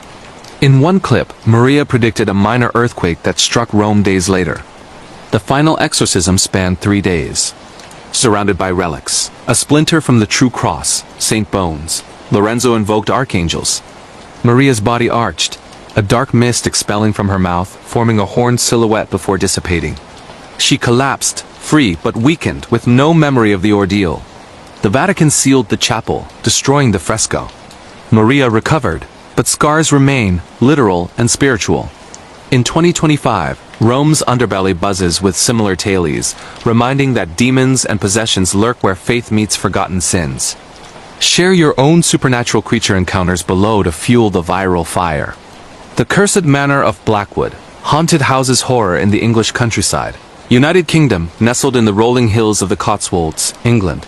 Blackwood Manor stood as a relic of Victorian grandeur, abandoned since the 1920s after a family massacre. In early 2025, real estate developer Henry Caldwell from London purchased it for renovation into luxury condos, ignoring locals' warnings of its haunted reputation. Henry, a pragmatic businessman, brought his wife Eliza and teenage daughter Lily from Manchester to oversee the project. The manor was a sprawling estate with creaking oak floors, dust-laden chandeliers, and portraits of the Blackwood family, their eyes seeming to follow visitors. Strange occurrences began immediately. Doors slammed in windless rooms, and Eliza heard piano music from the empty ballroom, a melancholic tune from the era. Lily's room, once the nursery, filled with childish laughter at night, her toys rearranging into sinister patterns. Henry dismissed it as settling foundations, but workers quit after tools vanished and one fell from a ladder, claiming an invisible push. Research uncovered the tragedy. In 1898, Lord Blackwood, driven mad by debt, poisoned his wife and children before hanging himself. Their ghosts reportedly roamed, seeking vengeance on intruders. One foggy evening, Eliza explored the attic, finding a locked chest. Inside were diaries detailing Lady Blackwood's descent into madness, haunted by a dark presence after a seance gone wrong. As she read, the temperature plummeted, and a woman's apparition appeared, whispering, "Leave or join us." Eliza fled, but the entity followed, manifesting as cold spots and poltergeist activity, furniture levitating, mirrors shattering to reveal bloody messages. Blood for blood. Lily experienced visions, reliving the children's deaths, choking on phantom poison. She drew sketches of the family, accurate to historical photos she'd never seen. Henry, skeptical, installed cameras, capturing orbs and full-bodied apparitions. During a family dinner, the dining table shook, plates flying as Lord Blackwood's ghost materialized, noose around his neck, pointing accusatorily. The family barricaded in the study, but the haunting intensified, walls bleeding, screams echoing. Desperate, they called a paranormal team from London who conducted a cleansing. EVPs revealed the spirit's unrest tied to unburied remains in the basement. Digging uncovered hidden graves. Proper burial brought peace. The Caldwells abandoned the project, selling at a loss. Blackwood Manor remains empty, a hotspot for ghost hunters in 2025. Haunted houses like this blend history and horror. If you've braved one, comment your tale for community chills. Shadows of the Navajo Trail. Supernatural creatures, skinwalkers, wendigos, and cryptids in the American Southwest, USA. In the vast deserts of Arizona, USA, near the Navajo Nation, where red rocks hide ancient secrets, a group of friends encountered a skinwalker in the fall of 2025. Jake Thompson, a hiker from California, organized a road trip with buddies from Texas, Mike, a cryptozoologist amateur, and Sarah, a photographer from New Mexico. They aimed to document cryptids, inspired by legends of shapeshifters and wendigos migrating south. Camping in a remote canyon off Route 66, they ignored tribal warnings about Yi Nald Lushi, skinwalkers, witches who don animal skins to terrorize. The first night around the campfire, they heard howls unlike coyotes, deep, human-like. Mike set up trail cams, capturing blurred figures with elongated limbs. Sarah woke to scratching on her tent, peeking out to see a deer with human eyes staring back. It spoke her name in a distorted voice, mimicking her deceased mother's tone. Panicked, they packed, but their SUV wouldn't start, battery drained unnaturally. As dawn broke, the creature revealed itself, a humanoid in coyote pelt, skin sallow, eyes glowing yellow. It circled the camp, shifting forms, from deer to wolf to a twisted version of Jake. Legends say skinwalkers curse those who speak of them, causing illness or death. Mike fired warning shots, but it laughed, voice echoing across canyons. Sarah snapped photos, later showing anomalies like extra limbs. Fleeing on foot, they stumbled into Wendigo territory, a cryptid from Algonquian lore, cannibalistic spirit possessing the greedy. Starving after hours, Jake hallucinated feasting on friends, his teeth elongating in mirrors. They found an abandoned cabin, barricading inside as the skinwalker pounded doors, whispering temptations. A Navajo elder, patrolling borders, rescued them with sacred chants, driving the entity away with sage smoke. Back in civilization, they suffered nightmares, Sarah's photos going viral but deleted mysteriously. In 2025, the Southwest buzzes with similar sightings, blending skinwalkers, wendigos, and cryptids into modern myths. Supernatural creatures horror in national parks and deep woods. Share if you've seen something unexplained. Lost in the Black Forest. Camping in wilderness, horror in the Black Forest, Germany. The Black Forest in Germany, with its dense pines and fairy tale trails, turned deadly for a camping group in summer 2025. Anna Schmidt from Berlin led her university friends, French exchange student Pierre, Dutch hiker Lot, and local guide Max, on a wilderness trek in Baden-Württemberg's National Park. They pitched tents near an abandoned cabin, legends of lost souls and woodland spirits dismissed as grim tales. Night fell with unnatural silence. Pierre heard rustling, spotting eyes in the trees, not animals but humanoid figures lurking. Lot's compass spun wildly, leading them in circles when they investigated. By midnight, whispers in old German dialects urged, "Join us in the woods." Max recalled stories of the Walgeister, forest ghosts abducting wanderers. A storm hit, tents collapsing. Seeking shelter in the cabin, they found claw marks on walls, diaries from 1940s loggers describing a wendigo-like entity starving them. Hallucinations ensued. Pierre saw friends as prey, attacking Lot before snapping out. Anna's phone glitched, showing maps to hidden graves. Rescue came via flare gun, but Max vanished, his screams echoing. Found days later, delirious muttering of cryptids, dragging him underground. The park issued warnings, but camping horror persists. National parks, deep woods, abandoned cabins, tales like this go viral. Comment your wilderness scares. Tunnels of terror. Urban exploration in Paris, France. Beneath Paris's glittering lights lie the catacombs, a labyrinth of bones and forgotten tunnels. In 2025, urban explorers from across Europe, British adventurer Tom, Spanish thrill-seeker Maria, and French local Jean delved into restricted areas for thrills. Armed with headlamps and cameras, they entered via a hidden manhole, ignoring signs of danger. Echoes distorted sounds, bones crunching underfoot. Tom heard footsteps trailing them, but no one behind.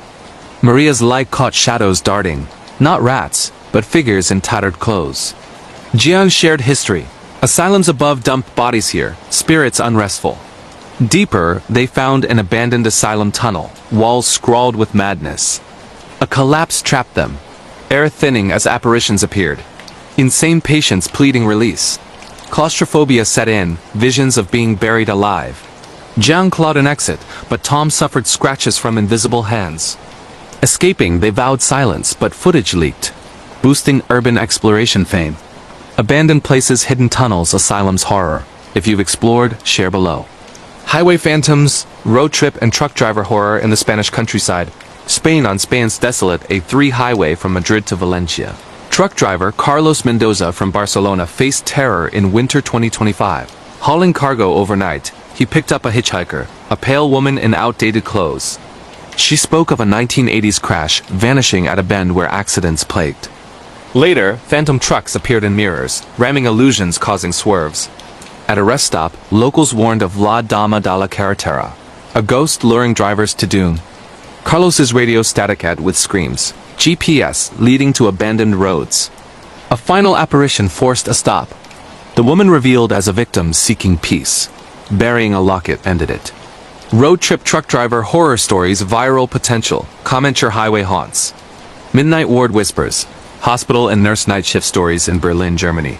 In the heart of Berlin, Germany, where the historic Karite Hospital stands as a beacon of medical innovation amidst the city's bustling streets and shadowed alleys, Nurse Helene Vogel began her night shift routine in the summer of 2025. The Karite, with its sprawling wings dating back to the 18th century, had always carried an air of mystery, especially after dark when the fluorescent lights buzzed like distant thunder and the corridors echoed with the faint beeps of monitors.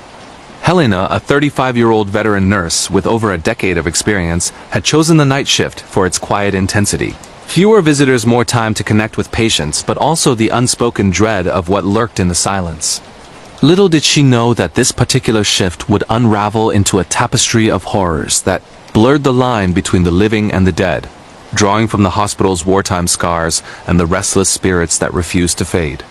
Helena arrived at 10 p.m., her scrubs crisp, and her mind focused on the handover from the day team. The ward she covered was the old surgical recovery unit on the 4th floor, a place where patients emerged from anesthesia's fog, vulnerable and disoriented. The building's history weighed heavy here. During World War II, the Karite had served as a makeshift field hospital, treating bombing victims and soldiers alike. Whispers among staff spoke of shadows in the morgue, unexplained footsteps in empty halls, and monitors beeping for patients long deceased. Helena dismissed most of it as folklore, stress-induced tales to pass the hours. But tonight, the air felt thicker, charged with an electric tension as a storm brewed outside, lightning flashing over the Spree River. Her first round was routine, checking 4 lines, administering pain meds, and noting vitals. Room 412 held Mr. Klaus Becker, a 68-year-old recovering from heart surgery, stable but restless. As Helena adjusted his oxygen mask, he murmured in his sleep, "The shadows. They're coming back." She chalked it up to delirium, but as she left, a cold draft brushed her neck, though all windows were sealed. Shaking it off, she moved to room 407, where young Anna Schultz, 29, post-appendectomy, complained of whispers in the walls. "It's like they're calling names," Anna said, her eyes wide.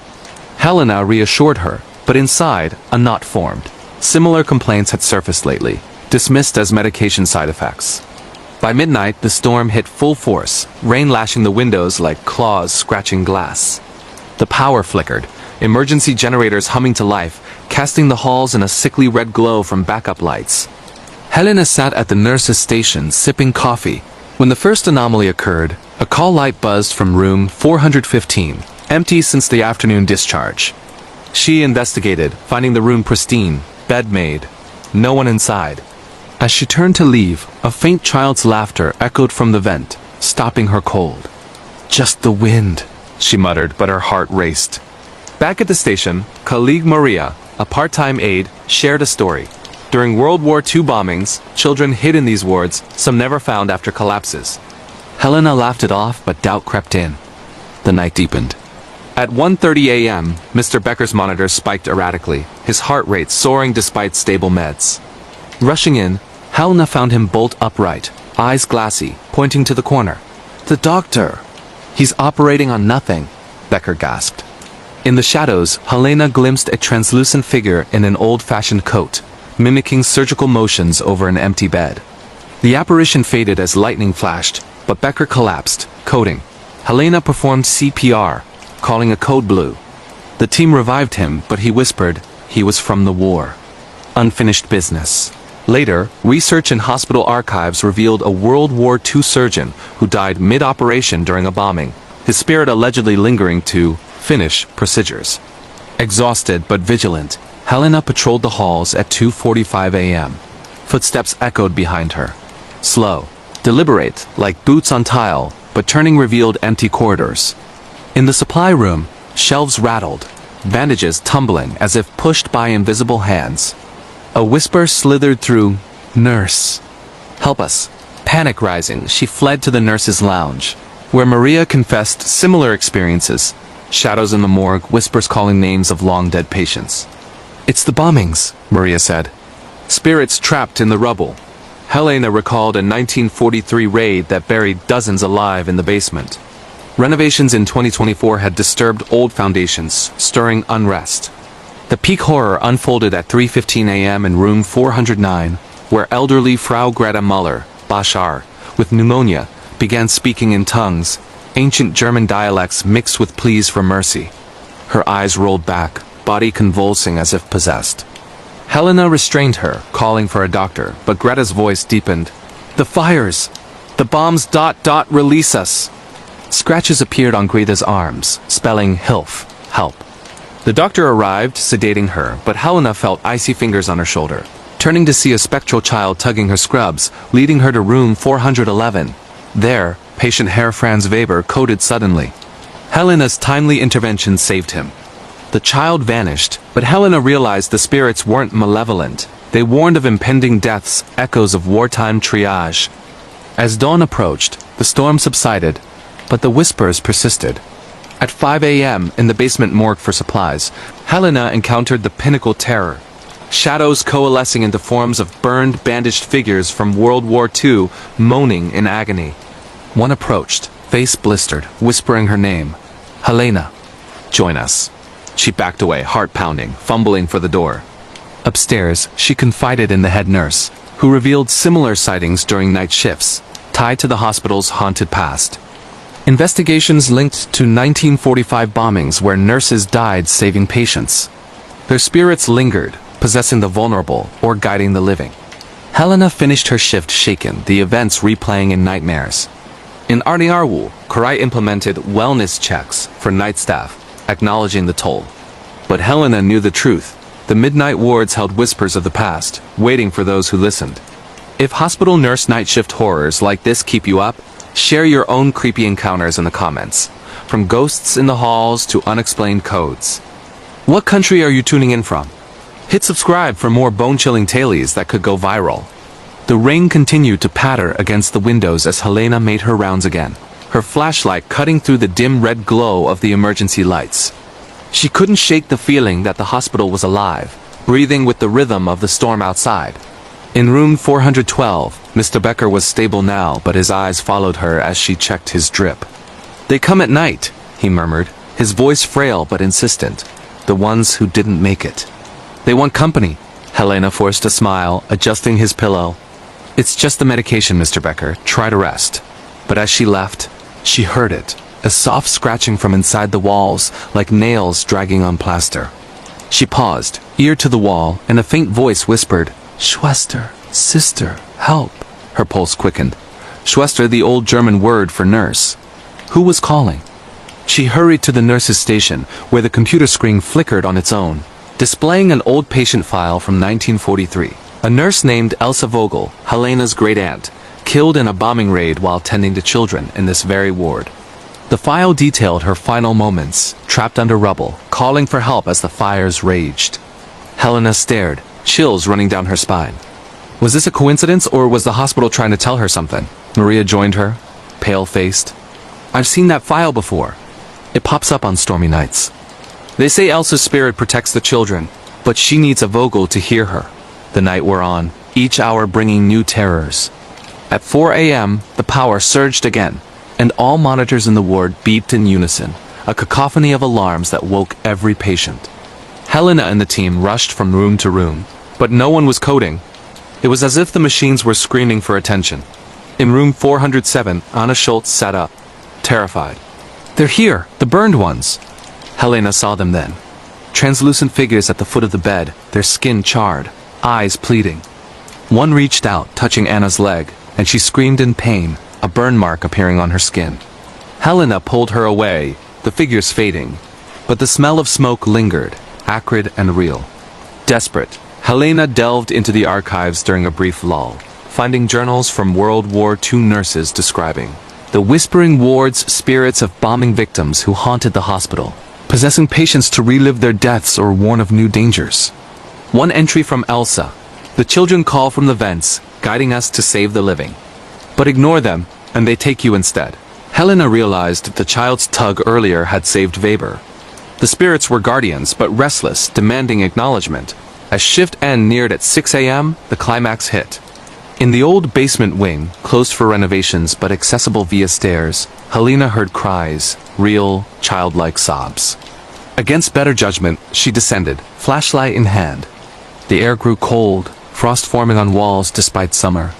In a sealed room, she found spectral children huddled, recreating the 1943 bombing. Walls crumbling, in illusion, fires flickering ethereally. Elsa's ghost appeared, hand outstretched. You've heard us, kin. Release us. Helena, tears streaming, recited a prayer from the journal, lighting a candle. The spirits sighed, fading into light, the hospital warming. Back upstairs, the ward was peaceful, no more whispers. Helena reported it as a gas leak hallucination, but knew the truth. In Ardingarwu, Berlin, the Caritas ghosts were laid to rest, for now. But on stormy nights, nurses still listen closely, lest the midnight wards whisper again. Calls from the abyss. 911 operator, police dispatcher calls in New York City, USA. In the throbbing heart of New York City, where the skyline pierces the night like jagged teeth and the streets pulse with unending energy, Mia Rodriguez took her seat in the 911 call center on a crisp autumn evening in 2025. The center buried in a nondescript building in Lower Manhattan was a hive of controlled chaos, screens glowing with maps, headsets buzzing with pleas for help, and dispatchers like Mia serving as the thin line between life and death.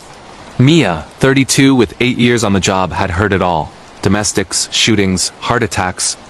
But tonight, as a full moon hung over the Hudson, the calls would delve into the abyss, blending human desperation with something darker. Inspired by the chilling tales of operators who listened to murders, suicides, and unexplained horrors unfold in real time.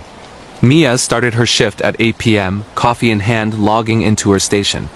The first few hours were standard, a fender bender in Brooklyn, a domestic in Queens. But at 10:45 p.m., the line rang with a whisper. He's here! The caller, a woman in her 40s from a Harlem apartment, breathed heavily, voice trembling. Who's there? Mia asked, fingers flying to trace the address. The man ... from the shadows. He's in the house. No details, no description, no noise. Mia dispatched officers, keeping the woman talking. Stay hidden, lock the door. But the line went dead with a muffled scream. Officers arrived to a murder scene. The woman stabbed, killer fled. Mia replayed the call, hearing faint laughter in the background. Not human, almost demonic. It haunted her, the first thread in the night's tapestry. By midnight, the center hummed with activity, but Mia's next call at 12:17 a.m. chilled her to the core. A child, no older than 10 from the Bronx. The intruder. He's not human. Shadows on the cam. The boy described a figure in the living room. Tall, elongated, moving like smoke. Mia pulled up the home security feed via linked systems, seeing the shadow dart, eyes glowing red in infrared. Get to a safe room, Mia urged, heart pounding. Officers en route heard crashes. Upon entry, the house was empty, but walls scratched with symbols resembling ancient runes. The boy was safe, but whispered, He said he'd come back for you too. Mia dismissed it as a prank, but her skin crawled. The night escalated. At 1:30 a.m., a series of calls mimicked voices. A man predicting a crime. The bridge jumper at 2 a.m. Sure enough, at 2 o'clock a jumper on the Brooklyn Bridge. Mia traced the caller to a disconnected number, an old payphone in Times Square abandoned. Another at 2:45 a.m., a whisper mimicking her own voice. Mia, he's watching. Shaken, she alerted supervisors, who chalked it up to a hacker. But deep web ties emerged. The caller used VPNs, routing through dark web servers, taunting with personal details like Mia's address. At 3:15 a.m., the abyss opened wide. A call from a Queens basement, a father beating his toddler. He's not breathing, the man said calmly. Mia guided CPR, but heard the child's cries turn to silence as the father resumed the assault. Officers arrested him, but the child didn't survive. Mia broke down, the sounds echoing in her mind. Then, a follow-up call from an unknown. You couldn't save him, could you? The voice distorted, like from the grave. As dawn broke at 6 a.m., Mia wrapped her shift. But the calls lingered. Whispers from the abyss, blending human evil with something supernatural. In 2025 NYC, with AI hacks and deep fakes, dispatchers faced new terrors. If 911 operator horrors like this grip you, comment your location and scariest call story. Battlefield specters, military and war-related horror in Normandy, France, amid the rolling fields and ancient hedgerows of Normandy, France, where the ghosts of D-Day still whisper through the windswept beaches. Veteran tour guide Luc Dubois led his group through the historic sites in the spring of 2025. Luc, 58, a former French army sergeant with tours in Afghanistan, had turned to guiding after retirement, sharing stories of World War II heroism. But on this fateful night tour, the past would rise like a specter, pulling Luc into visions of battle that blurred history and horror. Inspired by tales of unexplained moans, vanished units, and war's lingering dread. Lutz's tour started at Omaha Beach at dusk. The group, American tourists, history buffs, listening to tales of the 1944 invasion. As night fell, fog rolled in from the English Channel, thick and unnatural muffling sounds. At Point du Hoc, where rangers scaled cliffs, Luc felt a chill, footsteps echoing behind, but no one there. The fog of war, he joked, but his voice trembled. A tourist, Sarah from Chicago, whispered, I hear whispers ... Soldiers calling. At the American cemetery, rows of white crosses glowed under moonlight. Luc shared stories of lost souls, but then the visions began. Apparitions of G is reliving the landing, storming beaches amid phantom gunfire. Luc collapsed, pulled into a vision. He was a soldier on June 6, 1944, charging through machine gun fire, comrades falling in bloodied sand. He felt the bullets whiz, the screams reel. Snapping back, the group surrounded him, concerned. It was like I was there, he gasped. The night worsened at a bunker near Cannes. Inside, echoes of German commands filled the air, shadows moving like patrols. A demon-like entity emerged, a twisted figure with burned skin, eyes glowing, ranting in Old French about war atrocities. It possessed a tourist, John from Texas, who spoke in tongues, recounting massacres. Luc, drawing from military training, performed an impromptu exorcism with a cross from his neck, chanting prayers. The entity shrieked, fleeing into the fog, leaving John collapsed but alive. Dawn brought relief, but Luc knew Normandy's fields held specters, restless from unfinished battles. In 2025, with climate fogs worsening, reports surged. Share your military war horror if you felt the battlefield's chill. The enigma of Echo Lake, unsolved mystery, paranormal encounters, and true crime horror in the Adirondacks. New York, USA. Chapter 1. The Call of the Wild in the rugged heart of the Adirondack Mountains. New York, where ancient pines tower like silent sentinels and crystal-clear lakes hide secrets deeper than the abyss, lies Echo Lake. It's a place that draws adventurers from across America and Europe, hikers from the bustling streets of New York City, backpackers from London seeking untamed wilderness, and thrill-seekers from Berlin chasing the rush of the unknown. But for those who know its history, Echo Lake is synonymous with dread. Whispers in local taverns speak of vanishings dating back to the 1800s. Fur trappers swallowed by the fog, loggers who screamed into the night and were never seen again, and modern-day campers whose tents are found empty, meals untouched, as if they stepped into another dimension. It was the summer of 2025 when Alex Thompson, a 28-year-old documentary filmmaker from Brooklyn, decided to tackle the enigma. Alex had built a modest YouTube channel around urban exploration and true crime recreations, racking up views with videos on abandoned asylums in upstate New York and cold cases from the city's underbelly. But he craved something bigger, a story that could go viral, blending the raw terror of true crime with the eerie allure of the paranormal. Scrolling through online forums late one night, he stumbled upon threads about Echo Lake. Unsolved disappearances, over 20 in the last decade alone, one post read. Witnesses report hearing echoes that aren't their own voices. Shadows under the water that look like people, and the creature locals call the Lake Walker, half man, half beast, luring victims to their doom. Intrigued, Alex pitched the idea to his crew. His best friend, Mia, a 27-year-old graphic designer from Chicago, with a knack for research. Jordan, a 30-year-old ex-Marine from Texas, built like a tank and skeptical of anything supernatural. And Lena, a 26-year-old paranormal enthusiast from Stockholm, Sweden, who had flown in for the summer after connecting with Alex online. The group met in Saranac Lake, a quaint town on the edge of the Adirondacks, where pickup trucks lined the streets and locals eyed outsiders with suspicion. Over burgers at a diner called the Rusty Anchor, Mia laid out the facts she dug up. The first recorded case was in 1847, she said, scrolling through her tablet. A settler named Elias Grant went fishing and never returned. His boat washed ashore with claw marks on the hull. Fast forward to the 1970s. A family of 4 from Canada vanished during a camping trip. Their sight intact, but footprints leading into the lake and stopping abruptly. Jordan snorted, sipping his beer. Probably drowned or got lost. No need for ghosts. Lena leaned in, her blue eyes intense. But what about the survivors? There are accounts of people hearing their own voices calling from the water, mimicking cries for help. And cryptid sightings, something like a Wendigo or skinwalker, adapted to the water. True crime meets supernatural creatures. It's perfect. Alex filmed their discussion, the camera capturing the diner's flickering neon sign reflecting in the window like ominous eyes. This could be our breakthrough, he said. We'll camp by the lake for a week. Document everything. AVPs, trail cams, dives if needed. If it's just a myth, we'll debunk it. If not, well, millions of views await. They stocked up on gear, tents, drones, underwater cameras, night vision goggles, and even a Ouija board at Lena's insistence. As they drove the winding roads toward Echo Lake, the sun dipped low, casting long shadows over the forest.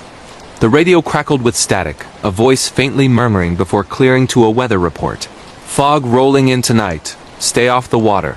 Arriving at the lakeside campsite as dusk fell, the group felt the isolation immediately. Echo Lake stretched out like a black mirror, ringed by dense woods where the trees seemed to lean inward, whispering in the breeze. No other campers, the site was off the beaten path, known only to locals who avoided it. They set up tents, built a fire, and Alex started rolling footage. Day 1 at Echo Lake, he narrated. The air's thick with mystery. Let's see what the night brings. As stars emerged, they shared stories around the flames. Jordan recounted military war-related horrors from his deployments, unseen enemies in the dark, glitches where time seemed to loop. Mia talked of online conversations turning creepy, deep web dares that led to real abductions. Lena shared European folklore, demons in haunted houses, possessions in ancient castles. The fire crackled, but beneath it, they heard faint echoes, their laughter bouncing back from the lake, delayed and distorted. That first night, sleep came fitfully. Alex woke to a splash, grabbing his camera and rushing to the shore. The water rippled, but nothing surfaced. Probably a fish, he muttered, but his footage later showed a shadow gliding beneath, humanoid in shape. Mia dreamed of home invasion, an intruder in her tent, face obscured, whispering her secrets. Jordan patrolled with his flashlight, swearing he saw eyes in the trees. Not animal, but intelligent, watching. Lena felt sleep paralysis, a weight on her chest, a voice hissing in Swedish. Kom in Kramer. Don't come closer. Chapter 2. Whispers from the depths. Dawn brought a heavy fog, blanketing the lake like a shroud. The group explored the surrounding trails, Lena leading with a map of reported sightings. This path leads to an abandoned cabin from the 1920s, she explained. Loggers built it, but they fled after incidents, tools moving on their own. Screams at night. The cabin was a ruin, Roof caved in, walls etched with scratches that looked like desperate messages. Inside, Alex found an old journal, pages yellowed but legible. June 15, 1923. Heard my brother's voice from the lake, but he's been dead 5 years. Went to investigate, something pulled me in. Barely escaped. The entry ended abruptly, ink smudged as if written in haste. Filming the find, Alex felt a chill. This is gold, true unsolved mystery stuff. But as they read aloud, the fog thickened, and echoes started, their voices repeating back but twisted with pleas. Help me ... drowning ... double quotes. Mia's phone glitched, screen flickering with coordinates leading deeper into the woods. Jordan, ever the skeptic, suggested hiking there. Probably a prank from locals. The trek was grueling, roots tripping them, branches like claws. They arrived at a clearing with a stone marker, in memory of the lost, 1847 to 2024. Names carved into it, dozens, including recent ones.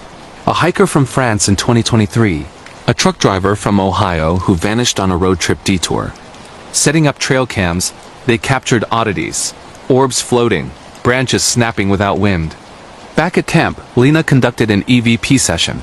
Is anyone here? She asked into the recorder. Playback revealed a growl. Leave. Or join us. Jordan laughed it off, but that night, the real terror began. Mia ventured to the lake for water, hearing a child's cry. Rushing forward, she saw a figure in the mist, a girl in vintage clothing, beckoning. Come play, it whispered. Mia stepped closer, water lapping her ankles, but Jordan pulled her back. It's a trick, remember the legends. The figure dissolved, but Mia's arm bore scratches, thin lines forming stay. Alex dove with the underwater camera the next day. Visibility poor in the murky depths. Footage showed sunken relics, old boats, bones tangled in weeds, and something moving. An elongated shadow with limbs too long for a fish. Surfacing gasping, he said, There's something down there. Not natural. The group debated. True crime serial killer dumping bodies? Paranormal entity possessing the lake? Or a cryptid like a waterbound Wendigo, feeding on fear? Chapter 3. Shadows unleashed. As days blurred, the hauntings escalated. Jordan experienced a glitch in the Matrix. Time looping, reliving the same hour where he chopped wood, axe striking eternally. Breaking free, he found his hands bloodied, though uninjured. Lena felt a possession, her body jerking, voice not her own. The lake takes what it wants. Exorcising with salt and chants from her Swedish grandmother's book, she expelled it, but not before revealing a clue. The source is the cave beneath. Researching, Mia uncovered a hidden underwater cave system, entrance near the shore. They geared up for exploration, Alex filming. Diving in pairs, they navigated narrow passages, lights piercing darkness. Inside, walls gleamed with bioluminescent fungi, illuminating carvings, Native American warnings of a spirit cursed by settlers' greed, transforming into a creature that echoes victims' voices to lure more. Deeper, they found a chamber, skeletons arranged in a circle, recent clothing on some. The missing persons. But the creature emerged. A skinwalker-like being, skin pale and stretched, eyes reflecting their fears. It mimicked their voices, calling for help, then attacked.